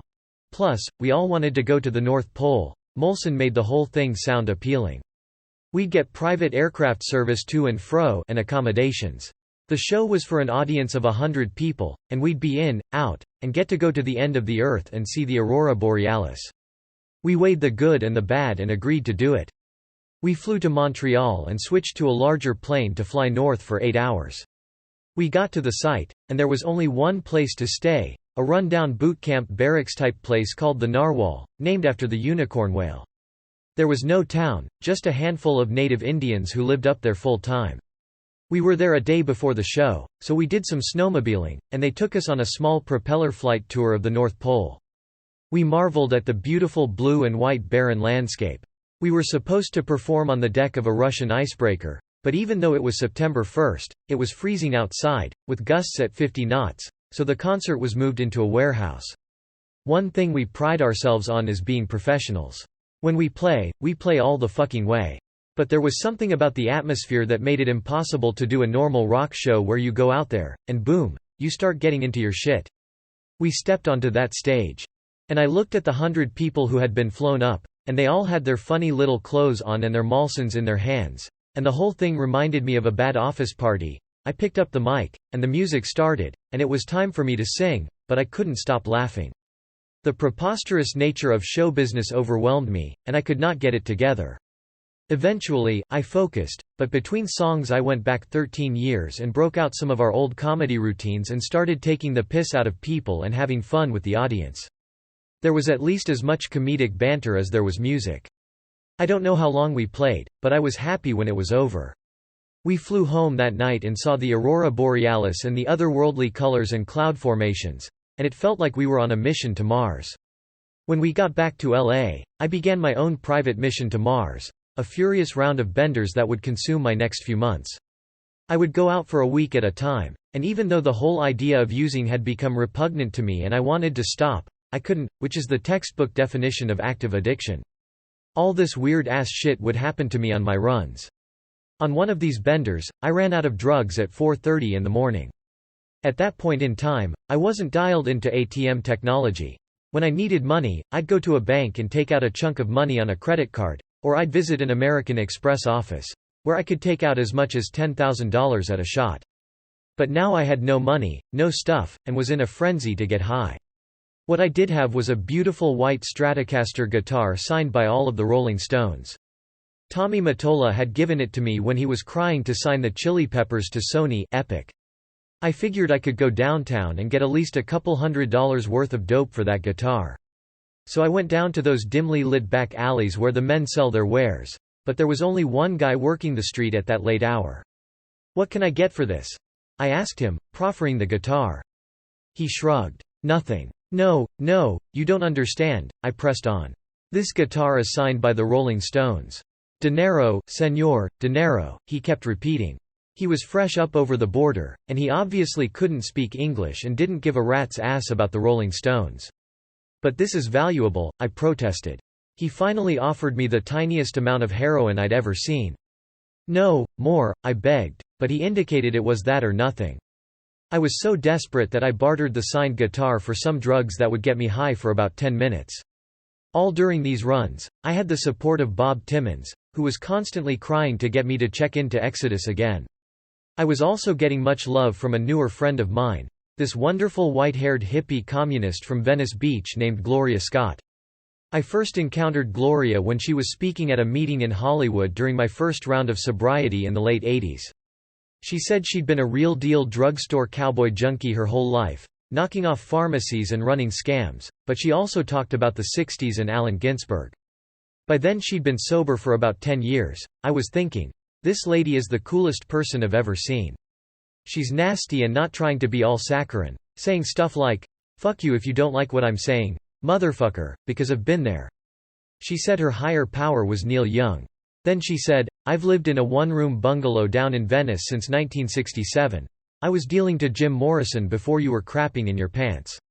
The only things I have up in my house are a poster of Che Guevara, a poster of Neil Young, and a poster of a bunch of Red Hot Chili Peppers with the socks on their dicks."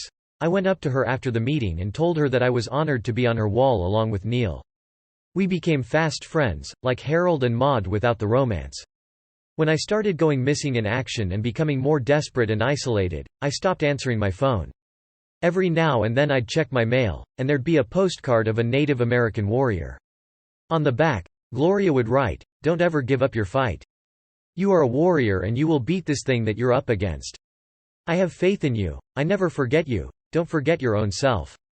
I'd read that in my kitchen and think, there's a person out there who actually believes I can win this battle. Around that time, I had a dream in which I was driving at about 4:30 in the morning, that darkest hour of the night before the sun even thinks about coming up. It was pitch black and raining, and I was going through the intersection of Melrose and San Vincent. The streets were dead, and I was driving fast and furious, screeching around corners, obviously going somewhere in a heated passion. I must have been going to cop drugs, because I was driving like my life depended on it. It was eerie and spooky and dark and rainy, and I was all alone in the car, driving, and then out of nowhere, a hand came out and, whoosh, grabbed onto the steering wheel and started fighting me for control of the car. I looked over to see who the person in the seat next to me was, but he was all slouched down with a hat covering his face, so, couldn't make out the demonic person. We kept driving, and I became terrified of what I was about to see. Then we drove under a streetlight, and the light illuminated the face of the intruder. And it was me. I had this horribly scary grin pasted on my face, and was holding the wheel, saying, "I got ya, I got ya, I got ya." Near the end of October, I checked into Exodus again, this time resigned to being in there. That day I got a phone call from Bob Forrest. "How are you doing?" he asked. "I feel like a gangster in one of those old cops and robbers movies. I'm gonna have to shoot my way out of this place," I joked. I was teasing him, being a character, acting out a scene, trying to make light of the heavy and fucked up place that I was occupying. Bob said, "Oh, really? That sounds crazy. Are you sure you're all right?" "Yeah. I'm gonna stay here and see what happens. I stayed that night. The next day I woke up and got the call. And the call was to go out and get high again. So I gathered up my stuff and said goodbye to Nurse Kathy, who was the only sane person in that whole place. Everybody else was doing the rehab shuffle. I walked into the corridor, and the woman who ran that wing of the hospital stepped into the hallway and confronted me. "Where do you think you're going?" she said. "You know what, I'm just not ready to go through rehab right now, so I'm leaving," I said. "You can't leave," she said with finality. "We're not going to let you leave. Let me see you try and stop me," I said. I took a few steps toward the exit, and she rushed up to me. "No, really, we're locking the doors. We're going to have to put you in your room again," she threatened. "Lock the doors? I'll fucking put my bed through the window and leave when I want to." "You've got nothing to say about it, lady." What was she talking about? This wasn't a lockdown facility, I was there voluntarily, and I could leave whenever I felt like it. Or so I thought. "I do have something to say about it this time," she said. I was getting pissed off. I had a serious calling here. I had to go get some money, get a cab, and have it wait while I talked to Flacco on the corner. Then I had to find a motel room. I had a very important agenda. But all that went out the window when she pushed a button. Suddenly, there were some very large USC football lineman-sized fellows coming at me from every angle. They grabbed me like a little rag doll and started carrying me down the hallway. "Hey, what's going on here? Let me go, buddy. I have things to do," I was ranting, but they ignored me and carried me past some electronically locked prison-style doors into a separate unit known as the mental ward. This was it. The lockdown. The no escaping you're in jail now insane asylum loony bin ward. I demanded an explanation. "What the fuck is going on? You are now on a lockdown. You'll be here for the next 72 hours while we observe you," one of the behemoths said. He may as well have said 72 years. 72 hours was not acceptable to me. If he had said 10 minutes, I could have worked with that. But I had pressing business outside. "Oh no, no, no, no. Get my lawyer on the phone. I demand to talk to my lawyer," I screamed. "Dude, shut up. Someone's gonna be in here to fill out a form, and you'll get a room and you can chill," my tormentor said. I scanned the corridor. There was no getting out of here. The place was sealed tight as a drum.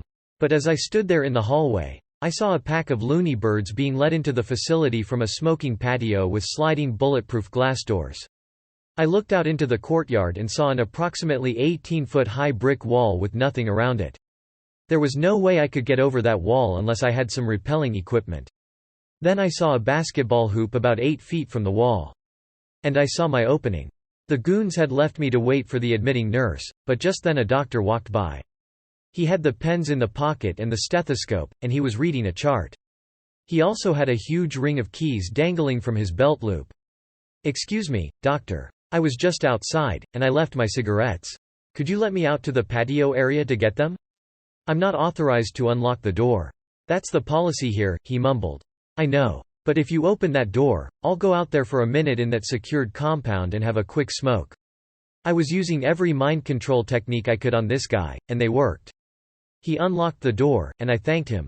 The minute he turned around, I shimmied up to the top of that basketball hoop, stood on the backboard above it, leaned my body as far forward as I could, and jumped, just catching my fingers on the edge of the wall. Another inch and I would have done a faceplant into the wall and cracked my skull. I pulled myself up to the top of the wall and jumped down. I was free. I started boogieing down the sidewalk and got about 2 blocks before I stopped to figure out my next move. There was no one coming after me, so I figured they were happy to get rid of me because I was causing such a stink. Then I looked up and realized that I was right in front of a branch of my bank. What a stroke of luck. I could get some cash and begin my excellent adventure. I never spotted the hospital employee who was in the bank depositing a check. But she was watching me as I marched over to the desk of the branch manager. He looked up. "Anthony Kiedis. What a pleasure. How can we help you? I happen to be in the neighborhood, and I need to withdraw some money. And perhaps you could call me a cab?" "I'd be happy to," he said. "Come sit down." He called a cab, and I told him I needed to withdraw a couple of $1,000s, and it was all good. I was sitting there in the middle of the bank thinking, hallelujah, I'm gonna be high as a kite in about 45 minutes, when all of a sudden, my radar sensor started beeping. I looked up and saw that the same big motherfuckers who had accosted me in the hallway of the hospital were advancing on me from every direction in the bank. Then I looked out the big glass windows and saw uniformed policemen surrounding the building, along with nurses, orderlies, and a friend of mine named Harold who worked as a rehab specialist in the hospital. I vowed that these guys would have to chase me. Once I get into the open street, ain't none of these fuckers gonna catch me, including the cops. I will jump on the back of a bus. I will commandeer a car. I will get on a boat. I will disappear into the bushes. They aren't going to get me. So I jumped out of the chair and went running through the bank, hurtling over anything in my way. I got through a door that led into the office building housing the bank, but as soon as I entered the hall, a whole other contingent of security guards started running toward me. Whoop, can't go that way. I turned to run the other way, and there were more guys advancing on me from that direction. I had nowhere to go, so I just thought, fuck it, and went head to head with these guys. I managed to knock down a few of the building guards and even made my way out into the street, but I was overpowered when one of those huge hospital guards tackled me and got me in such a strong body hold that I thought my liver was going to squeeze out of my ankle bone.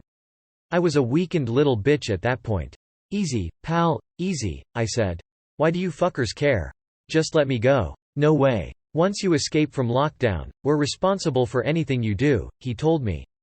He also told me about the hospital employee who'd seen me in the bank and thought it was odd that I was sitting down with the branch manager when I should have been on the ward. When I turned up AWOL, it was the same as escaping a jail, and there was an all-points bulletin out for me, with every cop in the neighborhood searching. They handcuffed me and threw me into a cop car and drove me back to the hospital, where I found out that I had been put into 72-hour lockdown because Bob Forrest had been concerned about our conversation. He had called Lindy, and they got it in their heads that I was suicidal, so they tried to get me committed. The hospital could have ignored them, but they probably thought the last thing they needed was another Kurt Cobain situation on their hands. The whole thing was ludicrous. I never once verbalized anything about killing myself. I never once said I had a gun.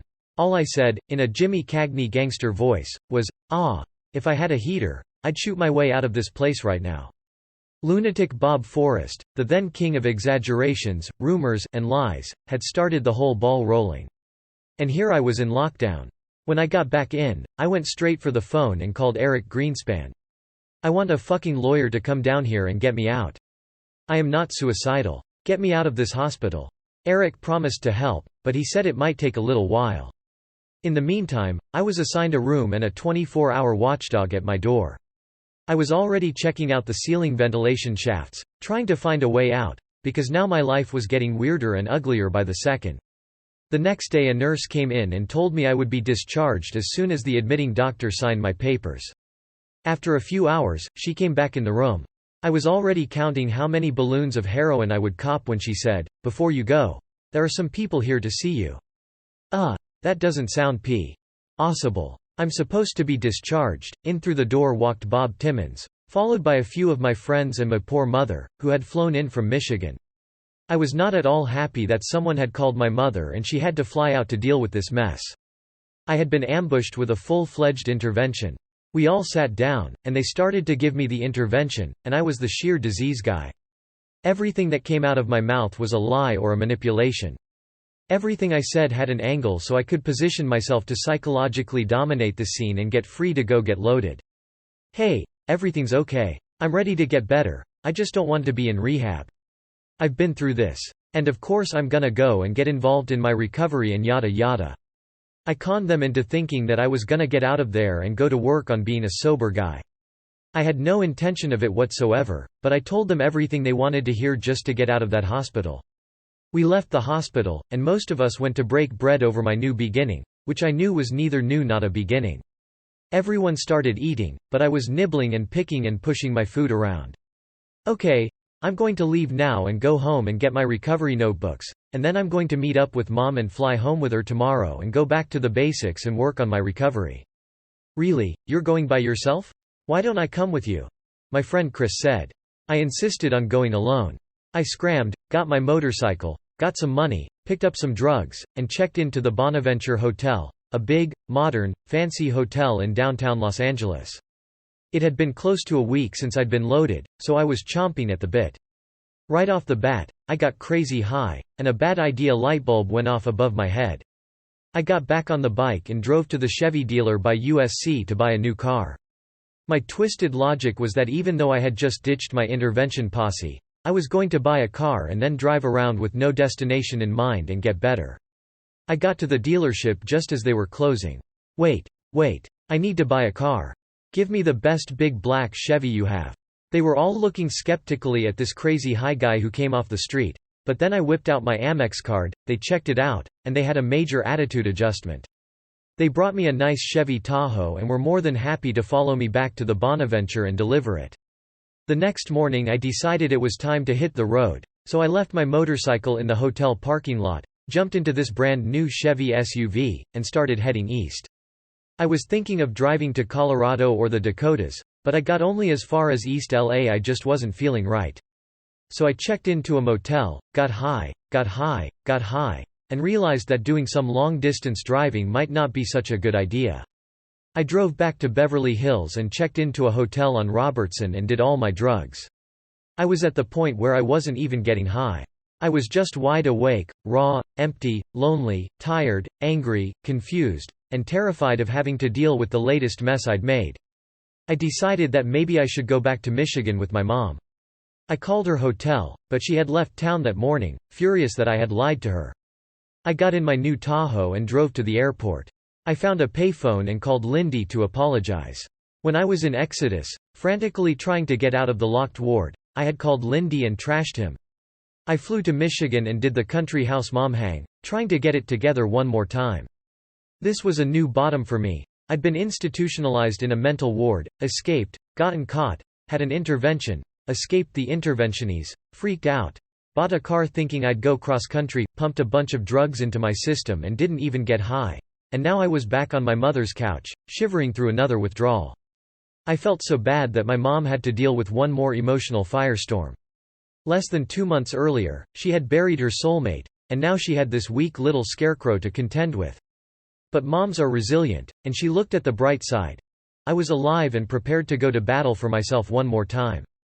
There was something to be grateful for when we went over to Steve's grandfather's house for a huge Thanksgiving dinner. I helped myself to some turkey, which was the first meat I'd eaten in a long time. Hey, if I can shoot dope and smoke crack and gobble pills, I can eat a damn place of turkey and not worry about it. Nothing Flea calls 1997 the year of nothing because the Red Hot Chili Peppers played only one concert that year, a festival in July, and even that show got derailed 2/3 of the way through by a typhoon. But for me, 1997 was a year jammed full of adventure and misadventure, strides forward and many steps backward. Another year in my topsy-turvy, Jekyll and Hyde existence. The year began on a positive enough note. I was in New Zealand, setting up my new house. I remember being in Auckland on New Year's Eve and seeing amateur party people on the streets doing cocaine and champagne. It looked so appalling to me. I was glad I wasn't in that place. The truth of the matter was that there probably wasn't enough cocaine in a small country like that to keep me satisfied for any length of time. I didn't have any band obligations at this point. One Hot Minute hadn't sold well, especially compared to Blood Sugar, so we had cut back on the touring cycle. Since I already was in New Zealand, I had planned to take a month off and explore India. I went to Puttaparthi for a week, then to New Delhi. But the highlight of my whole trip was a spontaneous trek one made to Dharamshala to see the Dalai Lama.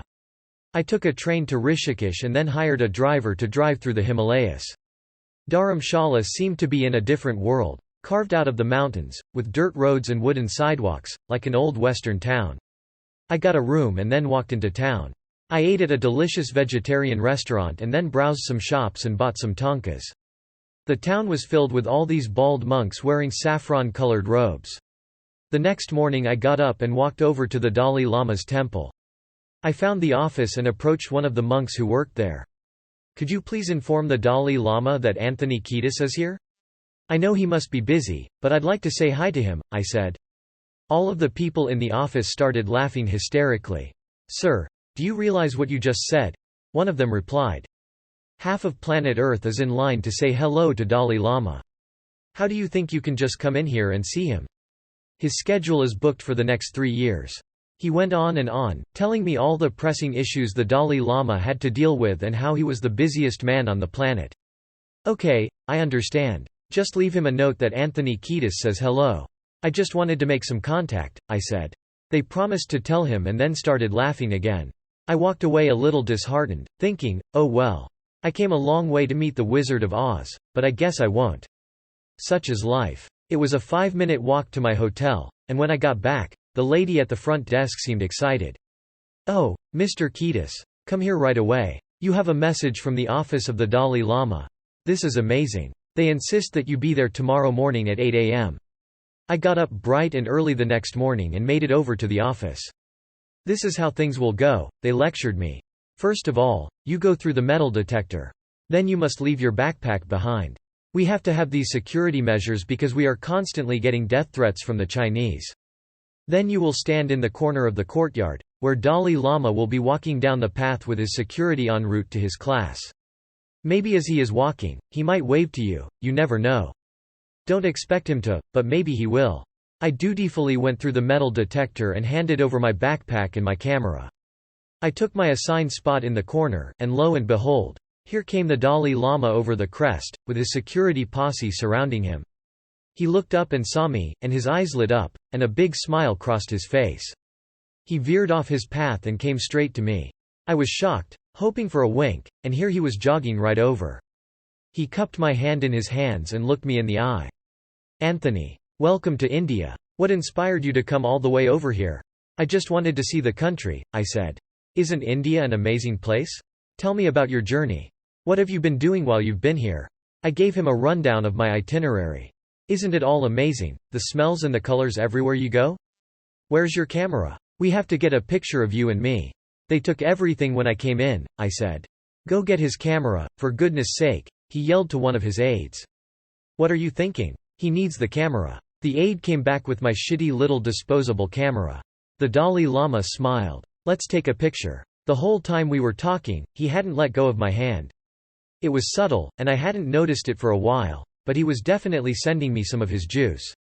The aide snapped off a shot. "Okay, now get a long one, a full-body one," he instructed. We talked a little longer, and then he produced a signed copy of his latest book for me. He gave me the book, a few old Tibetan coins, and a white silk scarf, which he blessed. "Thank you so much for the visit," I said. "If there's anything I can ever do to help your cause, let me know." "There is something you can do. If Adam Yauch, of the Beastie Boys, ever calls you to play another festival for us, please make yourself available. If Adam calls, we'll rock the spot," I promised. "You know I'd love to stay and chat, but all these Tibetan elders are waiting," he said. "I have to go reach an advanced course." "Of course, you're invited to come. You won't understand a word anyone is saying, but I think just sitting there would be an enjoyable experience for you. I'll tell them to get you a seat right up in front so you can see what's going on in there," and then he was gone. "This is so weird," one of the aides said. "I can't believe he invited you, of all people, to the advanced tantric. You have to study for 50 years to get in there." I made my way to the outdoor class, and they sat me down right in the front. The class was filled with these crazy-ass old monks wearing big Roman-looking headgear. They were all meditating and making noises. The Dalai Lama was sitting on an elevated platform, and an aide beside him was doing most of the talking and reading. They started passing around a silver goblet filled with rancid yak milk. All of the elder monks took a good hearty sip of the brew, so I thought, yeah baby, give me some of that rancid yak milk. A monk passed me the goblet, and I took a sip, but I was not prepared. I thought I could handle some weird tasting shit, but this was not it. So that was why it took 50 years to be prepared for the course. I left at the first break, thoroughly impressed by the perseverance of the monks. Before leaving for New Zealand and India, I had suggested to Lewis that he and Sherry move in with me, because Sherry was expecting a child. I thought it would be nice to invite the energy and warmth and life of a family into my relatively unlived-in house. So I came home to them and baby Cash living under my roof. Cash was an amazing kid, and we had a nice family environment, making popcorn and watching movies together. But it wasn't long before I started running again. When I started getting high, my friends didn't understand it. They all thought, "Oh, now he's met the Dalai Lama, he'll never get loaded again." That had nothing to do with drugs. I didn't have to go all the way to India for spiritual enlightenment. The blue-collar spirituality of everyday life was right in front of me. It was in every nook and cranny if I wanted to seek it, but I had chosen to ignore it. I started doing the downtown motel circuit, staying out for 6 or 7 day runs. The only inconvenience was now I had a whole family at home, waiting nervously for me to come back. On one of those trips, I sneaked home at 5 in the morning, trying not to wake Cash up. I wanted to slip into my bedroom and go to sleep for a couple of days and deal with the consequences of worried people as far into the future as possible, when I saw that Sherry had set up a little shrine for me. She had taken one of the pictures of the Dalai Lama and me and framed it in a sweet little tacky frame and set up a bowl of popcorn next to it. That almost broke my heart. Another time I sneaked in late at night and opened the door to my room. A little guy sat up in the bed and said, "Oh God, please, oh, oh." It was Louis's dad, sleeping in my bed in my absence. I had come back because I needed some more cash to continue my run. As I got some money and started to leave, Sherry was beside herself. "That's it. Enough, motherfucker. You're gonna go into a rehab. This is crazy," she said. I agreed to get on my motorcycle and go into Impact, an end-of-the-line rehab in Pasadena. The image of Pasadena is a safe, calm, residential paradise where the little old lady of Beach Boys fame comes from. But North Pasadena, where Impact was located, was a straight hardcore projects ghetto. Impact was known as the last house on the block. After you'd been to every rehab and every jail, that was where you ended up. It was the ultimate no-nonsense, get sober or die place. There I was at 34, sharing a room with 3 other guys. I was determined to make it through the entire 28-day stay this time and begin to work through my demons. The problem was, despite all the work I did there, I never wanted to be sober the whole time I was there. I was inching my way forward and white-knuckling not getting high. But my desire to get loaded was still very much a part of my consciousness. Every day I'd spend at least a couple of hours thinking about going out and getting some money and getting high and doing it all over again. It was worse when I went to outside meetings. Since Impact was run on a merit system, the more merits you got, the more perks you'd accumulate. One of the perks was going to meetings outside the facility. Whenever we'd pile into those short buses and drive to a meeting, I'd stare out the window at the seediest bars in the seediest neighborhoods and fantasize about going in there and drinking with other barflies. Anything to get me out and rolling again. Once I got settled in, the daily routine wasn't so bad. You'd wake up, do you? Our prayer and meditation, make your bed, and shower. Everyone in my bungalow was considerate and cleaned up so we wouldn't get negative write-ups and extra homework. My roommates fascinated me. I felt horrible for the white trash kid from Florida. I could see that he was struggling and that his chances for recovery weren't so good, especially with a wife who shared the same obsession. A lot of the other people there were facing their 3rd strike and looking at serious jail time if they didn't straighten out. After tidying your room, you'd go down to the cafeteria, which was a fun place to hang out. The food was all fat, starch, and sugar, the worst imaginable, but it was intended to put some weight back on your frame. Everyone piled on the food. There was an enormous selection of desserts at every meal, including breakfast.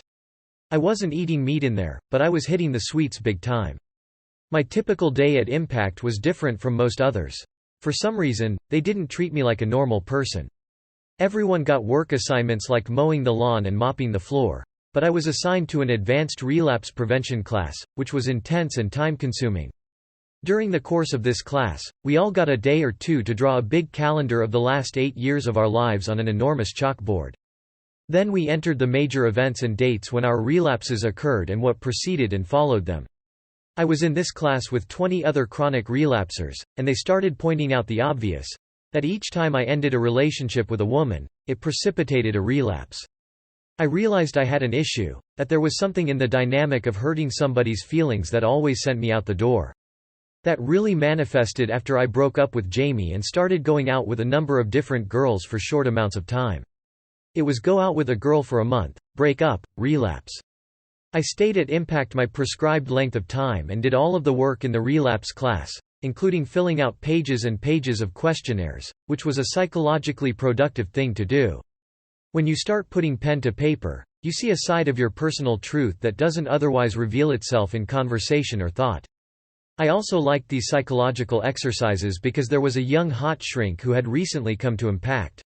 I spent a lot of time in her office. We'd break out the Rorschach rests and go out and sit in the shade of this compound. And I'd look at the inkblots and make some sexual innuendos, and we'd both flirt. There was no point in doing serious psychotherapy, since I was getting out in less than 4 weeks, so it was just nice to spend some time together. I left Impact and got back on board with my recovery. I was feeling pretty optimistic and healthy and happy about my life and the band. Lindy had booked a summer tour for us, so my intention was to start getting in shape for the road. One Sunday morning that spring, I was on my motorcycle, going to my favorite meeting, which was in a rec room in a park at 3rd and Gardner. I was moving at a good clip, as I was prone to do, but I'd never had any real mishaps on my bike. I'd studied the road conditions and exercised caution at intersections and assumed that cars would pull out at inopportune moments from driveways or parking spots. I was always alert and prepared to deal with those scenarios.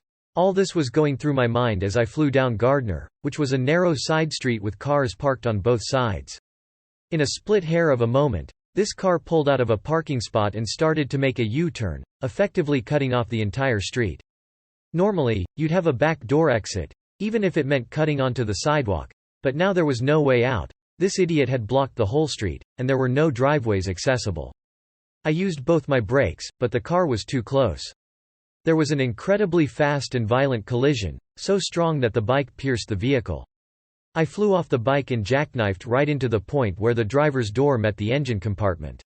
Amazingly enough, I hit the car and proceeded to somersault forward, landing square on my feet on the other side of the car.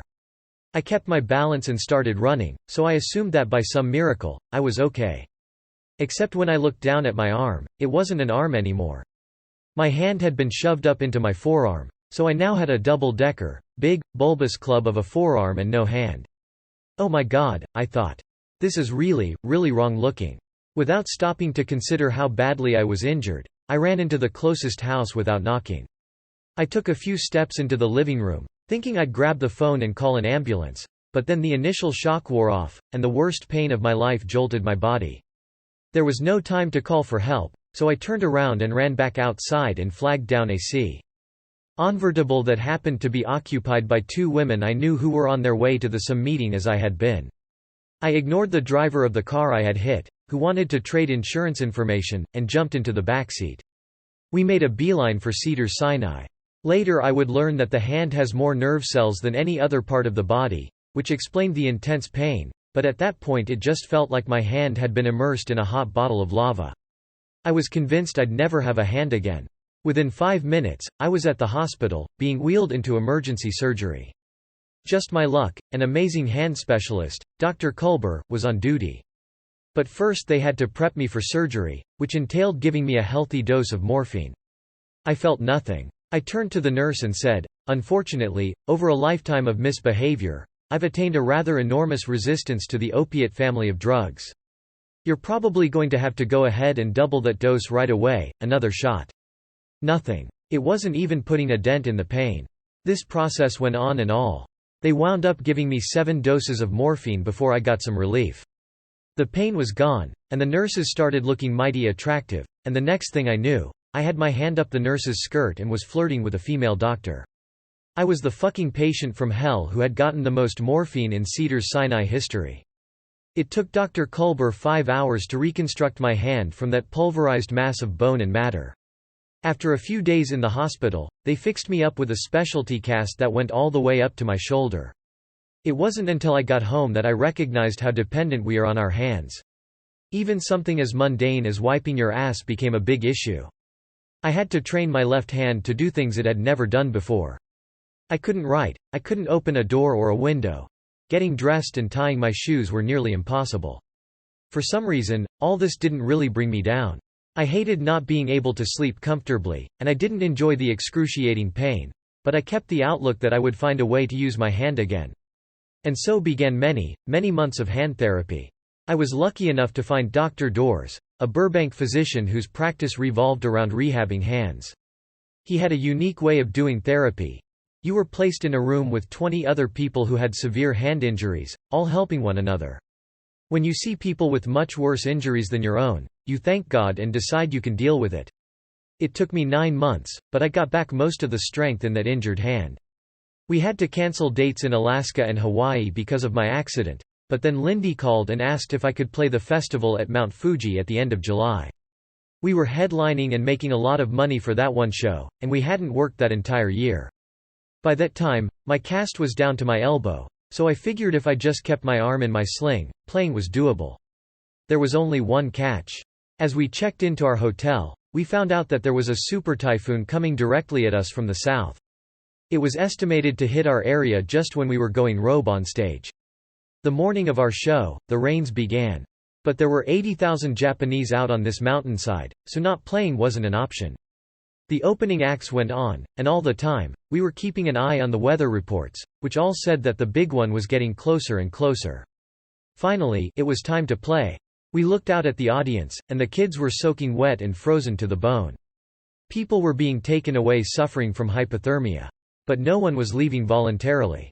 So we hit the stage, and there was a little bit of a cover, though not enough to keep the windy rain from flying around. The energy from this storm was building everybody up, so we nailed the set. Chato was banging out the beat, and Dave was really going for it. It was the first time in a while that I'd been sober for a few months straight, so I was feeling great. The stronger we played, the stronger the wind got. At one point I remember being up at the front of the stage on the mic, and the wind was so robust that I leaned into it and it held me up. Then the winds got even heavier, and shit started to blow off the stage. The equipment was still working, so we kept playing until the lighting rig blew away. We were about 8 songs into the show, and we'd fulfilled our contractual and moral obligations by then, so we ran for our lives. August 1997 was pretty uneventful. I was back in LA, still living with my little extended family.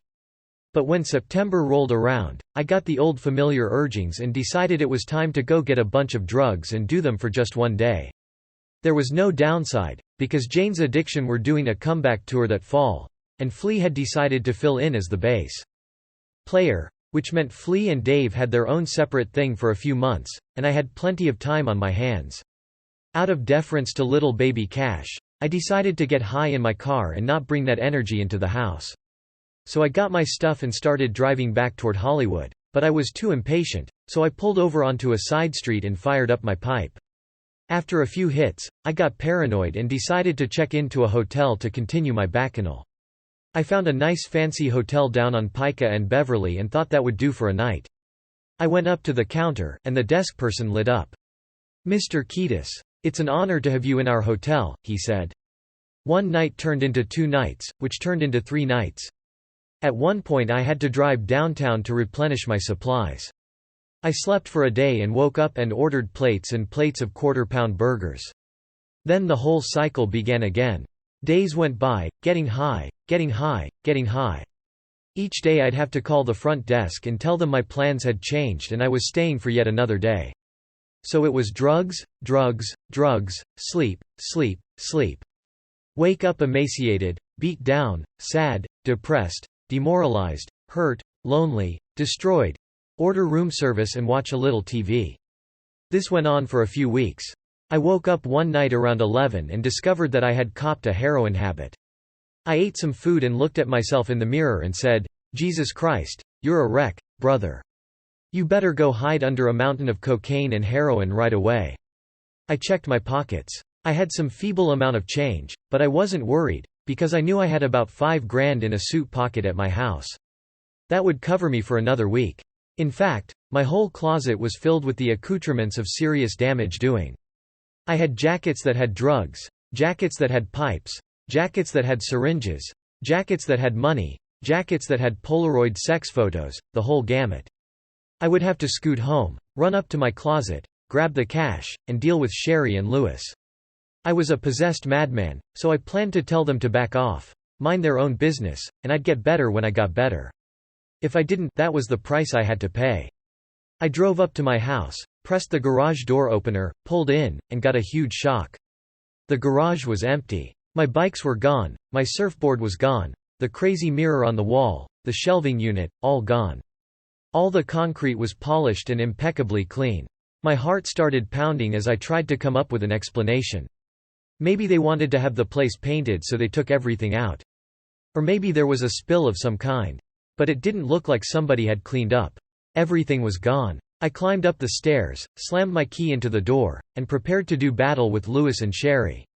I opened the door and walked right into the Twilight Zone, except it was real. Nothing was in the house.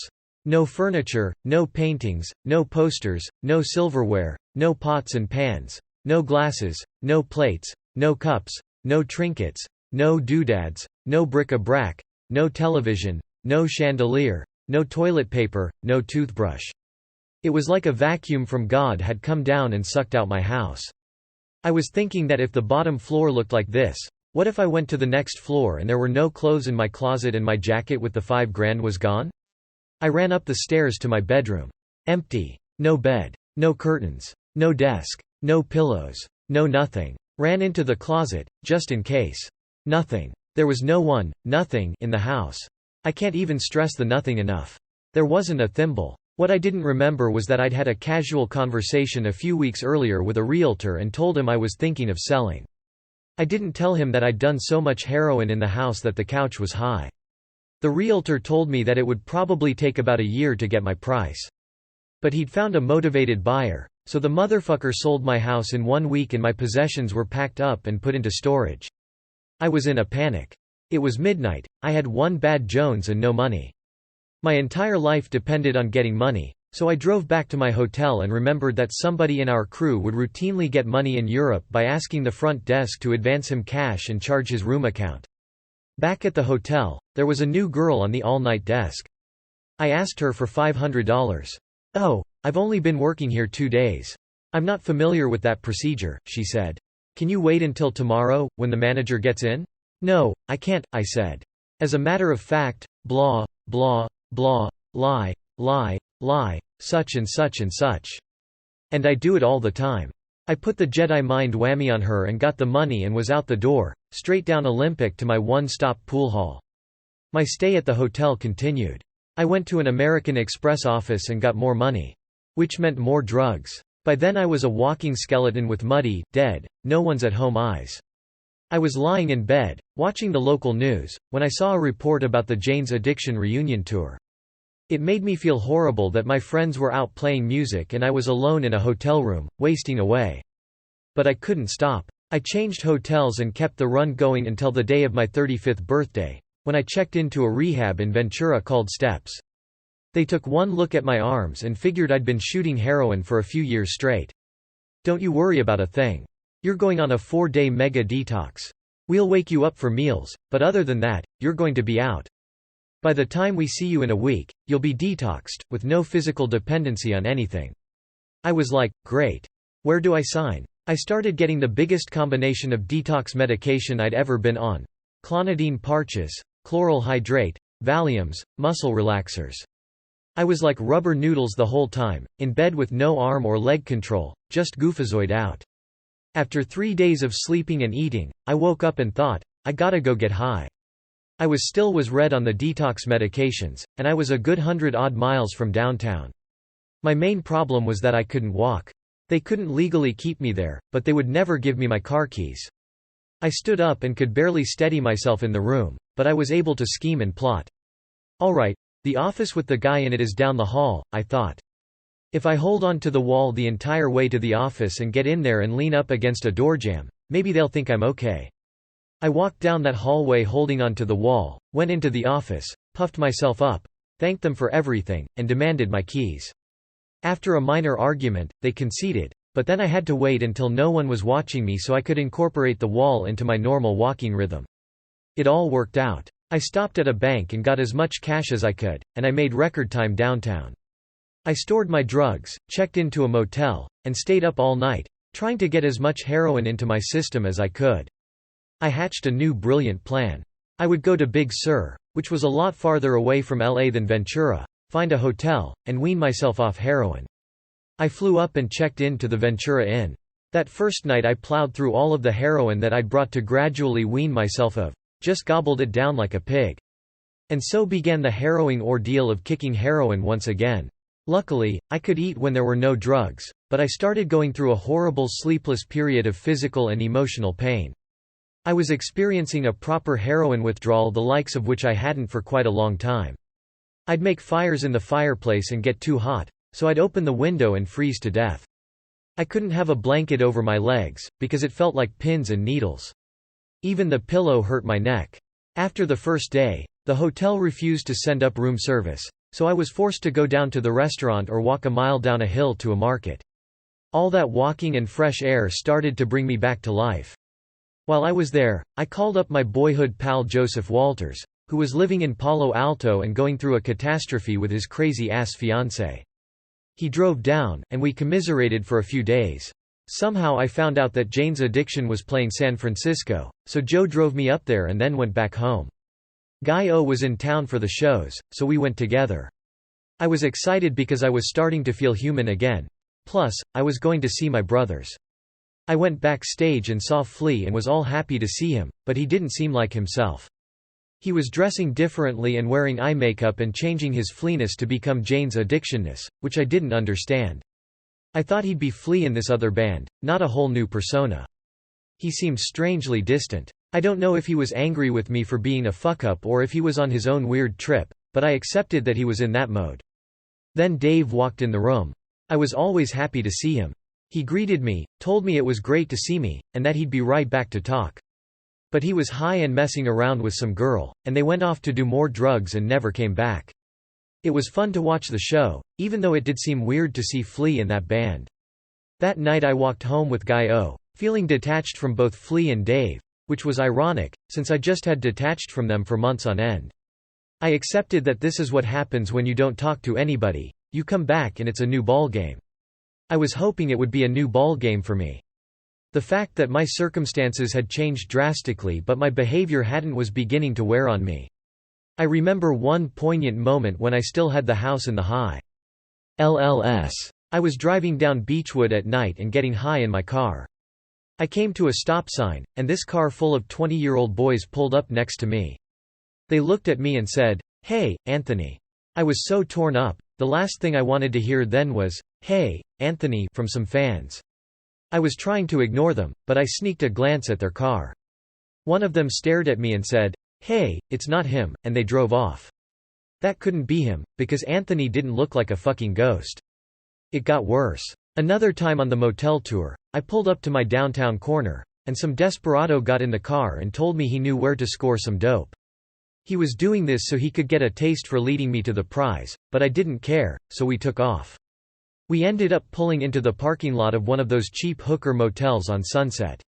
He went off to find the dealer, and I was waiting in my truck, when this family got out of their car and headed for their room. They must have been a little down on their luck, because they were staying here. I looked over at their car and saw a Chili Peppers bumper sticker on it. Then I looked at the kids, and they both had on Chili Peppers t-shirts. I felt horribly ashamed and embarrassed. I slouched in my seat and pulled the visor down. Here was a family of fans proud to fly their red-hot colors, and I was at the same motel but trying to score drugs from some insidious dope dealer. Oofa. I was really trying to stay sober, so I moved into Guy O's house at the end of 1997. That Christmas I went home, and Blackie introduced me to a beautiful, brilliant local girl. We spent a nice few weeks together, but by the time I had to leave Grand Rapids, I knew the interlude would end. Sure enough, true to my Impact relapse charts, a few weeks later, and 2 weeks before we were scheduled to leave for Hawaii to begin writing a new album, I went on another guns blazing, full speed ahead run. I came up with yet another ridiculous plan. I decided to use drugs like a maniac for days on end and then go to Hawaii a week before the band, so that by the time we started working, I'd have a week of rest and recuperation under my belt. I dragged myself to the airport and flew solo to Hawaii.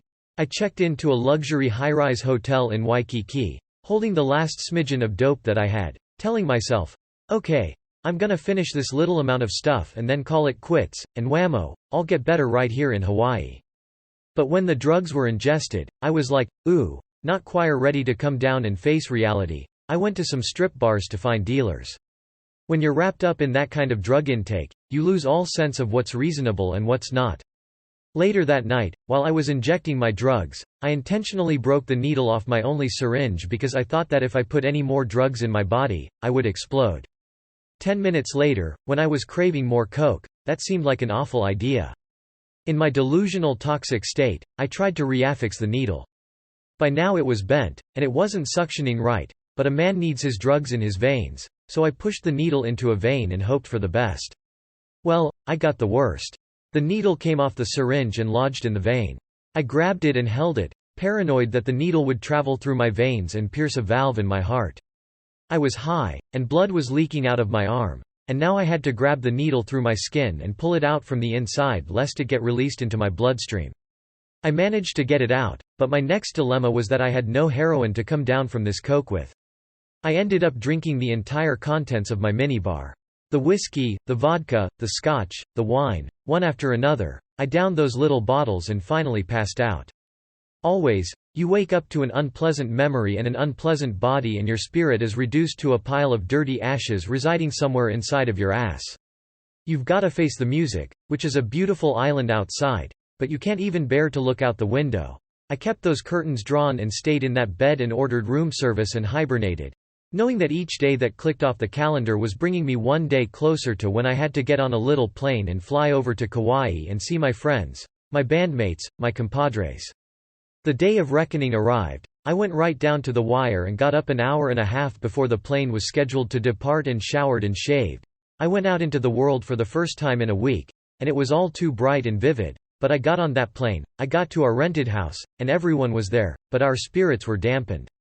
Both Dave and I had gone off the deep end for the last few weeks. We were both dry, at least for the moment, so we spent most of our time running and eating tons of good food but unfortunately playing very little. I wasn't doing that well emotionally, I was dry, but my heart was broken, and I wasn't feeling like myself. Then we got the call that our old friend Bill Stabaugh, the hallucinogenius, the man who was my mentor at the graphics houses and who had let me live with him, had died while undergoing a heart operation. Flea flew back for the funeral, but I begged off. When we got back from our unproductive stay in Hawaii, we got another dose of bad news. Our manager, Lindy, decided to quit.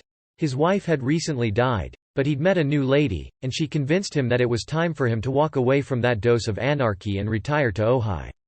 We looked like we were going backward on the conveyor belt, and I don't think she saw much of a future in us, nor did he. Nor did anybody, really, including the people in the band. Back in LA, Dave started working on a solo record with Chad and went right back to getting loaded. I had stayed sober since Hawaii. When I went to a party at Dave's girlfriend's house and Dave picked up a beer, I was surprised. He was so nonchalant about it. He and I were both in the same place, where one is too many and 1,000 is never enough. We couldn't use drugs moderately, and that would be proved to him in a short period of time. We went back to rehearsing. We had downgraded into an abominable little studio in Hollywood, right near Transvestite Alley. Dave was getting high and I wasn't, so that was adding more tension to an already tense situation. Dave would come into rehearsals wearing oversized sunglasses and over-the-top large floppy Renaissance hats, which we called coke hats, because you had to be on cocaine to even think of wearing a hat like that. Dave was coming in late, and it was impossible to communicate with him. The minute he was wearing that coke hat, he had his own agenda, and that was to get high. We tried to play, but we weren't going anywhere. Flea's face was sunken with disillusionment, and Chad was like, "This guy's off on his trip." What can you say? I felt like we had to talk to Dave and get him some help. He used to come and pick me up at hotels to go into rehabs. It was my turn to talk to him about getting well so we could carry on. We had a little talk. Dave was sitting on an amplifier, and the band discussion escalated into an argument between the two of us, which was bizarre, because all we were saying was, "Hey, you're using drugs while we're rehearsing, and that's not working. How about if we talk about you getting sober again?" He didn't want to hear it. He had a real fuck you attitude about the whole thing. When he came at me with the fuck you attitude, I was like, "Whoa, fuck me? Fuck you." Those weren't the exact words, but that was the energy that started to go around. Chad and Flea backed off, and Dave got up to get in my face, but as he tried to stand up, he went backward and fell behind the amp that he was sitting on. It was comical, but it was also sad. With the band once again stagnant, I decided to take a trip to Thailand. I had been diagnosed with hepatitis C a few years earlier, and even though I wasn't symptomatic, it was a disease that could reappear if I wasn't vigilant.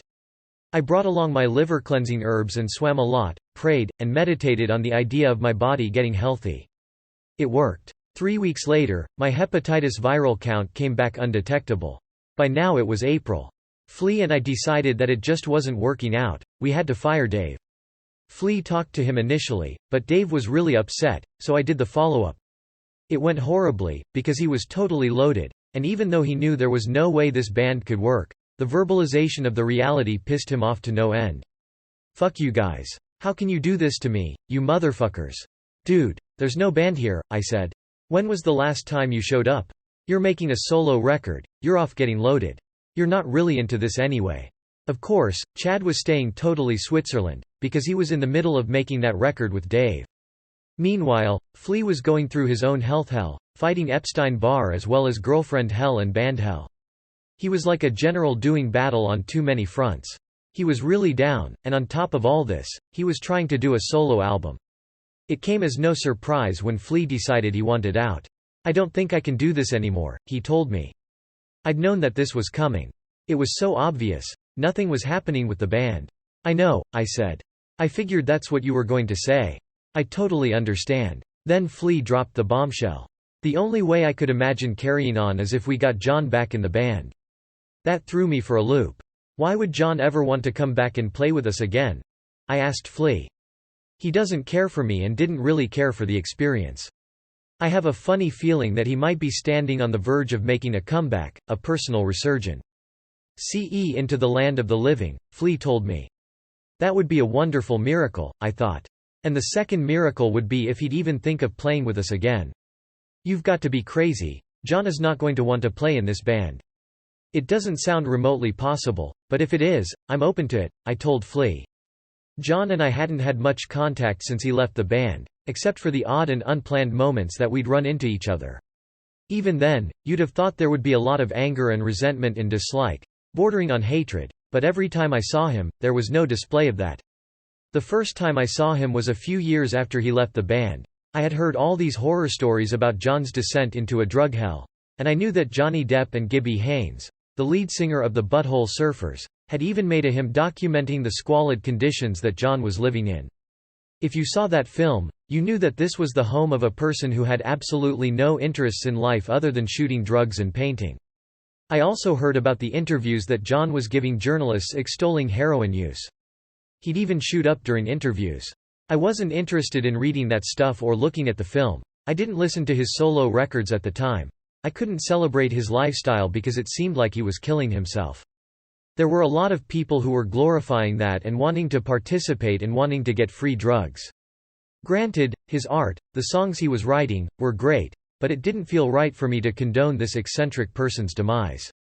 This guy used to be my best friend, and now his teeth were falling out, so I didn't look at it like other people might.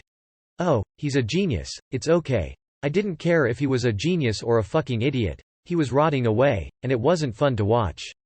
I knew he'd been painting for years, inspired by Basquiat and Da Vinci, so when I heard that he was going to have a show at the Zero Gallery on Melrose, I decided to pop in the day before the show opened and have a peek at the paintings. I dropped by, and lo and behold, John was there hanging the show himself. We were both a little startled. He was high on coke, and his hair was shorn, and he had big black circles under his eyes and was smoking Gauloise. He was shockingly thin, a skeleton in a vest, this little bone man, but he had a lot of vigor because he had a lot of energy and chemicals in him, so it wasn't like he was passing out or looking weak. Instead of being, "Fuck you, I hate you, you suck," we were happy to see each other. His paintings were disturbing but beautiful. It was weird, because I think we wanted to dislike each other more than we were able to. The next time I saw him, he had deteriorated quite a bit. Everyone was worried about his arms, which were all obsessed because he never did learn how to properly administer an injection. He would just go for the stab and poke mode and hope for the best. He wound up checking into Exodus, my old haunt, in December 1995, more for his physical health than his mental health.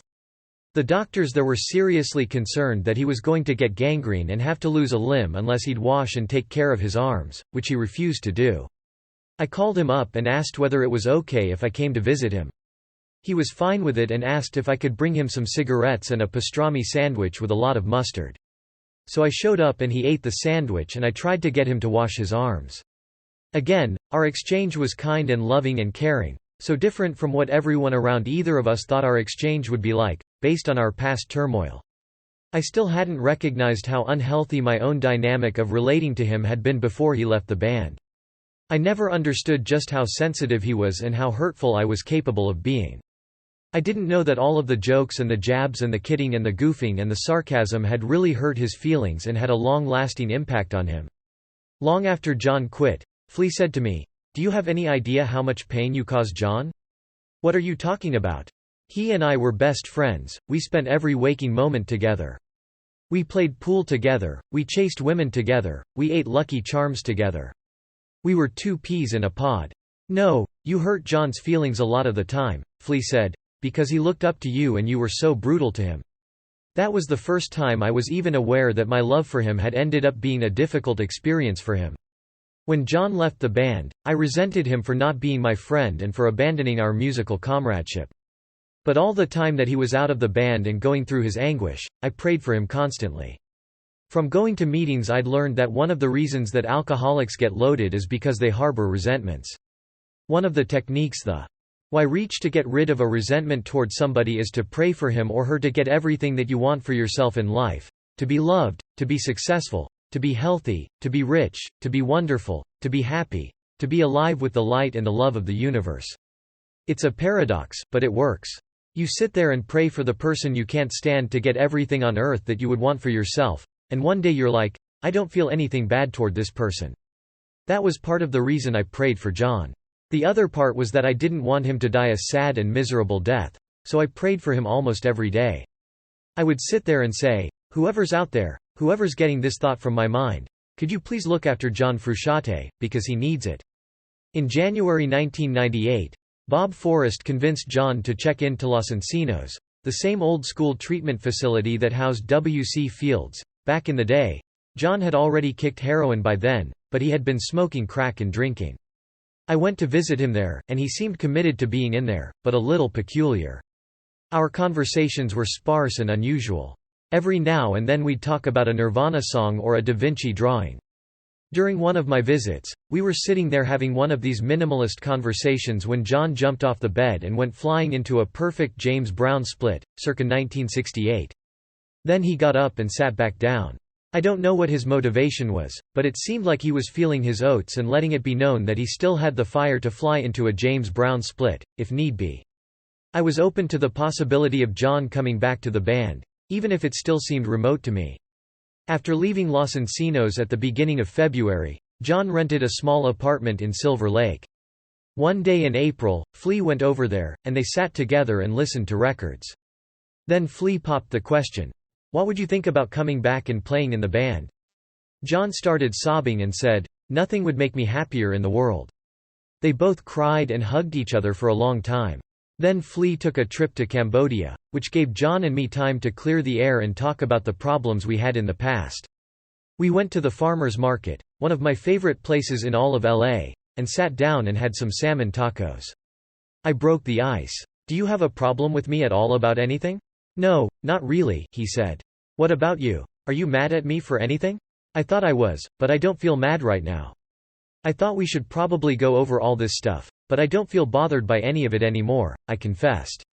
"Me, neither," John agreed. Flea was expecting to get a report of some day-long deliberation deal, of all this animosity dredged up, but neither of us was feeling it. The major problem was John didn't even have a guitar to his name. So we went over to the Guitar Center, and I bought him a great old '62 Stratocaster. John was thrilled by the idea of being back in the band, but he was also scared, because he hadn't played a guitar for a very long time. We decided to make his return low-key. Nothing mattered other than playing music. We didn't give a fuck about record deals, or the fact that our manager had quit, or that our record company had lost interest in us. None of that mattered. We just wanted to get in a garage and rock out together. Flea was living in an incredible Mediterranean superstructure in Los Feliz, a famous old house because tons of musicians like Bob Dylan and Lou Reed had lived there.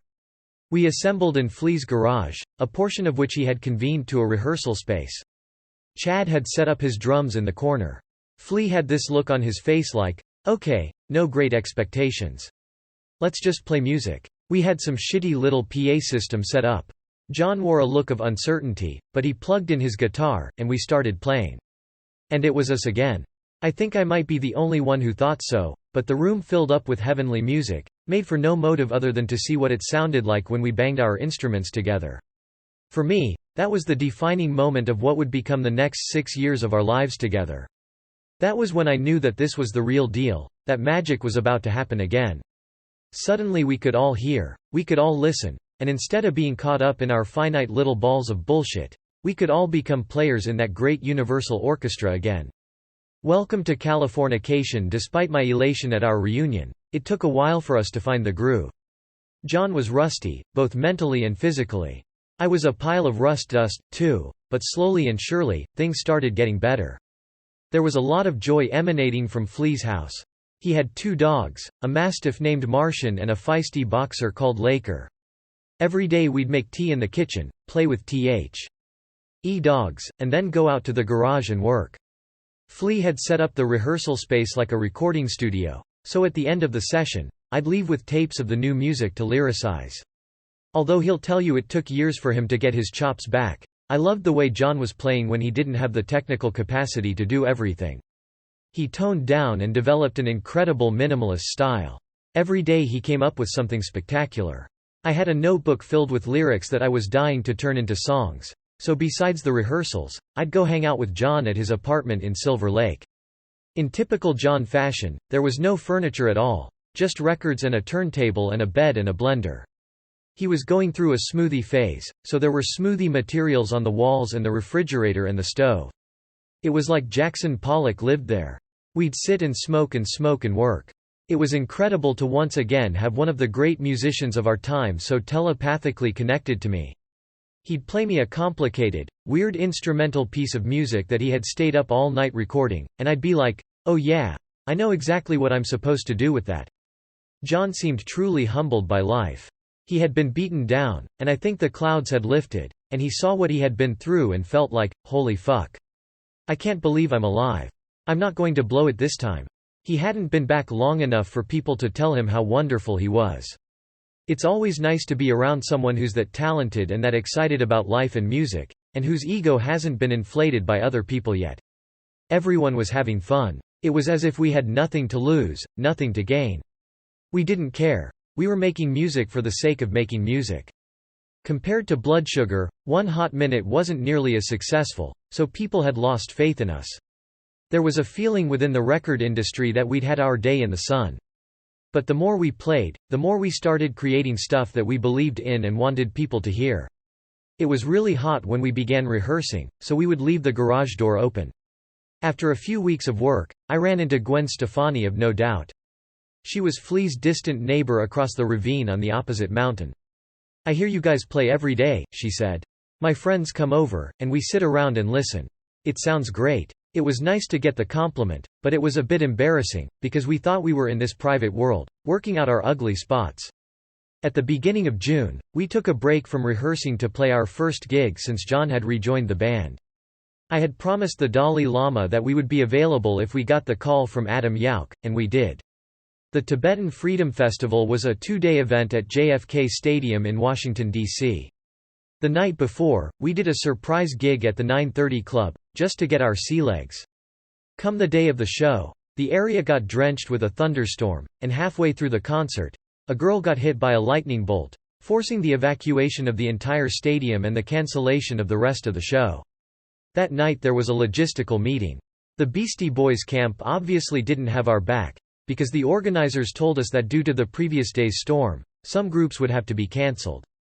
Since we were the last band booked, we wouldn't be able to play.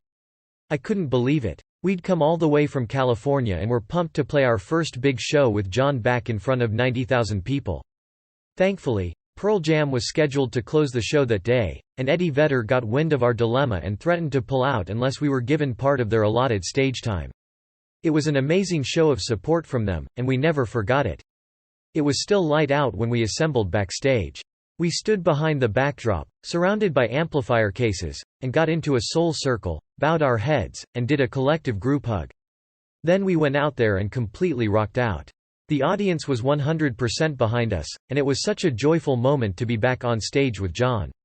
The next day I figured everybody had forgotten about the poor girl who'd been hit in the head by lightning, so I went to visit her in the hospital. She was in bed but awake, and she showed me all her burn marks. Her worst burns were where she had metal on her body, a bracelet, her underwire bra. But the really ironic thing was that she was talking on her cell phone when she got hit. That's probably why the lightning hit her, and her last name was Cellphone. Back in LA, the songs were coming fast and furious. Except for one. The first song that John and I worked on, even before we convened in Flea's garage, was a song called Californication. I'd written the lyrics when I was on that cleansing trip to Thailand, when the idea of John being back in the band was still inconceivable to me. While I was on a boat in the Andaman Sea, the melody had crept up on me, one of those simple melody structures that lends itself to flying words into. One of the things that struck me on my travels to exotic places, including the Sea Gypsy village in Thailand and the bazaars of Indonesia, was the extent to which American culture had permeated all these places, even to the time of bootleg Red Hot Chili Peppers t-shirts.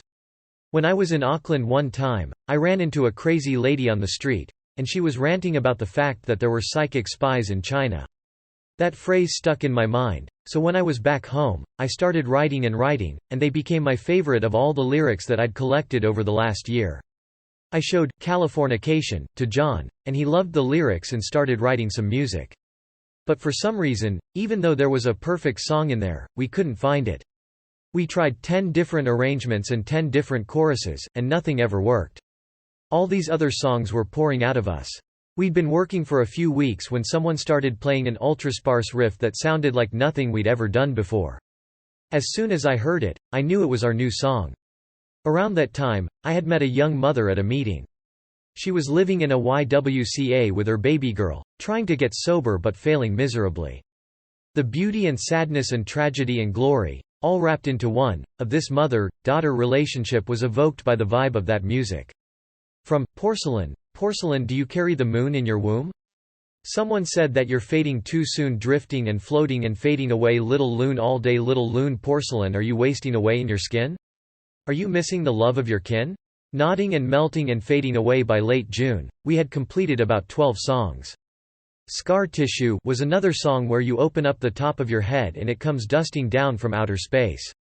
Rick Rubin and I had been talking about sarcasm a lot. Rick had read a theory that it was an incredibly detrimental form of humor that depresses the spirit of its proponents. We had been such sarcastic dicks that we vowed to try to be funny without using sarcasm as a crutch.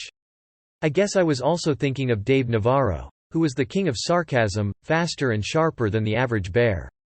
All those ideas were in the air when John started playing this guitar riff, and I immediately knew what the song was about. It was a playful, happy to be alive, Phoenix rising from the ashes vibe. I ran outside with my handheld tape recorder and, with that music playing in the background, started singing the entire chorus to the song. I'll never forget looking up at the sky above that garage, out Coward Griffith Park with the birds flying overhead, and getting a dose of Jonathan Livingston Seagull. I really did have the point of view of those birds, feeling like an eternal outsider.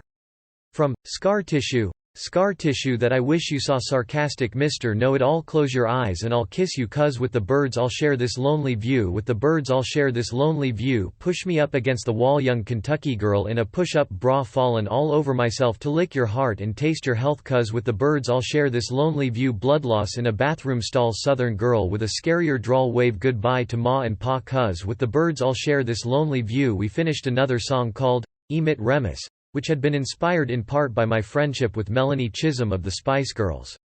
Around that time, the Spice Girls were a raging phenomenon, especially among young girls, like Flea's daughter, Clara.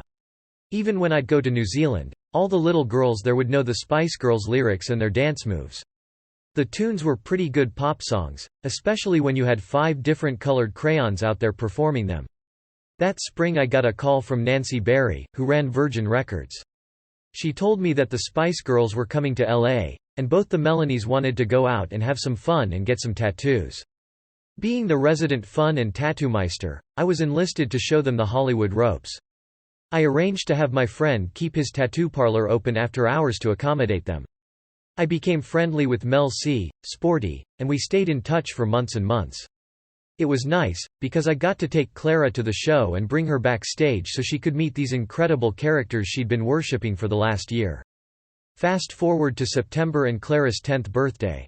Flea had been arguing for months and months with Clara when it came to the background music in their house, because Flea wanted to hear Coltrane, and Clara had the Spice Girls on a non-stop loop. So Flea decided we were going to pull a stunt at her birthday party. He dropped the hint to CLA. Raw that the Spice Girls themselves might show up at her party. And, of course, we would be the Spice Girls. The likenesses were obvious. Flea would be Baby Spice. John was Sporty Spice. Chris Warren, our drum technician, was enlisted to play Scary Spice, and I would be Posh Spice. Thank God Ginger Spice was already out of the band and we didn't have to fill her shoes. With the help of Flea's assistant, Sherry Westridge, we got the right clothes and the right wigs and wore the right makeup. We each studied the personality and the body language of our Spice Girl, and learned the dance moves. We even had some rehearsals. Come the day of the party, Clara had her whole clan of 10-year-old friends over, all of whom lived and died for the Spice Girls. Everybody was whispering about the possibility that the Spice Girls were coming because Clara had actually met them at their show. So it came time for the surprise, and we were all up in Flea's bedroom, putting the final touches on our outfits, while the girls were in the living room one floor below. The music started, and the little girls all freaked out, screaming, "Oh my God," as we walked down the giant staircase and they caught a glimpse of these fabulous costumes. Then something slowly started to filter into their little minds. Wait a second, these are not the Spice Girls. In fact, these are not even girls, these are men dressed like the Spice Girls. www. We sauntered down and never broke character and put on an immaculate performance. Scary Spice was phenomenal. Baby Spice was terrifying with her gap flea tooth, and John absolutely nailed Sporty, working on it morning, noon, and night until his character was there. Posh was easy. She was just an aloof, upright, narcissistic shopping girl. We took our little vocal solos and did our dances. I had on a really short skirt, because Posh wears her dresses too short, but I forgot to take into consideration that I was a man in front of kids. I don't think any of them have ever recovered, because we didn't shave our legs. Now that it was clear our foursome was a viable configuration once again, it was time to get management. 2 months earlier, we hadn't cared if we had a manager, because nothing was going on, but we were more passionate than ever about the music we were generating. A few years before, Rick Rubin had been extolling the virtues of Q Prime management. Q Prime was run by a duo, Peter Mensch and Cliff Bernstein, and in Rick's mind, they were the brightest managers in the rock business, bar none. These two guys flew in from New York to meet with us in Flea's living room. Cliff looked a lot older than he was, because his hair and his long Merlin the Magician beard were all white. He was small and delicate and purposeful and mystical looking. He wore glasses and looked superintelligent. He was like a walking think rank, an organic computer man with a competitive nature that belied his appearance. Peter, on the other hand, was a gruff, loud, obnoxious bundle of muscles who alienated and was brash. He was also very smart and, in a bizarre way, very loving. These guys were very New York. They'd been in the music business forever, having managed acts as diverse as Metallica, whom they raised from inception, AC/DC, Madonna, Courtney Love, The Smashing Pumpkins, Def Leppard, and Shania Twain. Cliff and Peter operated at a different level of professionalism than we'd ever dealt with. We were not exactly coming off a year of greatness, but we did feel that with John back in the band, we held a pretty good hand. Flea had a laundry list of concerns like, "Are you going to get us on the radio?" Peter was countering that by barking, "And don't think we're the kind of managers who are going to take care of your little candy asses. If you're on tour and you're up in Alaska and you forgot your winter coat, don't call us to FedEx you a winter coat, because you're going to end up freezing to death." I was like, "Okay, make a mental note to bring my coat when we tour Alaska." At the same time, I was sure they were wiping Madonna's ass if she was asking them to. Maybe that was why he said that. But there was some chemistry in the room, and we were attracted to each other, so we signed with them. With all this newness in place, we thought that maybe it was time to get a new producer. Every time you make a record, it doesn't matter how good it was working with a producer, and even if you know you're going to end up making a record with that same person again, there's always a day when someone says, "Do we want to get a new producer?" That was how we felt then about Rick Rubin. We considered our options. We had asked Brian Eno to produce us 3 times already, and he always said no, so we asked him again, even though that no was inevitable. We didn't know it, but he was doing us a favor by turning us down. We even considered David Bowie, who wanted to work with us but finally sent a gracious note explaining that he had too many other commitments to take on another project. Another reason why we were reluctant to go back with Rick Rubin was that he was always working on 6 things at once, plus being CEO of his own record label, and we thought we should find someone who would work only on our project. While this process was going on, we contacted Daniel Lanois, who had converted an old movie theater in Oxnard, California, just up the coast, into a wonderful old-school recording studio. Lanois couldn't commit to producing us because he was on hold with U2, but he did graciously offer us the use of his studio to do a demo of the 11 songs we had finished. We went in and set up and recorded all of the songs in a row, all in one day. It was a soulful, smoking demo, not unlike the first demo we ever made. A couple of weeks went by, and we talked to Rick. He cleared some space in his schedule, so we decided to work with him again. It was as if we had come to our senses and realized, why are we dicking around with all these other guys? The next day I got a call from Daniel Lanois. "I heard the demo tape you made at the studio," he said. "I've reconsidered, and I'm interested in working with you guys. Those songs really caught my attention. I haven't heard anything like them in a long time." I genuinely appreciated his kind words, though I told him we'd moved on. However, it was nice to have our own feelings validated by someone like him. Before we started working with Rick, the guys at Q Prime decided to send us on an under-the-radar mini-tour of out-of-the-way places in California, just to get the road rust off. We played on a makeshift stage behind some guy's house in Chino, in the Old Town Hall in Fresno, and at some rodeo bar in Reno. We didn't even sell out the venues till we reached Santa Barbara. I remember thinking, sometimes you're riding high in April and shot down in June, but at least we have each other. We were full of enthusiasm and color, and you could sense that something was brewing that could be amazing, but we weren't quite there yet. That summer I was still living under Guy O'Seary's roof, commuting every day to Flea's garage. Sometime that August, out of the blue, I decided to go and get loaded again. I hadn't slipped since Hawaii, so I'd been clean for 6 months, but one day I just got on my motorcycle, headed downtown, and did the whole thing. It made no sense, and I didn't enjoy it, but I'd reawakened the 800-pound gorilla. I found myself in a hotel room, and when I woke up, I knew I couldn't mention this to anyone. It was a weekend, and I got my shit back together and went to rehearsal all the next week. I went out again that weekend, only this time I couldn't turn it off so easily. I ended up in a hotel in San Diego, of all places, depressed again. I didn't know what to do. I didn't even have the strength to leave, when I heard a knock on the door. Who the fuck could that be? I went to the peephole and looked out, and there were John and Flea and Chad. I opened the door, and they walked in. "I'm really sorry," I said. "Don't even worry about it," Flea said. "You fucked up. Let's just go home and get back to work." He was so matter-of-fact and non-judgmental about it. "Oh, man, I'm so sorry you had to experience that," John said. "It must have sucked. But you can't do this anymore."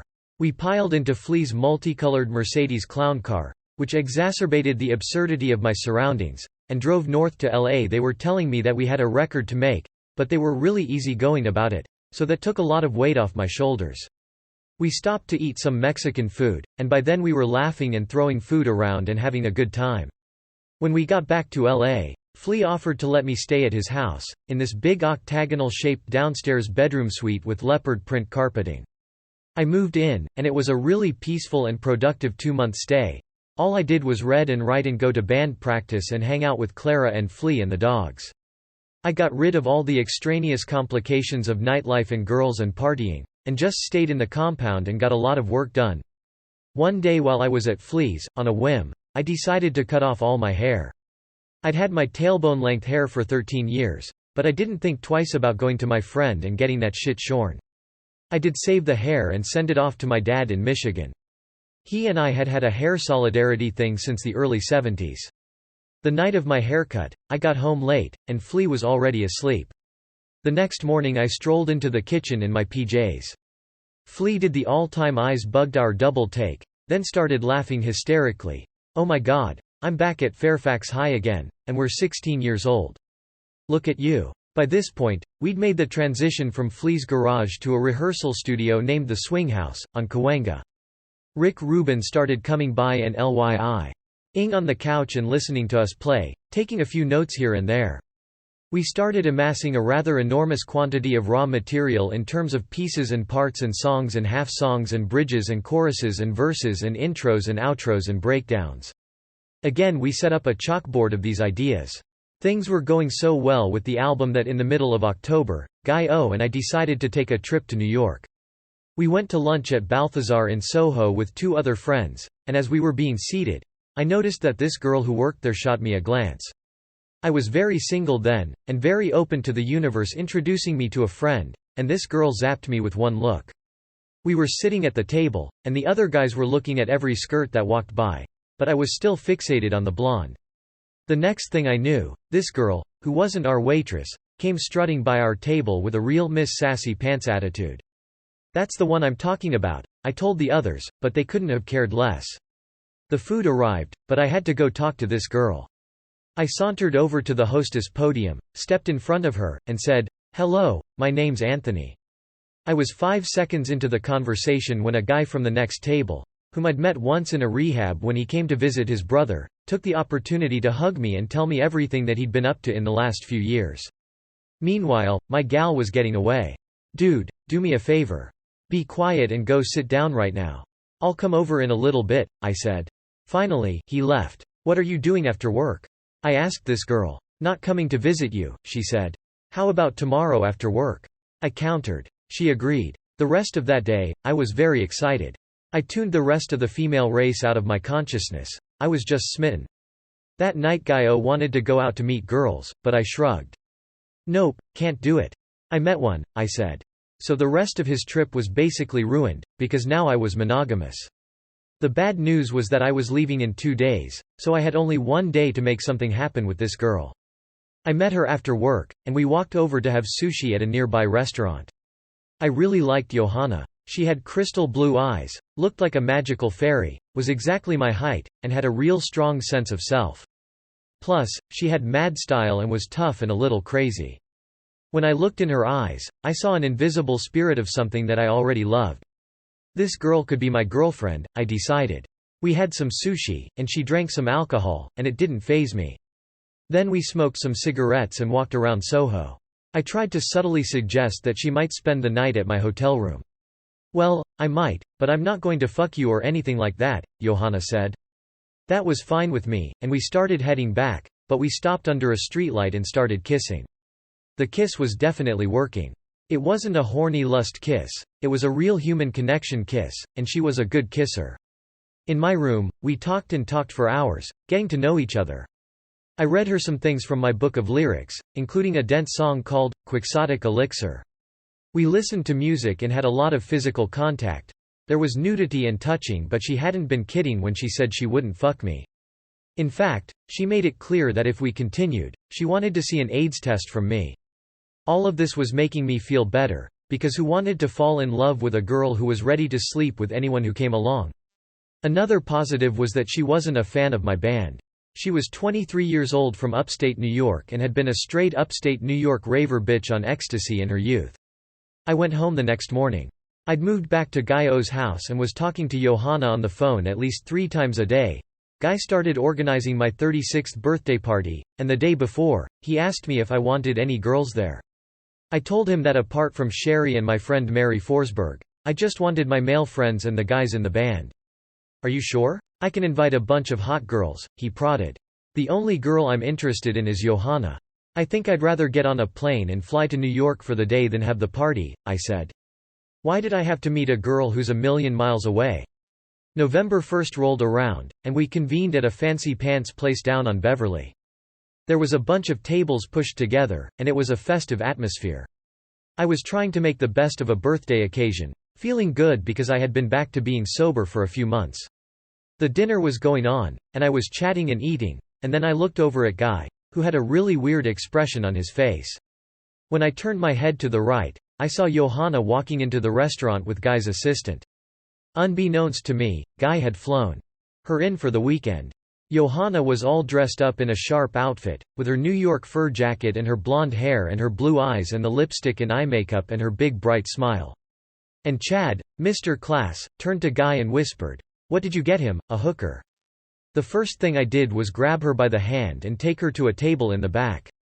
I felt that we needed a few minutes alone to make a connection without being scrutinized by everyone at the table. As soon as the dinner was over, I took her back to Guy-O's house, packed a bag, and we got a room at the Chateau Marmont, where I'd live for the next few months while we were recording our album. We spent a really nice night. Johanna drank a bottle of red wine and took a bath, and I snapped some pretty pictures of her in the tub, the pale green water contrasting nicely with her pale white skin. But we had no biblical relations. If I'd known Guy was flying her out, I would have had the results of that AIDS test right there on the dresser. She stayed for 2 days, and we were joined at the hip for the whole time, getting to know each other better. She left, and I went back to work writing songs. I was absolutely into this girl, and a lot of my writing was beginning to get influenced by that fact. I had a whole new well of feelings to wrap into. But the more I'd gotten to know her, the more I realized that she was a troubled girl herself, who was maintaining a calm, cool, and collected front around me. It became evident when she came out in December to visit me. Even though I was still sober, I wasn't working at getting well. I wasn't working through the 12 steps or even going to many meetings. I was what they call a dry drunk, someone who's irritable and restless and discontented and, even though technically sober, is suffering from the same crippling character defects of an alcoholic. I was still an obsessive, self-centered, selfish control freak instead of living my life instinctively in the way of love and service. If I had been working on my sobriety, I would have been doing a lot of personal writing, which helps you recognize your behavior and start taking action so you don't repeat it. I was too busy writing songs and rehearsing and recording to put in that work, which was a cop-out. The only way the program will work is if you put your sobriety first, and then everything else in your life will fall into place. I was a little rough around the edges, a little bit uncomfortable in my own skin, even though I was getting a lot of band work done. And here came this girl I liked a little bit too much, so I was a little overbearing and insecure about the relationship, instead of just letting it be. I was trying to manipulate it a little too much, and it started to get tense. The first mistake I made on her visit was to drag her out to this Hollywood schmoozefest called the Fire and Ice Ball. It was a fashion show in a rented space filled with movie stars and fabulousness. Not the best place to take a girl you don't know that well. It was uncomfortable, it was awkward, it was Hollywood at its silliest, not a great date. We double dated with Guy O. The minute we got in the limo, Johanna started rummaging through the booze collection and throwing back shots of vodka. She's nervous, I thought. She doesn't know these people, and she wants to loosen up. But I did notice that she wasn't sipping these drinks. We went into the party, and I was just not relaxed. Guys were flirting with her, and I was getting jealous and not feeling good about anything. So we started to drift apart, and we ended up leaving and going to a smaller party with Madonna and a bunch of actors on the top floor of a tall building on Sunset. Now Johanna started ordering triple cosmopolitans, downing them one after another. By then she'd stopped talking to me, because she thought I was being an asshole. As she was guzzling these drinks, I thought this was definitely not going to work. I got up and started walking around the party. When I looked back at the table, she was gone. Then I looked across the room and there was Jack Nicholson sitting on a chair with Johanna on his knee. They were passing a joint back and forth. That was not a pleasant sight at all. Meanwhile, chaos had broken out around me, and I was summoned to help this girl who thought she was having a heart attack from doing too much coke. I told her to just go home and sleep it off and she'd be fine. Then I fan into the model who'd been making out with Jamie the night I met her in New York. The girl started rubbing up against me, and I thought, okay, this might work. Two can play this game. We got on the couch, and within minutes, the girl said, "Can I come back to your hotel, or do you want to come to my house?" "Let's go to your house," I said. Even as the words came out of my mouth, my heart was dying a million deaths. I looked over and saw Johanna sitting on the floor with a very drunk Joaquin Foen. Ix. This was going from bad to worse. Seconds later, Joaquin came over to me. "I'm having a hard time getting a handle on what's up with this girl," he said. "I keep asking her if she wants to get out of here, and all she can say is, 'I came here with Anthony.' Yet you're clearly on your way to another scenario. I just want to know where things are." "She's a big girl, she can make her own decisions," I said. "Whatever she wants, welcome to it. I've got nothing to do with her anymore." It turned into a Mexican standoff. I didn't want to leave with that other girl, and Johanna didn't really want to leave with someone else. She'd also arrived at the point where she couldn't walk anymore. So I picked her up and threw her over my shoulder and got her in a car. I was ready to have this big talk with her, but I looked over and she had passed out cold. I had to carry her into the hotel room. I laid her down on the couch and closed the curtains, and she passed out like a baby. Meanwhile, I had been through an emotional meat slicer. I lay down in my bed, but it was no rest for the tortured mind. I was up all night with visions of Jack Nicholson smoking a doobie with my girlfriend. She woke up feeling a lot more refreshed than I did. We had a talk and realized that we were both being idiots, that the night had been a mutual display of vulgar immaturity. That week showed me that nothing short of a small atomic blast could have derailed our relationship, because if we could get through that first night of her blacking out and me being a creep, we had proved our ability to weather a storm right off the bar. The band began recording the album, and the sessions were going well when we took a Christmas break. I went home to Michigan and then back to LA on New Year's Eve 1999. Flea, John and I went to the Playboy Mansion for their party. It wasn't really our scene. It was tacky being in the land of a million fake tits. We weren't into the Charlie Sheen, Fred Durst thing at that stage of our career. Plus, I was missing Yo. We had planned to be on the phone for the dawning of the new year, but when I called, something in her voice sounded amiss. She was out on a ferryboat in New York Harbor. Here was this person who'd expressed her true love for me, and I'd done likewise, so there was an obvious heart connection between us, but she wasn't all there on the phone. It was disquieting. Johanna's birthday was early in January.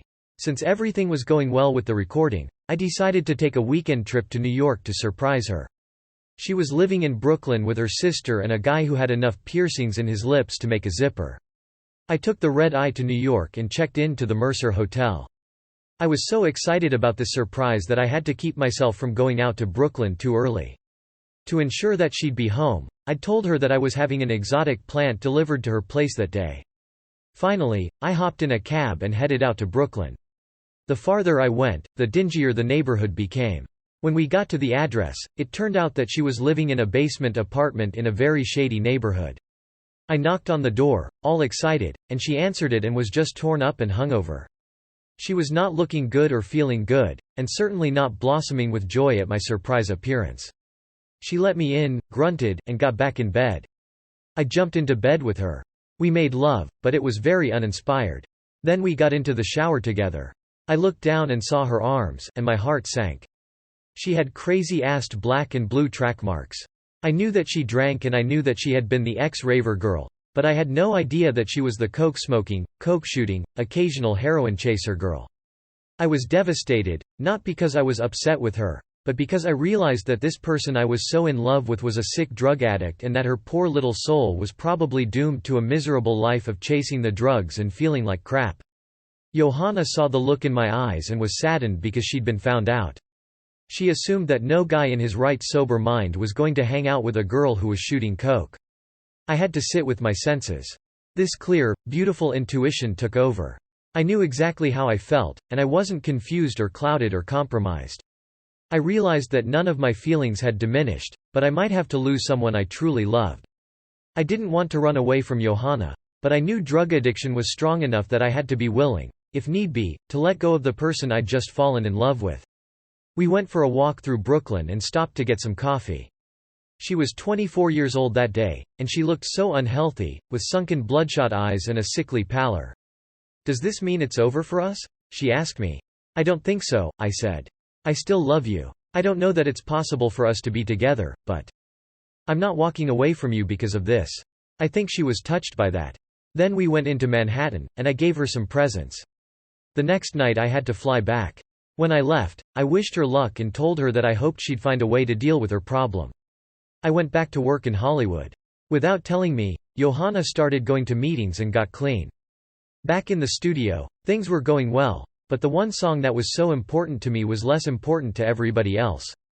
That was Californication. Every time I'd bring it up, everyone would go, "We've got 25 other songs recorded. We don't need another one." "No, we have to have this," I urged. "This is the anchor of the whole record. It's as good a lyric as I've written in a long time. It has to be a song." I was not letting go. I kept telling John that we had to finish it. Meanwhile, the session was winding down, and we had only a few days of basic track recording left. In the last moments of recording, John came running into the studio with his new $30,000 White Falcon hollow body guitar. He said, "I've got it. I've got Californication." He sat down and plucked this incredibly sparse yet haunting combination of notes. It was so different from any other approach that we'd taken for the song that I didn't quite hear it. Then he started singing it, and it was at the high end of my range, but it was doable. He taught it to Flea and Chad, and we rehearsed it a couple of times and recorded it. It was such a sensation of relief and gratification, to know that the song didn't end up in the same trash bin as Quixotic Elixir, and a number of other songs that I had high hopes for.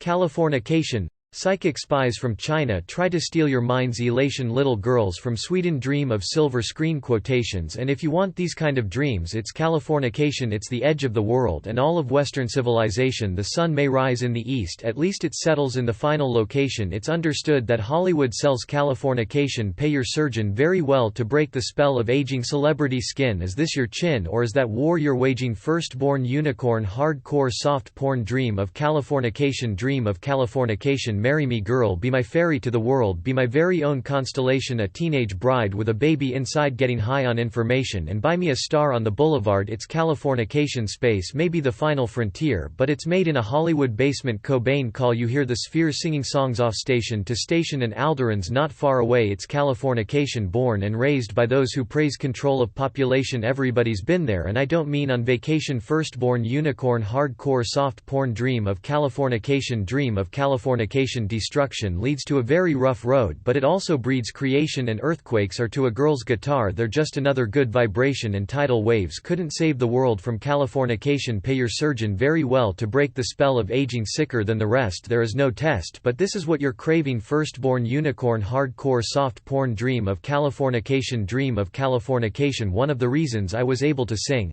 Californication with little trouble was that I'd been taking vocal lessons with an amazing teacher named Ron Anderson.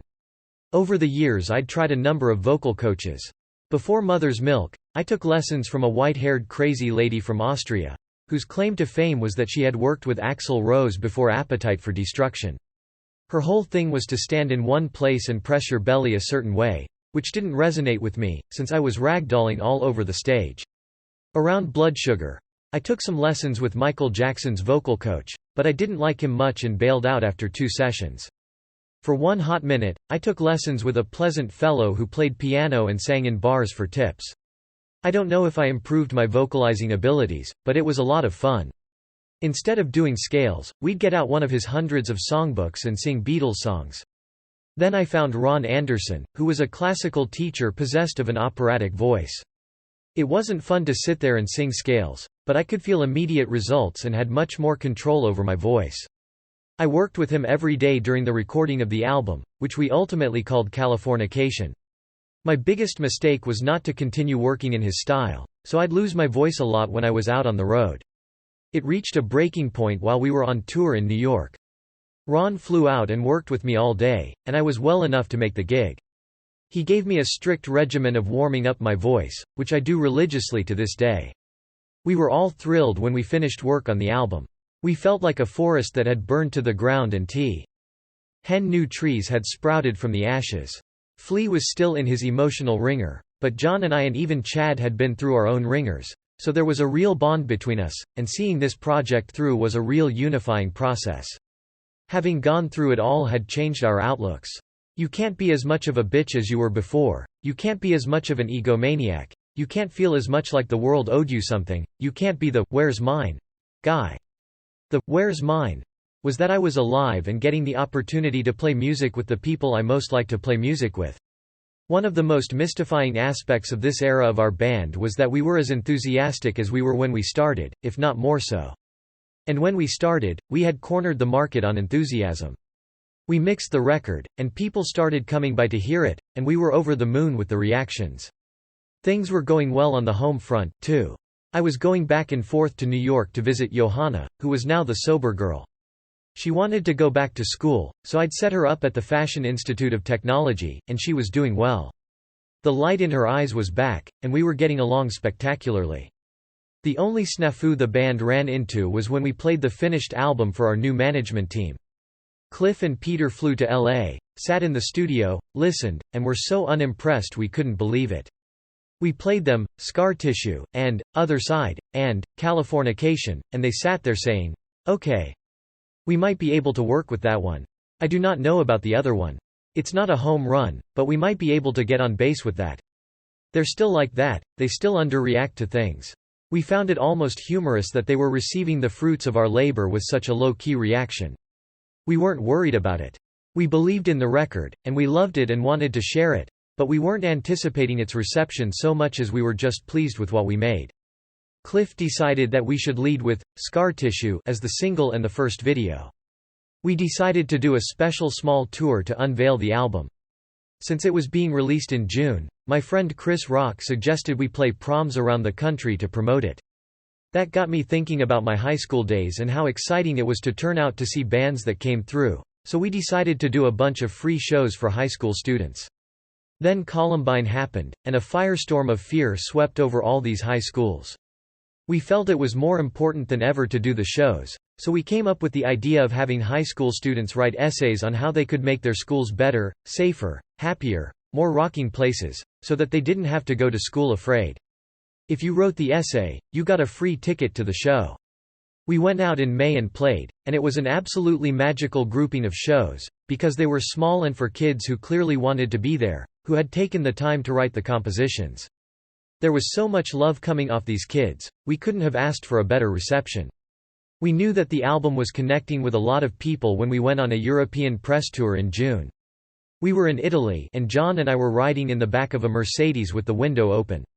A scooter with two Italian guys on it pulled up next to us. They looked inside the car and started screaming, "Hey, Californication, Californication," then started singing, "Scar Tissue." The record had been out for 5 days. Everywhere we went, every shop was playing our record. Italy had caught fire. We went from selling a handful of records to selling more records than anyone that year in Italy. How does an entire country decide to start loving you in one day? In July we began a series of huge shows. In the short amount of time since our record came out, there had been a huge buzz all over the world. The record was getting received in a much larger and warmer way than we ever expected. Somewhere along the way, we were asked to close Woodstock, '99. That was perfect, because we had been asked to play an outdoor show on Yonge Street in Toronto the day before. It was supposed to be a low-key show, but the whole town turned out. This massive expanse of humanity filled the street and every building and rooftop.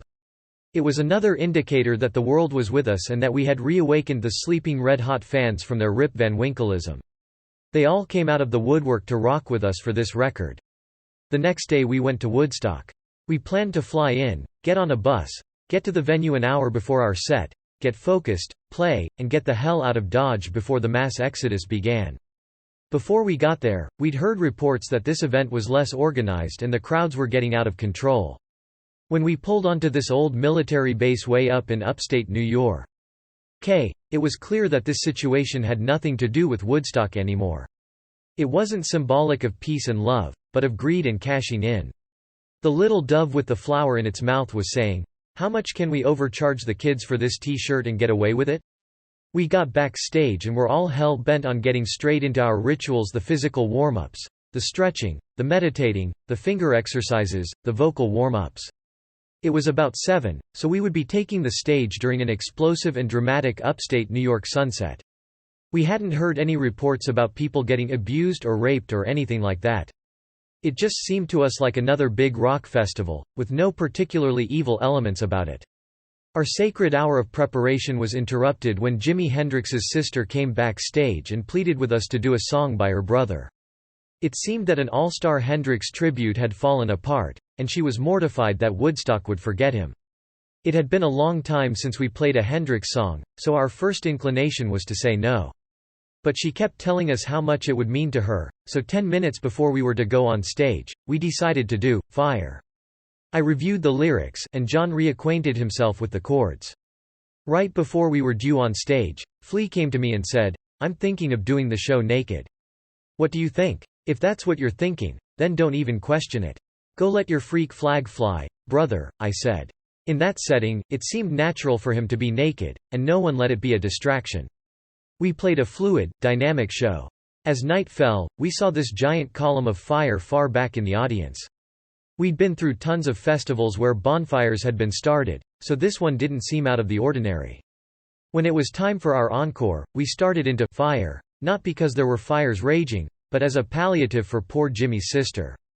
And the old shoe fit. Then we ran off stage, drove to the plane, landed in Manhattan, and checked into our home away from home, the Mercer Hotel. It was only midnight, but we started hearing this ruckus about the riots and the rapes and the fires raging at Woodstock. That was so weird, because to us, it had seemed like a normal rock and roll show. But we woke up to papers and radio stations vilifying us for inciting the crowd by playing "Fire." We ignored these ridiculous charges, though it did turn out that the promoters were assholes and it had not been a user-friendly environment. We should have paid closer attention to that and not been so isolated from the fans' point of view. I guess it was irresponsible to just show up, play, and leave, without taking a closer look at some of the details surrounding the show. Now it was time to go to Europe to play. Q Prime was ideologically built on touring. Their basic philosophy was that after you put out a record, you had to crisscross the globe 10 times if you wanted it to do well. We were used to touring, but not to that degree. The longer you've been in a band and the more times you've toured, the more difficult it becomes to say, "I'm going on tour for 2 years and I'm going to sleep in a different bed every night and be in buses, trains, cars, taxis, shuttling and shifting and pushing and pulling and not eating normally and not sleeping normally and not being around loved ones." Flea had a young daughter, which made it even harder. But Q Prime were very into it, and it had been a long time since we'd been there, so we were a bit more willing to hit the road incessantly than we would be in the future. We started by doing a free show in Moscow all August 14, 1999. As part of Russia's Glasnost awakening, they'd embraced MTV, and we were tapped to inaugurate MTV's Russian debut with a huge free concert in Red Square. The first problem was that John had to be talked down from his concern that we might be kidnap victims, because next to Colombia, Russia had become the kidnap capital of the world. After getting assurances for our personal safety, and getting assigned a contingent of security personnel, we agreed to do the show. You'd expect that Moscow, Russia's biggest city, would be run efficiently, maybe even in a military fashion, but that wasn't the case. There was no order at all, and shakedowns were the norm. The cops, the military, the airport personnel, everybody wanted our rubles. It was the first time any of us had been to Russia, and we did feel a little unsafe there. We stayed at the Kempinski Hotel, a 5-star gaudy, gilded, marbled oasis in the middle of a strikingly poor economy. Everything in Moscow was grey, grey, grey. The sky was grey, the buildings were grey, the streets were grey, the bushes were grey. There was this heavy cloud of Stalinesque gravity that suffocated the place. We took a couple of days to decompress and tour the city. The day before the show, by some horrible stroke of fate, I wrecked, twisted, turned, sliced, and diced my back. I saw a physical therapist, but it did no good. I could see the enormous stage they had built from my hotel window, and I was bummed at the prospect of playing before all of Russia on MTV with a whack back. The day of the show, Red Square was so filled with wall-to-wall Russians that we needed a police escort to get near the stage. By the time we went on, my back was still not happening, even though it was better than the day before. Still, I was able to stand up straight and present the songs. Nothing buck wild, no ability to do my song and dance thing, but we made the best of it. Then we hightailed it out of Russia, but we got pulled over and extorted by the police on the way to the airport. As a final indignity, Chad got shaken down for all the money he had on him right before boarding. I'd never really liked Austria, mainly because the people I met there were so arrogant and pompous, but when we stepped off the plane in Vienna after a week in Russia, it was like going to Disneyland for the first time as a kid. The sun come out, the clouds opened, you could smell flowers, there was snow on the mountains, it was just heaven. However, the rest of this leg of the European tour was not my shining moment. It's difficult to keep a relationship prospering when you're in Europe and your girlfriend is in America and you're both relatively newly sober and you haven't worked through a lot of control issues and jealousy issues and insecurity issues and dependency issues. There was a lot of emotional frying going on. It was hard being gone for months at a time, and so far away that the time difference became a huge obstacle. You want to communicate, but then you aren't able to, and days go by. You get mad and try to call her and you can't find her, and then you finally do catch her and she's been out doing something stupid that she shouldn't have been doing, because she should have been there waiting for your phone call, but she blew you off, and then she starts to get suspicious and, who's that girl's voice in the background? Oh, that's my masseuse or my friend or whatever. I wasn't good at it, and Johanna was no better, and together we equaled stubborn. These things always took a lot of repairing, and we'd have to wait until I got home. The band worked our asses off touring that year. Johanna finished school, and we decided that it would be a good idea for her to move to LA, which meant I'd have to get a place to live. I'd always fancied a gorgeous old building in West Hollywood called the Colonial House, which was a stone's throw from the Chateau Marmont. When Jennifer Lopez moved out of the penthouse, I grabbed it. Johanna moved to LA in September 1999. She had the use of my nice new Cadillac Esplanade and all her expenses paid, but she didn't have a job, and she didn't know that many people, and I was about to leave again for Europe. On the way to Europe, the band stopped in New York and did a gig at Windows on the World in the World Trade Center for K-Rock radio contest winners.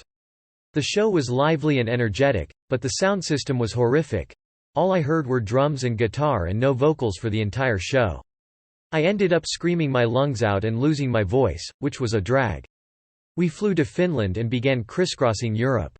When we got to Spain, Johanna decided to come out for the last week of the tour. I loved the girl, I was happy to see her, happy to have my woman in my bed, in my arms, but she was hard to get along with on a daily basis, as was I. She never did come to a comfortable understanding that a lot of the people who were fans of the band happened to be girls, and for some reason, she held me responsible. There were times when we played shows and I'd be with her and we'd have to walk from the arena to wherever the car was, and frenzied people would charge me.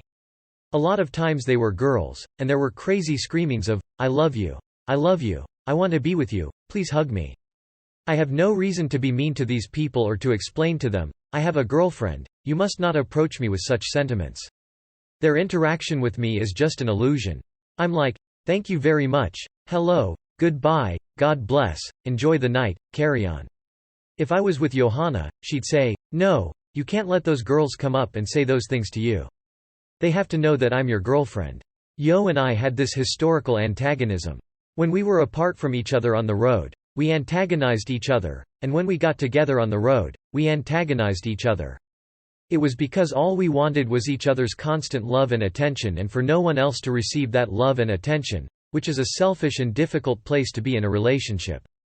We were emotionally retarded, and that was the best we could do at the time. We played in Barcelona, and Chad had made friends with a Barcelonan sweet tart who was cute as a button. She came backstage, and when Glad introduced her, I stood up, gave her a European kiss greeting, and welcomed her to sit down and grab a bite to eat.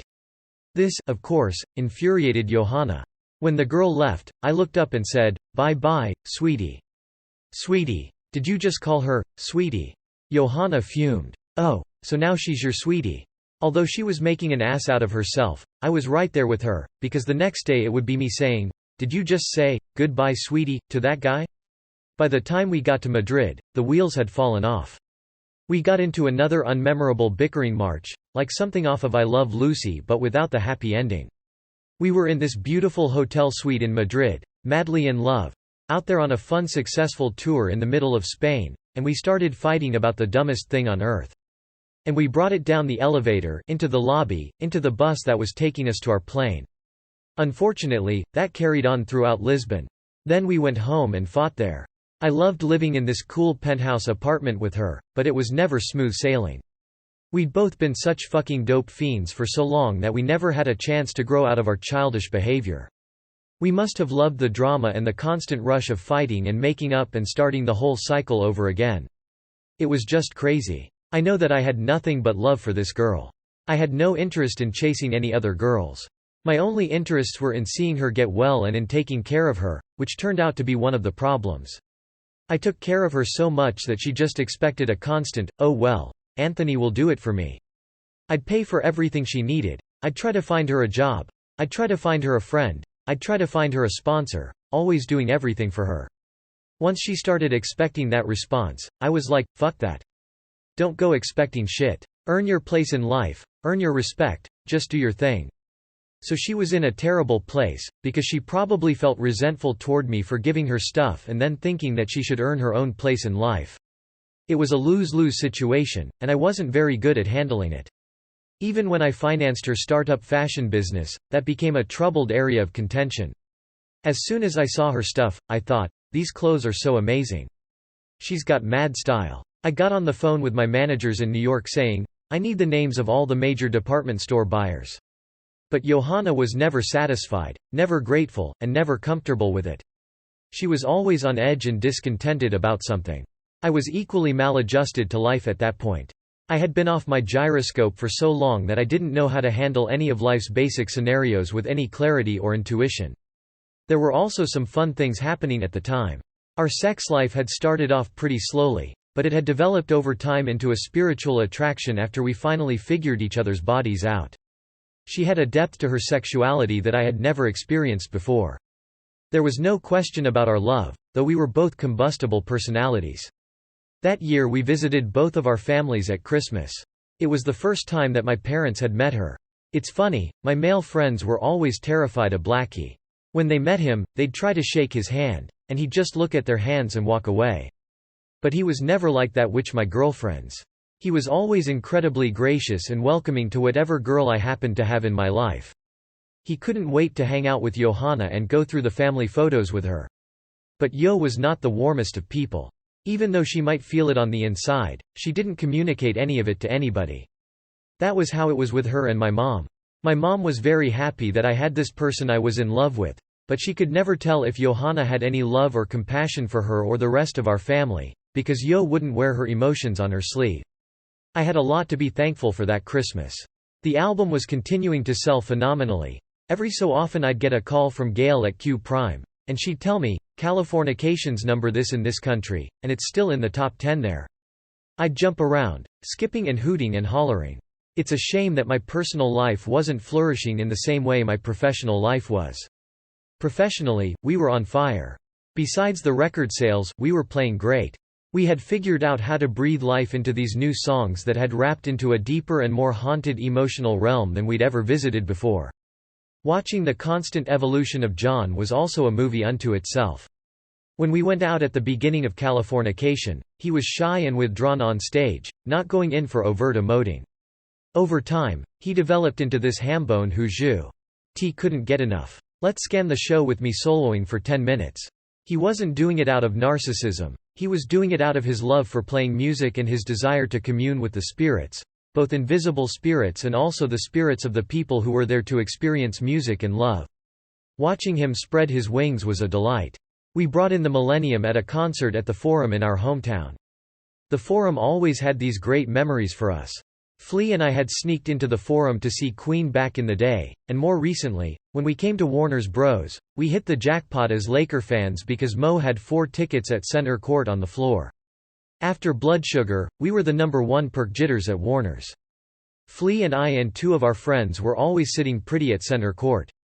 We'd played the Forum once with Dave Navarro, and it was one of our best American dates with him. It's always hard to do well when you're playing in your hometown. There are such high expectations, and then you have the added stress of arranging tickets for family and friends. So it can go 2 ways.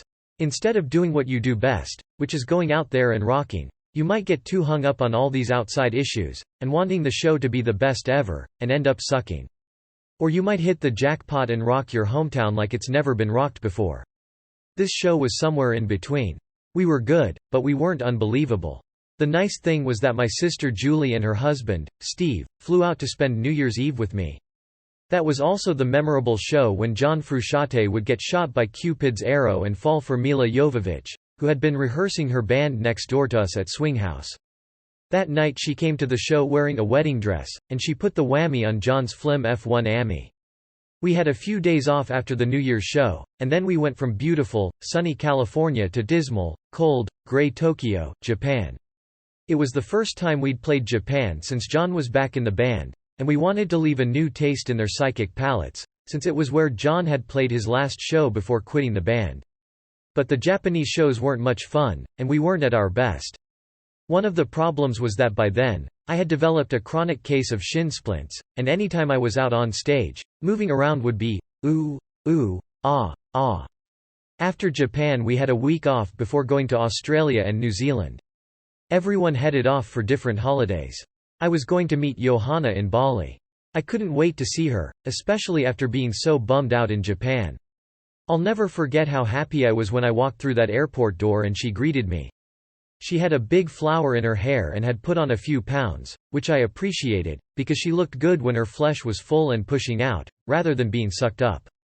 We stayed at a fancy resort built into the side of a cliff overlooking the ocean. Each room was an individual unit with a stone pool. There were rose petals all over the bed and some more in the bathtub. That afternoon Jo and I enjoyed the best lovemaking we'd ever had. Then we snorkeled and drove into the interior, which was the most beautiful part of the island. You picture Bali as this pristine, remote location, but it's really an overcrowded clusterfuck of traffic with some air pollution thrown in.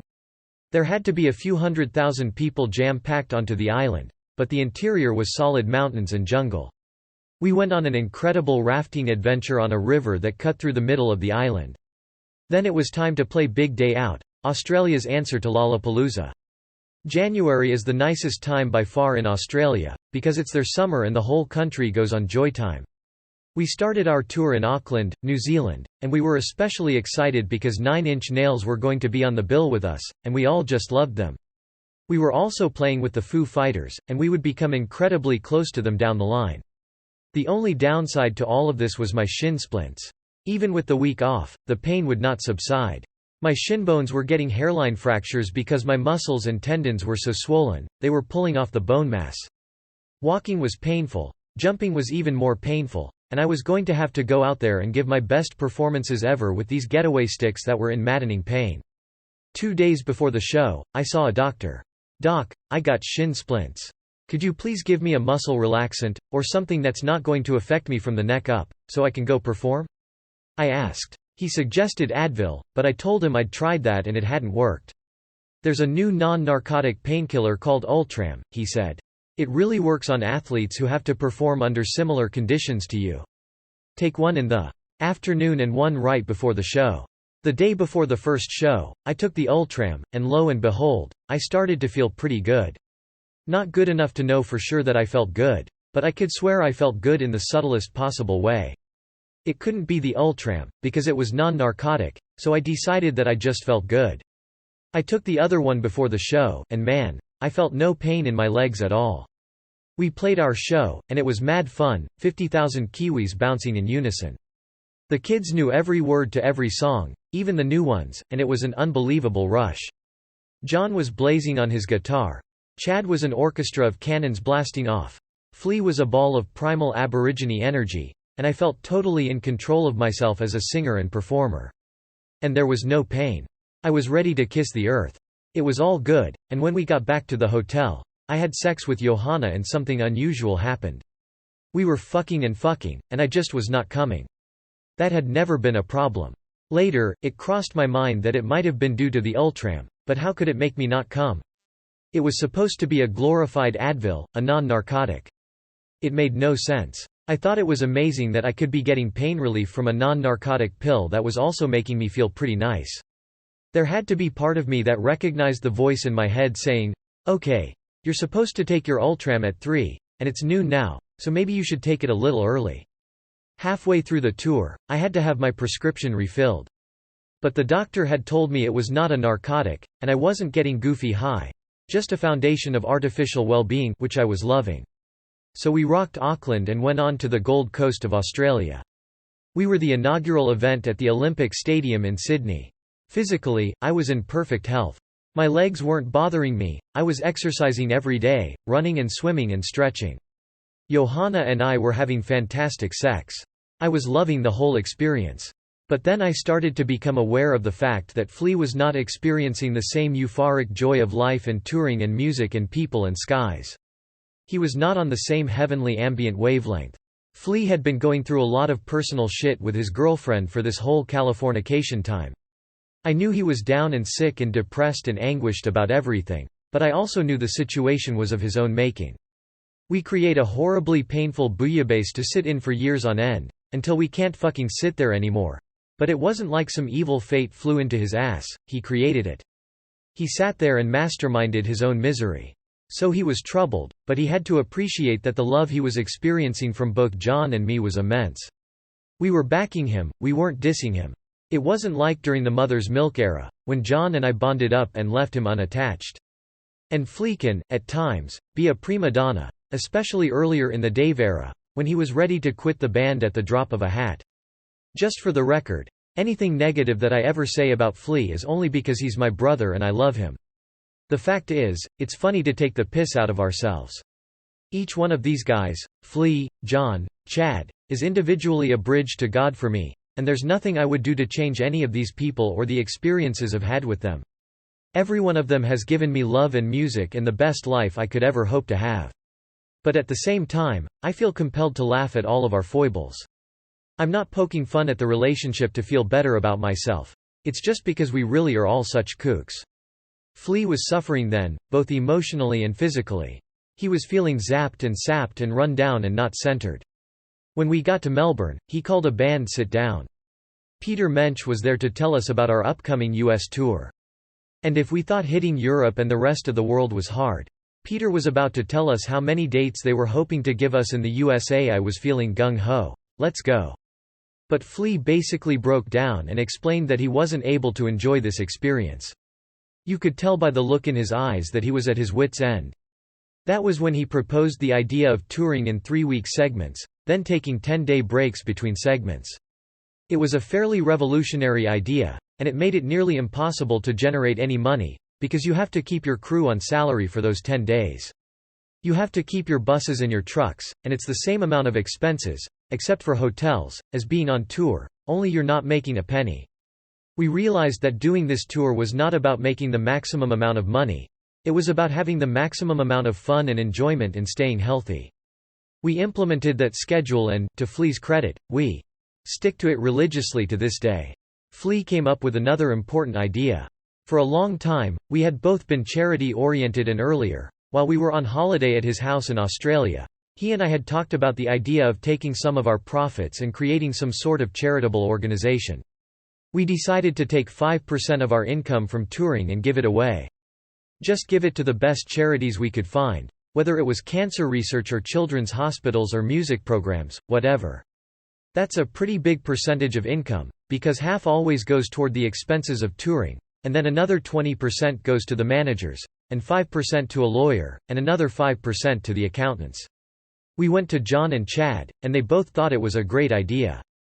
It turned out to be an incredibly fun and positive change, because now we get the joy of helping all these people. It was shocking to the core how good it felt to be of service. Kids send us pictures of themselves and letters of gratitude and tell us how much it means to them to get some medical care or a playground or musical instruments. It was one of the best decisions we ever made as a team.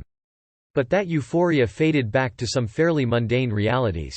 In Australia, Johanna and I starting fighting again. There we were, walking down the great old section of Melbourne, and we got into a tiff. It wasn't a poisonous fight. We were yelling at each other and she was socking me and I was grabbing her, and it was a good, healthy working it out kind of thing. But some people walked by and thought it was a spousal abuse situation. I'm not sure who they thought was taking the worst of the abuse, but they stopped and asked if she needed help. It was a testament to the potential of our volatility. There was no physical harm, but there was an intensity about us that would have made anyone stop and say, "Is everything all right here?" I remember thinking it was fun and playful, because I secretly liked it when she beat me up. She's a big strong girl, and heaven forbid she gets her legs in the party, because then you're going down. After big day out, Johanna and I went back to LA and settled into our new digs together. We had been back for a week when I was invited to the NBA All-Star Game, which was in San Francisco that year. The NBA was offering to provide us with a hotel, a car, tickets to the game, the works. Figuring we could spend a nice romantic weekend, we flew up. The hotel they put us in was not that nice a place, but it was free and in an interesting neighborhood. Unfortunately, the game wasn't exciting, so afterward we drove back to the city and found a restaurant. We were getting along fine, sitting at an upstairs table, holding hands, and enjoying each other's company. And then we made a huge mistake.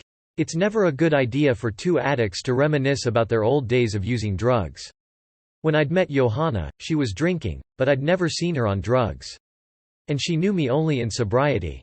Somehow the topic of drugs got placed on the table. "God, I can't imagine you ever doing those things, it seems so out of character for you," Johanna said. "You're so not into that self-destructive energy." "Believe me, this is what I used to do," I said, and told her some of the war stories that I've recounted here. She told me some of hers, and we started realizing just what birds of a feather we were. I don't remember who suggested it first, but someone said, "Can you imagine us getting high together?" "It would be fun for a minute, and then it would be horrible," I said. "Yeah, but it would be really fun for a minute," Yo said. "It would be fun for a minute," I agreed. "What if we did it?" she said. "What if we did it just this weekend and then went home?" "That's crazy, but it sounds interesting," I said. "Are you serious?" she asked. "I'm not really serious, but now that you mention it, I'm a little serious," I admitted. "I wasn't until you said that, and now I'm really serious," she said. "Do you want to go get high?" I asked. "Yeah, let's do it," she said. "You're sure? Because once we do this, things will never be the same," I cautioned. "Oh, we'll be all right. Let's go," she said. And we left that restaurant for our rendezvous with the 800-pound gorilla. A moment of clarity. Johanna and I left the restaurant and went straight to Haight Street. I didn't even bother disguising myself. I just tried to stay out of the sightline of all the white kids on the street. We found a black dealer who had the coke but didn't have the heroin. We figured we'd deal with that problem later. On the way back to the hotel, we stopped in a liquor store, bought some pipes, and picked up a bottle of vodka and a bottle of cranberry juice. Johanna insisted that she wanted alcohol. If she was going out, she was going all the way out. The poor kid had no idea what she was in for. All we knew was that we were salivating like Pavlov's dog at the prospect of getting high. Probably part of the reason I had become so interested in getting high was that Ultram was actually a heavy-duty synthetic opiate. A few months later, Louis consulted the physician's desk reference and read that under no circumstances should Ultram be administered to ex-heroin addicts, because it induces a craving for opiates. I guess that idiot doctor in New Zealand didn't read his copy. Johanna and I got to the room and started smoking and drinking and, for the first time, saw each other in our getting high mode, with all the quirky drugisms that go along with that. About 5 in the morning, we ran out of coke. We were both too annihilated to go back out on the streets, so I came up with a genius idea. I took out the yellow pages and called an escort service, knowing that the majority of those girls had drug connections. I'd pay one for her time, which would be spent in the pursuit of drugs. For once, Johanna was easygoing about my talking to another woman. The girl went off to Berkeley, and it seemed like it took her forever, but she came back with 20 Valiums, some coke, some crystal methadone, but no heroin. We did the coke and then took the Valiums and finally crashed. Because we were in this together, it wasn't as horrible a wake-up as I'd had in the past. We were both feeling a little shaky, lying in bed, wondering, what were we thinking? That was a really bad idea. So we ate and drank something, watched a movie in bed, and tried to forget about it. But then that voice came over us. "Hey, you've already fucked up. Ain't no sense stopping now." I went out and got some syringes, and we shot the speed. Of course, that wasn't enough, so Johanna scoured the streets and found a one-eyed taxi driver who sold her some smack. How horrible was that to let my girlfriend go out into the streets of San Francisco to find stuff. By now the hotel wanted us out of our room, but when I told them we needed to stay a few more days, they moved us to a bigger room. I got on the phone and did the escort service trick again. This girl was dialed into the drug world, and she delivered everything we needed, including a bag of pure powder cocaine. My body was relatively resilient to shooting coke. It remembered stuff like, "Oh yeah, this is where the heart goes into the 5th gear." I started injecting large quantities and doing okay. Johanna did up a smaller injection of coke, but something went drastically wrong. She'd done a million hits of cocaine in her life, but she was not doing well on this one. She lay down and got real pale and clammy, started shaking furiously, and began to have trouble breathing. She was convinced she was dying. That was the scariest moment of my drug-using career, even scarier than when I walked into Hillel's living room and saw Kim blue-faced and not breathing in his chair. I was so deeply in love with Yo that the idea of anything bad happening to her was terrifying. Before I called 911, I prayed, "Okay, universe, we have a problem. The girl I'm in love with is possibly dying right here on the couch. I need a real big favor, and that is for her not to die." She had gone out like a frozen little fish popsicle on the couch, but while I was on the phone with 911, she started to breathe again and then sat up and said she felt okay. I told 911 it was a false alarm and hung up. Then the phone rang. It was the hotel operator. "Did you just call 911? He asked. "Me? 911? No. Wrong room. Wires must have crossed." She was skeptical, but I wouldn't cop to making that call. I hung up and went back to getting high. Because of her near-death experience, Yo put a moratorium on getting high and went to the bedroom, trying to collect herself. I was in the living room with a table full of cocaine and pills and heroin and syringes and pipes when, kabang, kabang, kabang, someone came to the door. I threw a blanket over the entire table and opened the door. It was the San Francisco Police Department. Not an ambulance, not the rescue squad, the cops. "Sir, we received a call from 911 that someone was overdosing in this room. The law mandates that we have to inspect the premises in that situation," the cop said. They were being pretty decent to not knock me down and barge into the room. "I have no idea what that call was about," I said. "It's just me and my girlfriend, and we're both fine." They could tell that I was lying. And stoned. "Well, we need to see the girl," the cop said. I called Johanna into the room, and she looked good enough to satisfy them, so they left and she went back to bed and I started getting high again. Then again, bam, bam, bam, it was the door. Again I covered up the stuff. This time it was the damn sheriff's department. "We got a report that a call was made to 911 concerning a possible drug overdose," the sheriff said. No, the police were just here. "We handled this already," I said. The sheriff recognized me and almost apologized for disturbing us, and left. But I was frazzled. Johanna wasn't well. The cops kept coming. The hotel obviously was aware that two dope fiends were going for it on their top floor. The whole scenario was going from bad to worse. In the morning we ate some food at a diner and then flew back to LA. Both of us looked like wrecks. But I wasn't finished. On the plane ride down, I decided to drive downtown, buy a lot of drugs, and have Johanna drop me off at a motel and then go home. She dropped me off at a sleazy motel on Alvarado. "Be careful, don't hurt yourself. I'll be home when you're done," she said. "I'm terribly sorry, but I gotta do what I gotta do," I said. She left, and I started firing up and getting very, very out there. And bang, bang, bang. Again knocking at the door. It was already nerve-shattering to be smoking crack, so you don't want any intrusions into your psychotic little world. Then I heard a voice. "AK, it's me. Let me in." It was Johanna. "I've changed my mind. I want to get high," she said. She had gone a few blocks in the car and then decided to indulge, so she parked in this horribly scary neighborhood and, in her high heels and platinum blonde hair and vintage long jacket, walked all the way back to the motel. That run went on for a few days. Eventually, we went home and brought the drugs into the house with us. Now our love nest had been soiled with the negative energy of crack and heroin. But we couldn't stop this demonic behavior. The only fun part of the whole experience was when we stopped smoking the coke and did heroin and lay in bed together, smoking cigarettes and watching movies till 6 in the morning. Of course, we had these sweet heroin-induced conversations about how much we loved each other. I remember telling Johanna on one such occasion that I not only wanted to be with her for the rest of our natural lives, I also wanted to make sure that after we were both dead, our spirits stayed together. That kind of craziness. Most of the time, we'd watch a movie and she'd fall asleep in the middle of it, so I'd end up watching it by myself. One night Less Than Zero came on, a movie that the Chili Peppers were in for a snippet, playing "Fight Like a Brave." I'd never seen it before, and I was blown away by Robert Downey Jr.'s amazing performance, which absolutely mirrored his life. And spoke to my life, which had pathetically reverted back to the 80s. I'd gone back to Less Than Zero. Was that what was waiting for me, dying in a convertible on the way to the desert? I hatched a new plan. Yo and I would go to Hawaii and kick there. Who could do what we were doing here on the beautiful island of Oahu? We checked into a hotel overlooking Waikiki Beach and some delicious ribs at the Dusk Barbecue. I was back to eating meat. But then we decided to keep the run rolling. There wasn't a street dealing scene for heroin in Hawaii, so I dragged my lovely sweetheart to the strip bars of Waikiki to score.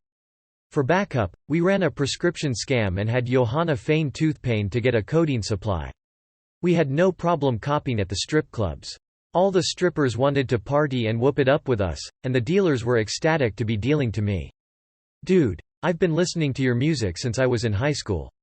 Our routine was to go out to the clubs, buy the drugs, go back to the hotel, and do them until we couldn't do any more. Then we'd wake up and say, "Let's stop. Let's go swimming in the ocean and eat some good food and get our health back." By 11 that night, we'd be itching for more drugs. I was the sicker of the instigators. Johanna would always beg to stop and go back to being clean.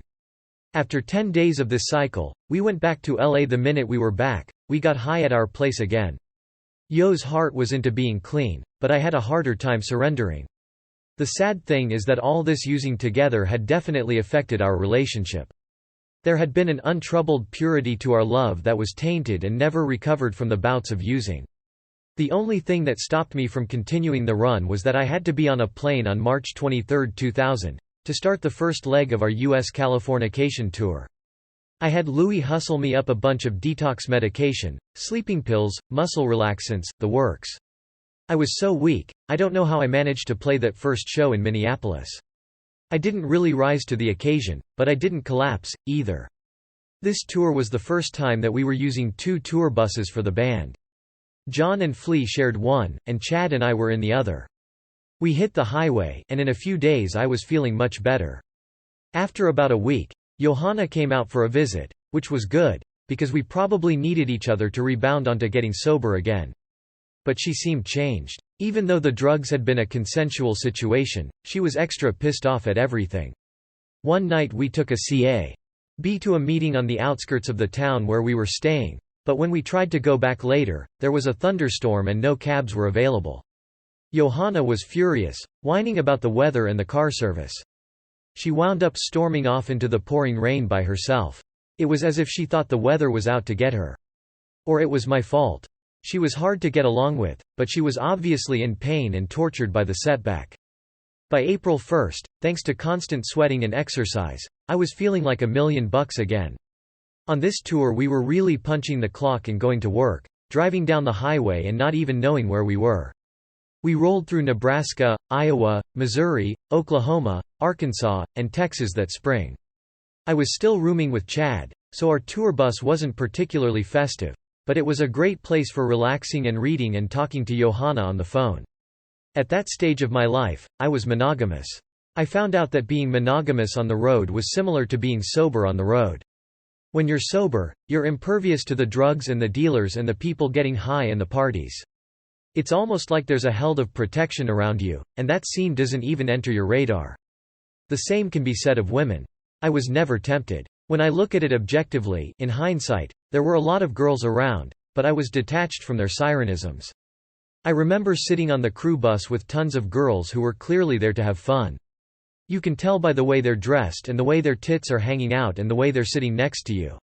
They'd say, "Come on, you're in town. Let's go romp around." But I'd reply, "Okay, good night, everybody. Nice to see you. I'm off to call my girlfriend." At the end of June, the band got an offer we couldn't refuse.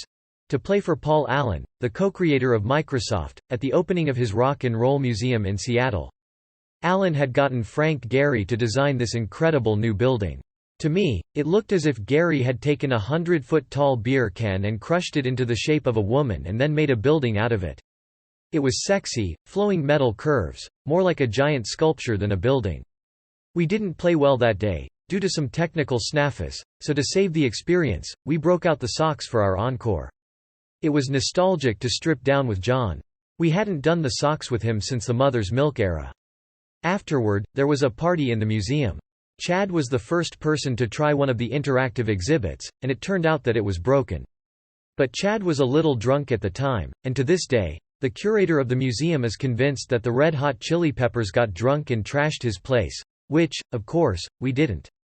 We did another one-off, this time a charity concert for children, at the behest of Pearl Jam in Seattle late in June. I had a short break before the next leg of our tour, and I lost my mind and went out on a week-long drug rear. There was no major event that precipitated it, other than I had time on my hands, but I hadn't started any real getting well process for myself. I'd kept going out and coming back without addressing the issue of recovery. On June 27, it was time to report back for leg 4 of our tour, so there I was again, skinny and weak. I got through the next 3 legs of the tour without slipping. We finished the US tour, and my work was done, so it was time to start digging my grave again. The only commitment I had was to a VH1 award show in November, so I started using until a few days before the show and then stopped. Did a 2-day detox using Ultram, the stuff that took me out in the first place, and Mickey Moused my way through the VH1 show. Johanna was understanding of my struggles, but thank God, she wasn't about to go down that road herself, which was a testament to her spiritual awakening and her commitment to sanity. It was a real blessing that she didn't follow me, because oftentimes, people go out together and one comes back and the other doesn't. Or both of them never do. At the beginning of December, Johanna had to go back to New York on business, which was a recipe for disaster. No work, no girlfriend, no commitments. I went hog wild. December was a pretty ugly month, because for 20 days in a row, I kept telling myself, I'm going to do this just one more day, and tomorrow I'll definitely quit. Johanna came home and had to deal with this maniac in her life. It was a hard ride, I just couldn't get back. At some point I left the house and found a new motel, the Paradise, downtown on Sunset. The front of the place was drenched in purple neon light, which made it incredibly attractive in the seediest possible way. Once again the troops were mobilized. Louis and Bob Forrest started scouting all my haunts.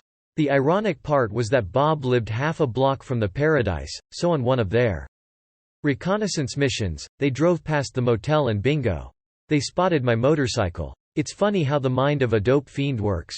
Later, Bob told me that when he saw my bike parked there, he was instantly jealous, because he had passed that motel a million times, thinking, if only I could check in there and do speedballs for a couple of days. He'd been clean for years, he had a beautiful girl who loved him. He wasn't lying or stealing or being a miserable scourge. He was a productive, contributing, loving, giving member of society. But when he drove by, it was, if I could only check in there. That purple light looked so inviting. When Louis knocked on my door, I knew I was busted again. I asked him for half an hour, and he said he'd wait in the parking lot, so I finished up the heroin and stepped out to face the music. I was taken aback to see John out there, sitting in his black Mercedes. He was so loving and concerned. We're going back to Louis's house to talk, he said. I got on my bike, and we caravanned over to Louis and Sherry's place. I had done my running by then and was ready to be intervened upon. I was so high that I wasn't that bummed out. I wanted to apologize to Johanna, but she wasn't having any of it. It was one of the rare occasions when I deserved the trouble she was giving me. I spent the night at Louis's, since they were afraid that I'd run off again. I wasn't much of a pill detoxer, but I asked Louis to call some doctors and line me up some pills. I didn't want to be the suffering, shivering, sleepless, muscle-aching guy. The plan was for me to go to Christmas at my mom's and head for St. Bart's in the Caribbean and get healthy. Our next commitment was to play a huge festival in Rio, but that wasn't until January 21st. It was the same old broken record, the pipe dream of going somewhere warm and getting straight and then going back out to work and fulfill my professional responsibilities. The fact was, if I didn't get better, I wouldn't have any professional responsibilities. You can't start and stop and expect everything to be okay, because there will be a day when you go to stop and you can't. Every relapse is the worst one, but this one was the longest of the bunch, and the idea that I was causing Yo so much emotional anguish was weighing heavily on me, even though I was trying to ignore it. Our relationship was shaky to begin with. A certain amount of volatility and drama can be healthy and keep things fun and interesting if you're willing at any moment during a fight to say, "This means nothing. I love you, let's forget about it." We didn't have that ability. I eventually wanted us to go there, I wanted less drama, but we never evolved into that. Being with Johanna was hard. She was probably the girl I loved the most of all my girlfriends, but also the toughest one to make things work out with. If I had put that much effort into any of my other relationships, I'd be married with 5 kids now. Johanna was too pissed off to go to Michigan with me, which was fine, because I was going to be a drooling mongoloid for a couple of days, pill detoxed out. But my mom was happy I was home, and it was nice to hang out with my sister Jenny and her boyfriend, Kevin. By the night of December 23rd, I had run out of my sleeping pills and muscle relaxants. It was pretty scary, because I had no buffers and couldn't get much sleep. The next night was Christmas Eve. It may sound like something out of Dickens, but I had a moment of clarity about my using that night. It wasn't the first time. Years earlier, when I was still living at the Outpost office building on Hollywood Boulevard, I had been shooting coke for a couple of days and was in a bit of a cloud when I walked out of my room into the hallway. There was a huge floor-to-ceiling window in the hall, and I looked out of it and saw a sliver of the Hollywood sky. I stared at the sky, and for the first time in my life, a voice went off in my head. You have no power over what happens in your life. Drugs dictate exactly what you're going to do. You've taken your hands off the steering wheel, and you're going wherever the drug world takes you. That had never changed. The feeling would well up inside of me, and no matter how much I loved my girl or my band or my friends or my family, when that siren song, "Go Get High Now," started playing in my head, I was off. Now it was Christmas Eve and I was raw, without a single grain of medication in me. I drove over to a meeting in Grand Rapids. Before I entered the building, I paused and considered my choices. I could turn around and drive down to the ghetto. I knew the precise corner, I'd seen the dealers, so I could go cop some dope and get high in a matter of minutes. Or I could walk through those doors and turn my life over to a power higher than myself, and start walking out of the woods of my dependency. I saw what I had been doing and where I'd been, and I didn't want to succumb to that kind of energy any longer. Giving myself up to a higher power was easy. I'd had so many experiences all over the world when I communed with a power greater than myself. I walked into that meeting and announced myself as a newcomer and was welcomed with open arms. And I recommitted myself to recovery, just as I had done on August 1, 1988, when I went to my first rehab. I made the full-on commitment to getting better. No waiting for the right time. No, if I don't like the way things are going, no back doors. December 24, 2000, is my sobriety date, which is a festive holiday date, and very uncommon.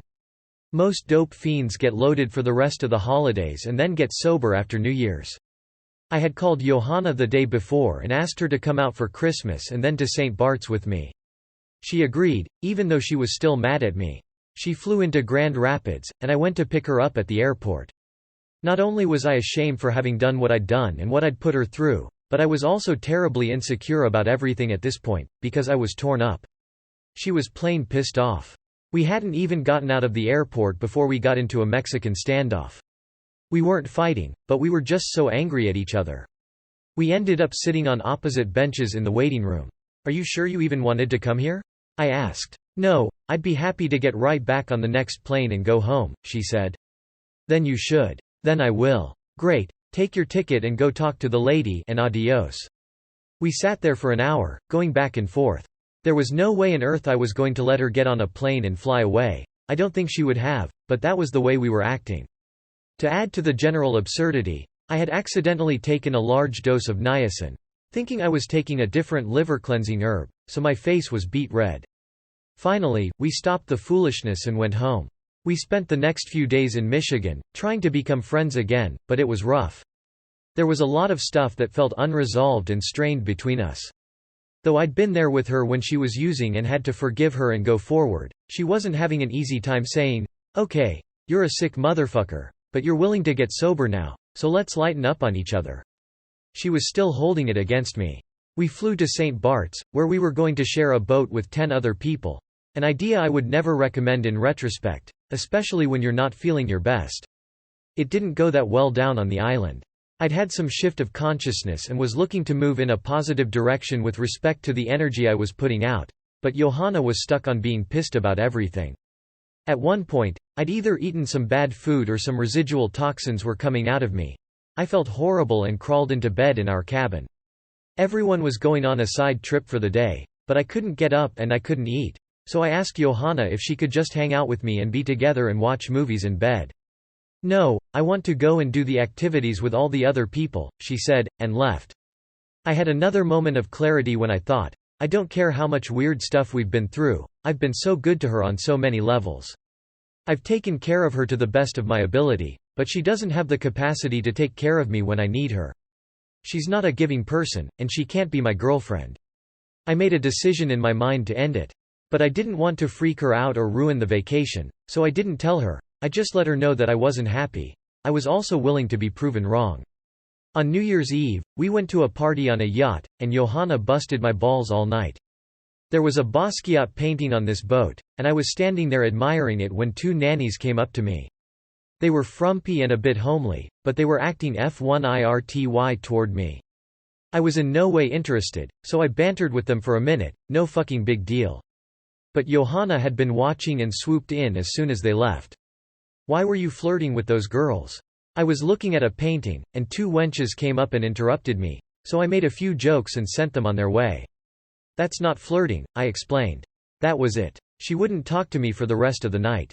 There we were, under the stars on a beautiful island, and she would not give up this imaginary fight. That solidified my decision. The next day we got on a plane to go home. It was hard, because I loved her like crazy, and the idea of being alone did not appeal to me.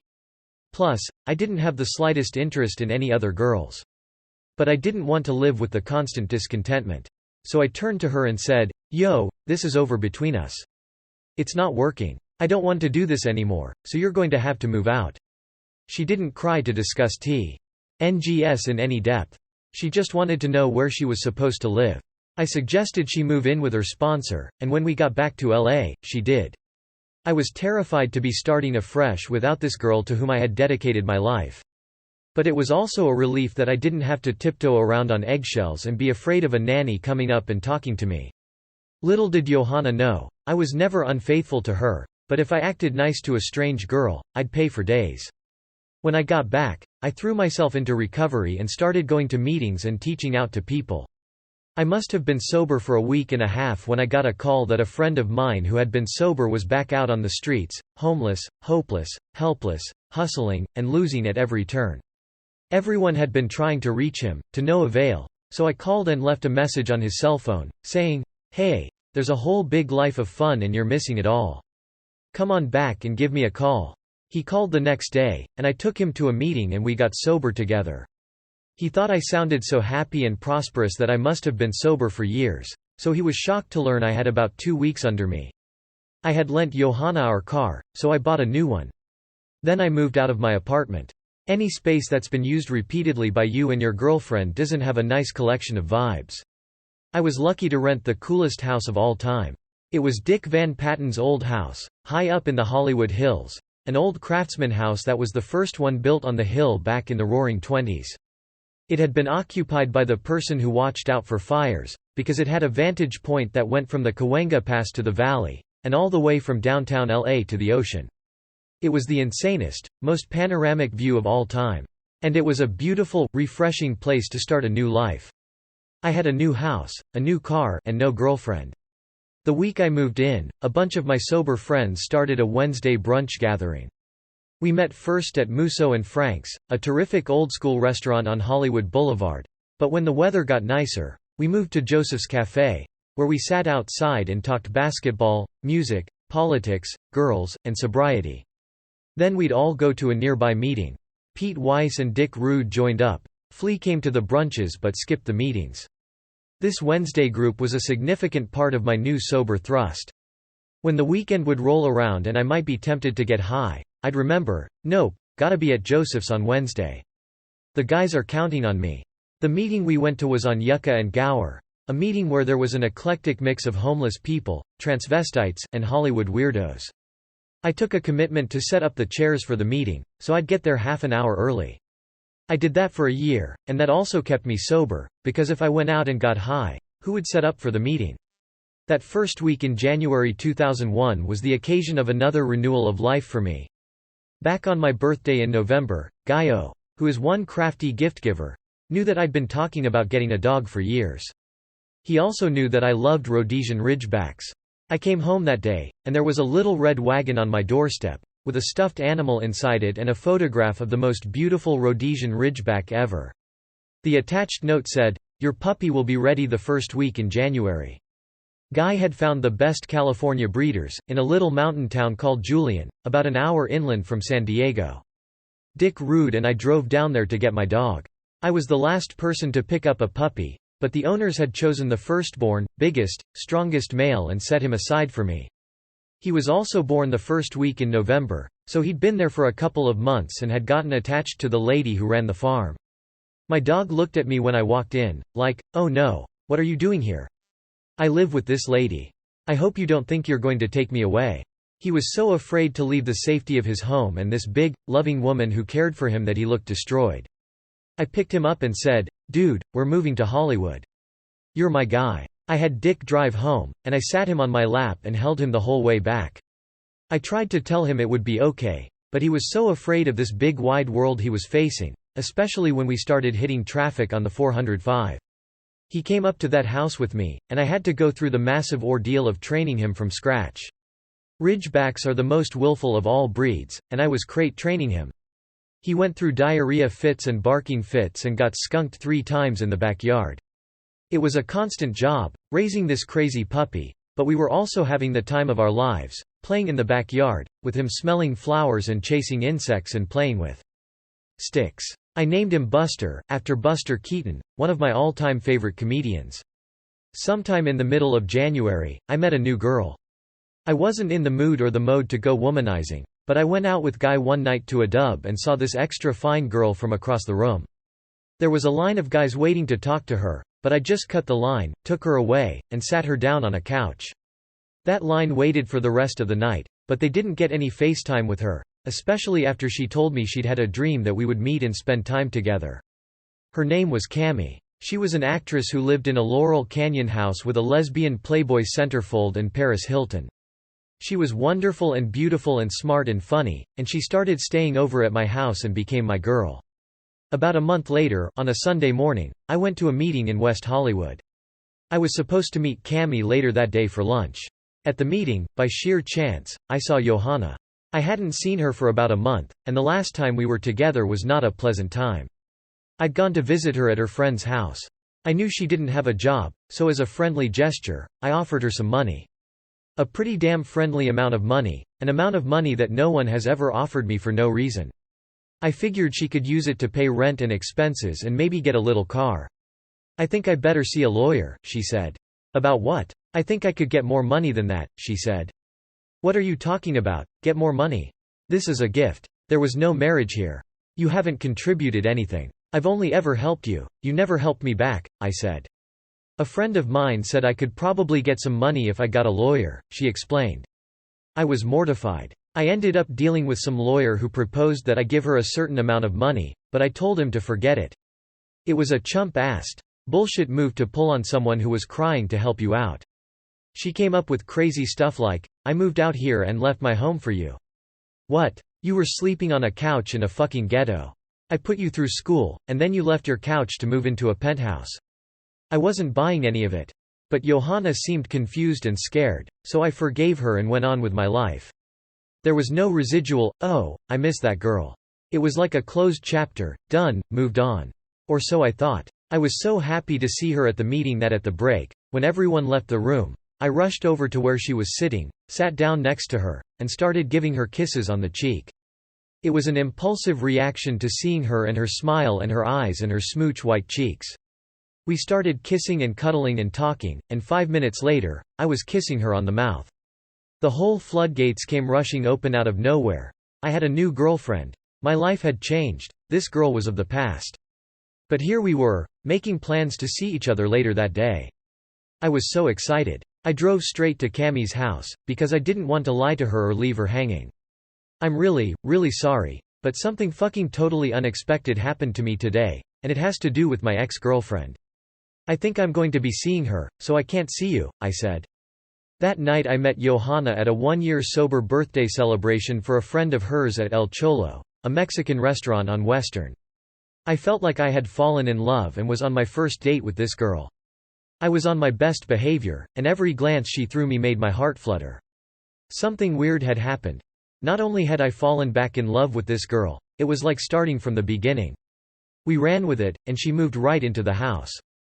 My house had 3 stories, and I'd moved my stuff into the upstairs area, so I suggested that she move her things into the bottom story, which had a big bedroom and bathroom and huge closets with a dressing area. It was much nicer than the upstairs. Paradise didn't last long. Down the line, she started complaining, "Why do I have to have the downstairs dressing area? Why can't I have the upstairs?" It made no sense. Give her the continent and she wanted the hemisphere. But at first our love was still in full bloom.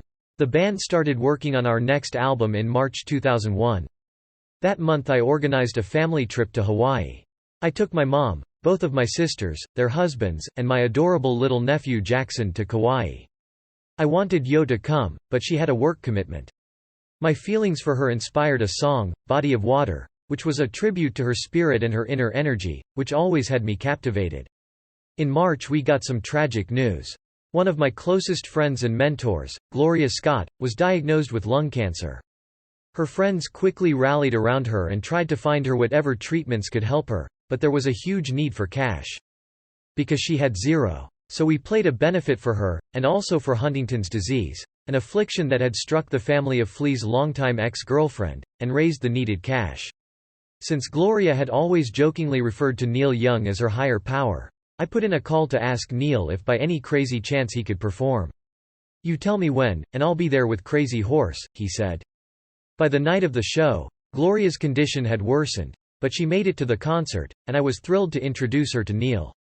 It was a magical moment to see these two people come together. We got Gloria a little apartment on the water in Venice Beach, because she was always about the ocean, but she'd lived inland in Venice for 30 years. We hired a nurse and paid for her treatments, but the doctors had caught the cancer too late. I got to the hospital in time to say the painful, "I know that you're dying, so you have to know that I love you." She didn't want to die in the hospital, so they brought her back home to the beach, and she faded away. From Venice Queen. And now it's time for you to go. You taught me most of what I know. Where would I be without you? Gloria as love, my friend, my friend. My friend, I see you standing by the sea. The waves you made will always be a kiss goodbye before you leave. Gloria as love, my friend, my friend. My friend. Writing by the way, our next album was a whole different experience from Californication. John was back to himself and brimming with confidence. So we did the same thing we always did. Back to the swing house, 4 guys holed up in a room with guitars and drums and mics, playing every day for hours. We started finding some magic and some music and some riffs and some rhythms and some jams and some grooves, and we recorded it and added to it and subtracted from it and pushed it around and put melodies to it. I started collecting words by the score and listening and getting inspired by what the guys were playing. All this time, I tried to make it work with Johanna. She had started her own clothing line. She was productive and creative, but we weren't clicking as a 2-person singular entity. We even went to a couples counselor, a practical, smart, unbiased woman who gave us some tools to work with, but nothing ever amounted from it. The changes that needed to happen didn't happen. Sometime that summer, we half broke up. Johanna moved into the downstairs bedroom, in theory, until she found her own place. I wasn't going to kick her out again. But of course, that led to late-night visits between floors. The forbidden fruit of liaisons in the downstairs bedroom on top of piles of her clothing did wonders for our sex life for a while. But eventually, we split up, and I rented a small bungalow for her in Beverly Hills. I let her keep the car until the lease expired, and she returned it to me without any door handles or stereo or carpeting. It was symbolic of our relationship. I tried to do her a favor, and she returned it destroyed and told me that the insurance would cover it. Even after she left the house, our relationship continued off and on. Instead of relapsing with drugs, I'd relapse with Johanna. We went back to St. Bart's after Christmas in 2001 and rented a house on the beach. One day she wanted to learn how to surf, so we paddled out about a quarter of a mile until we got into the break, but the waves were big as houses, too big to learn on. We found ourselves in the crunch zone, where the waves were coming over us, so we held our breath and waited till the set went by. In the upheaval, the leash on Johanna's surfboard had snapped, so I swam over and gave her my board. We finally made it back to shore. But in the confusion of the storm-swelled waves, we made the mistake of coming back in over a coral reef instead of going through the channel. The good news was that we were alive, but the bad news was that we had to walk over this coral reef, and the coral had barnacles and sea urchins. Even little waves were enough to push you around, so we were getting poked and sea urchined, the spines of which break off, are impossible to remove, and cause you much discomfort. Johanna started yelling hysterically at me, as if I wanted her to get urchined. I spent the next 2 days calling doctors and rushing to pharmacies to get her some relief, but she was crazed. She was so mean to me the whole trip that, once again, I realized she wasn't the girl for me. While we were still in St. Bart's, I reached a breaking point. "Yo, you've got to go home," I told her. "I won't sit here and be yelled at. I've done my best to make it a pleasant journey for you and to share my life with you, but you're impossible to be with." I sent her the hell home, and we broke up again. Sometime the next year, I relapsed. I'd keep getting back with her because I missed her friendship, but I always got the same result, never any progress. 4 years into the relationship, she was as smolderingly distraught over the littlest things in life. She'd lie there steaming in bed over a fight the size of a ladybug. I would apologize and say, "Let's forget about it. My bad. I love you. I care about you. I want you to be happy. Let's enjoy this love and this life," but she wouldn't let go. She wouldn't choose to be happy. Even all my troubles with Johanna couldn't detail my sobriety. My Wednesday breakfast meeting was grounding, and everyone got into the idea of being of service. We were picking people up and taking them to meetings and bringing new guys into that particular circle so they could see sobriety wasn't about giving up the party, it was just creating a new, saner party. Having a moment of clarity was one thing. I'd had moments like that before. It had to be followed with a dedicated push of daily exercise. It's a trite axiom, but practice does make perfect. If you want to be a strong swimmer or an accomplished musician, you have to practice. It's the same with sobriety, though the stakes are higher. If you don't practice your program every day, you're putting yourself in a position where you could fly out of the orbit one more time. The good news is that being in recovery is a blast for me. I love going to meetings, I love hearing people speak. Some of the speakers are boring old twats with nothing to say, but some of them are truly angels. At one meeting I saw this big heavy-set Mexican transsexual, in full woman's garb, tell her life story. She was up there cracking jokes and singing and talking and sharing the message of being of service, and she positively glowed. When she left, I knew that I'd seen an angel. I've seen the same thing with cowboys from Montana and preachers from down south. All types of people who used to be the walking dead and now are carrying this message of light and love and recovery. Meetings are a gas. It's like a combination of a free seminar and a lecture and a social. Sometimes there are even hot girls. And people are funny and creative and festive. As the book says, we are not a glum lot. All those years when I was going in and out, I'd lie to myself and say, you're just relapsing, you're not going back to use for good. This is a temporary condition. It always went on longer than I planned, and I was able to come back, but now I knew that I had come back for a purpose. It wasn't because I outwitted drug addiction. It was because something, somewhere, wanted me alive so I could be a part of creating something beautiful and helping somebody else. I'd made the decision to stop doing drugs many times before, but I never followed up with the daily maintenance, the cultivation of a path to a spiritual awakening. I think that anyone who comes in and works all of the steps and goes to meetings and is of constant love and service is guaranteed to stay sober. But anyone who comes in like I did in the past and picks and chooses and thinks, I'll do it some days, I won't do it others. I'll work some steps, but I won't work the others. I'll take the call sometimes, but sometimes I'm too busy, is doomed to failure. You can't buy 7/10 of the way into the program and expect to get 7/10 back. You get nothing back unless you give yourself completely. Another thing that I think is genius about the program is that they realize you can't preach sobriety or try to make converts out of alcoholics. What's crucial is that you take care of yourself and in doing so become a program of attraction, rather than promotion.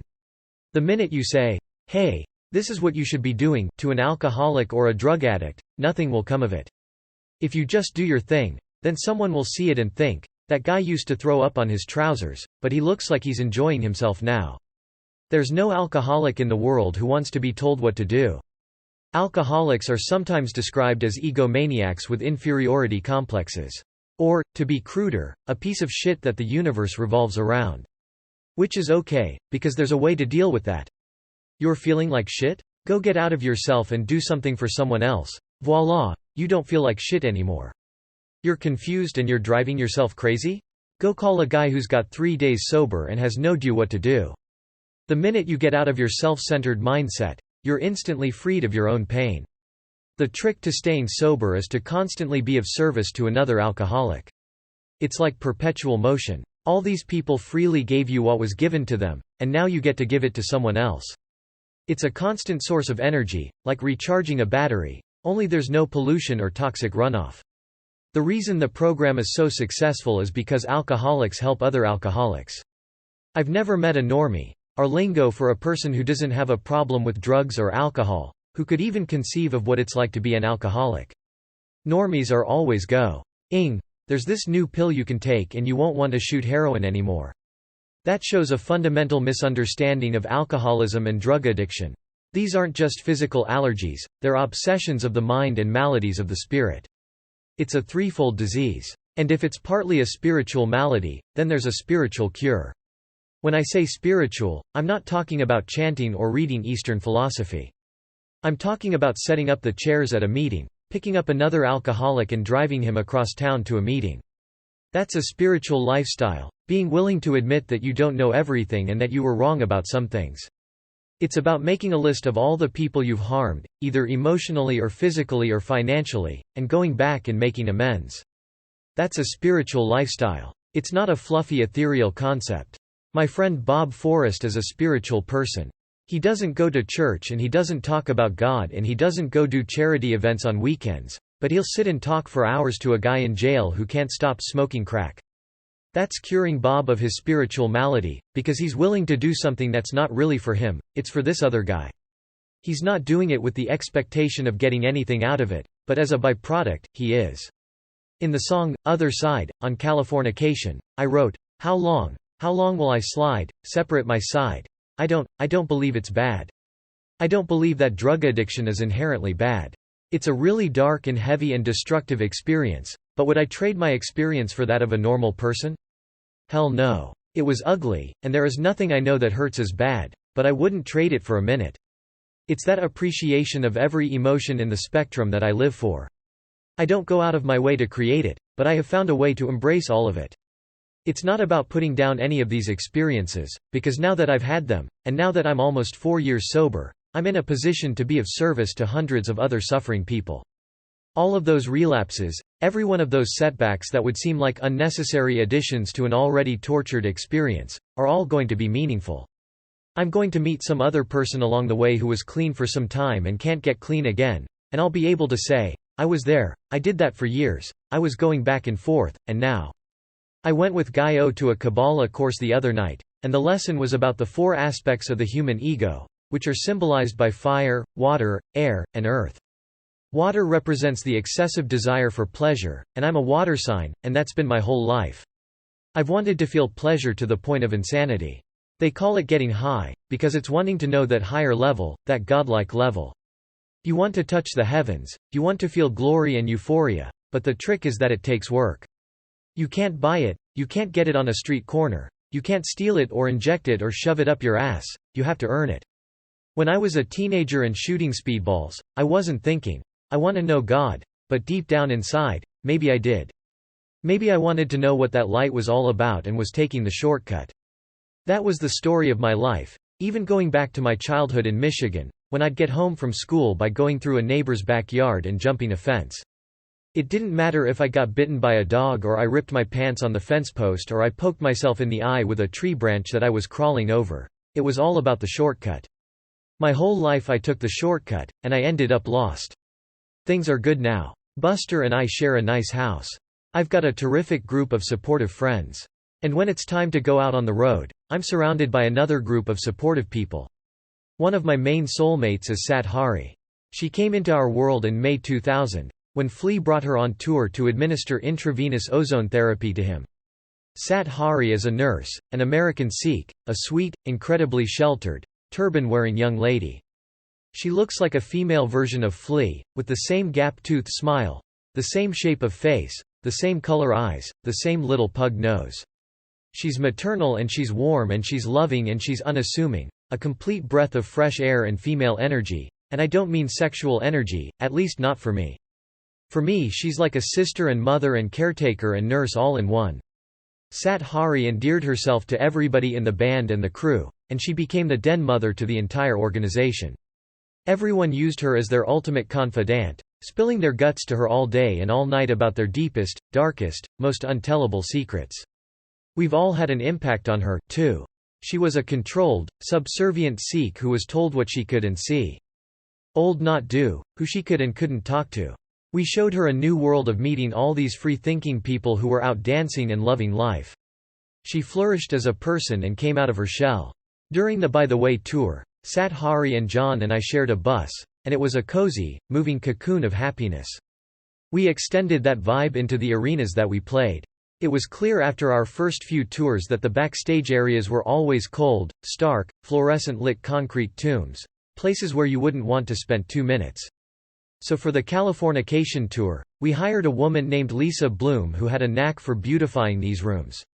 She laid down rugs, put up tapestries, covered the fluorescent lights, put in a portable stereo system, and set up a table of fresh fruits and vegetables and nuts and teas.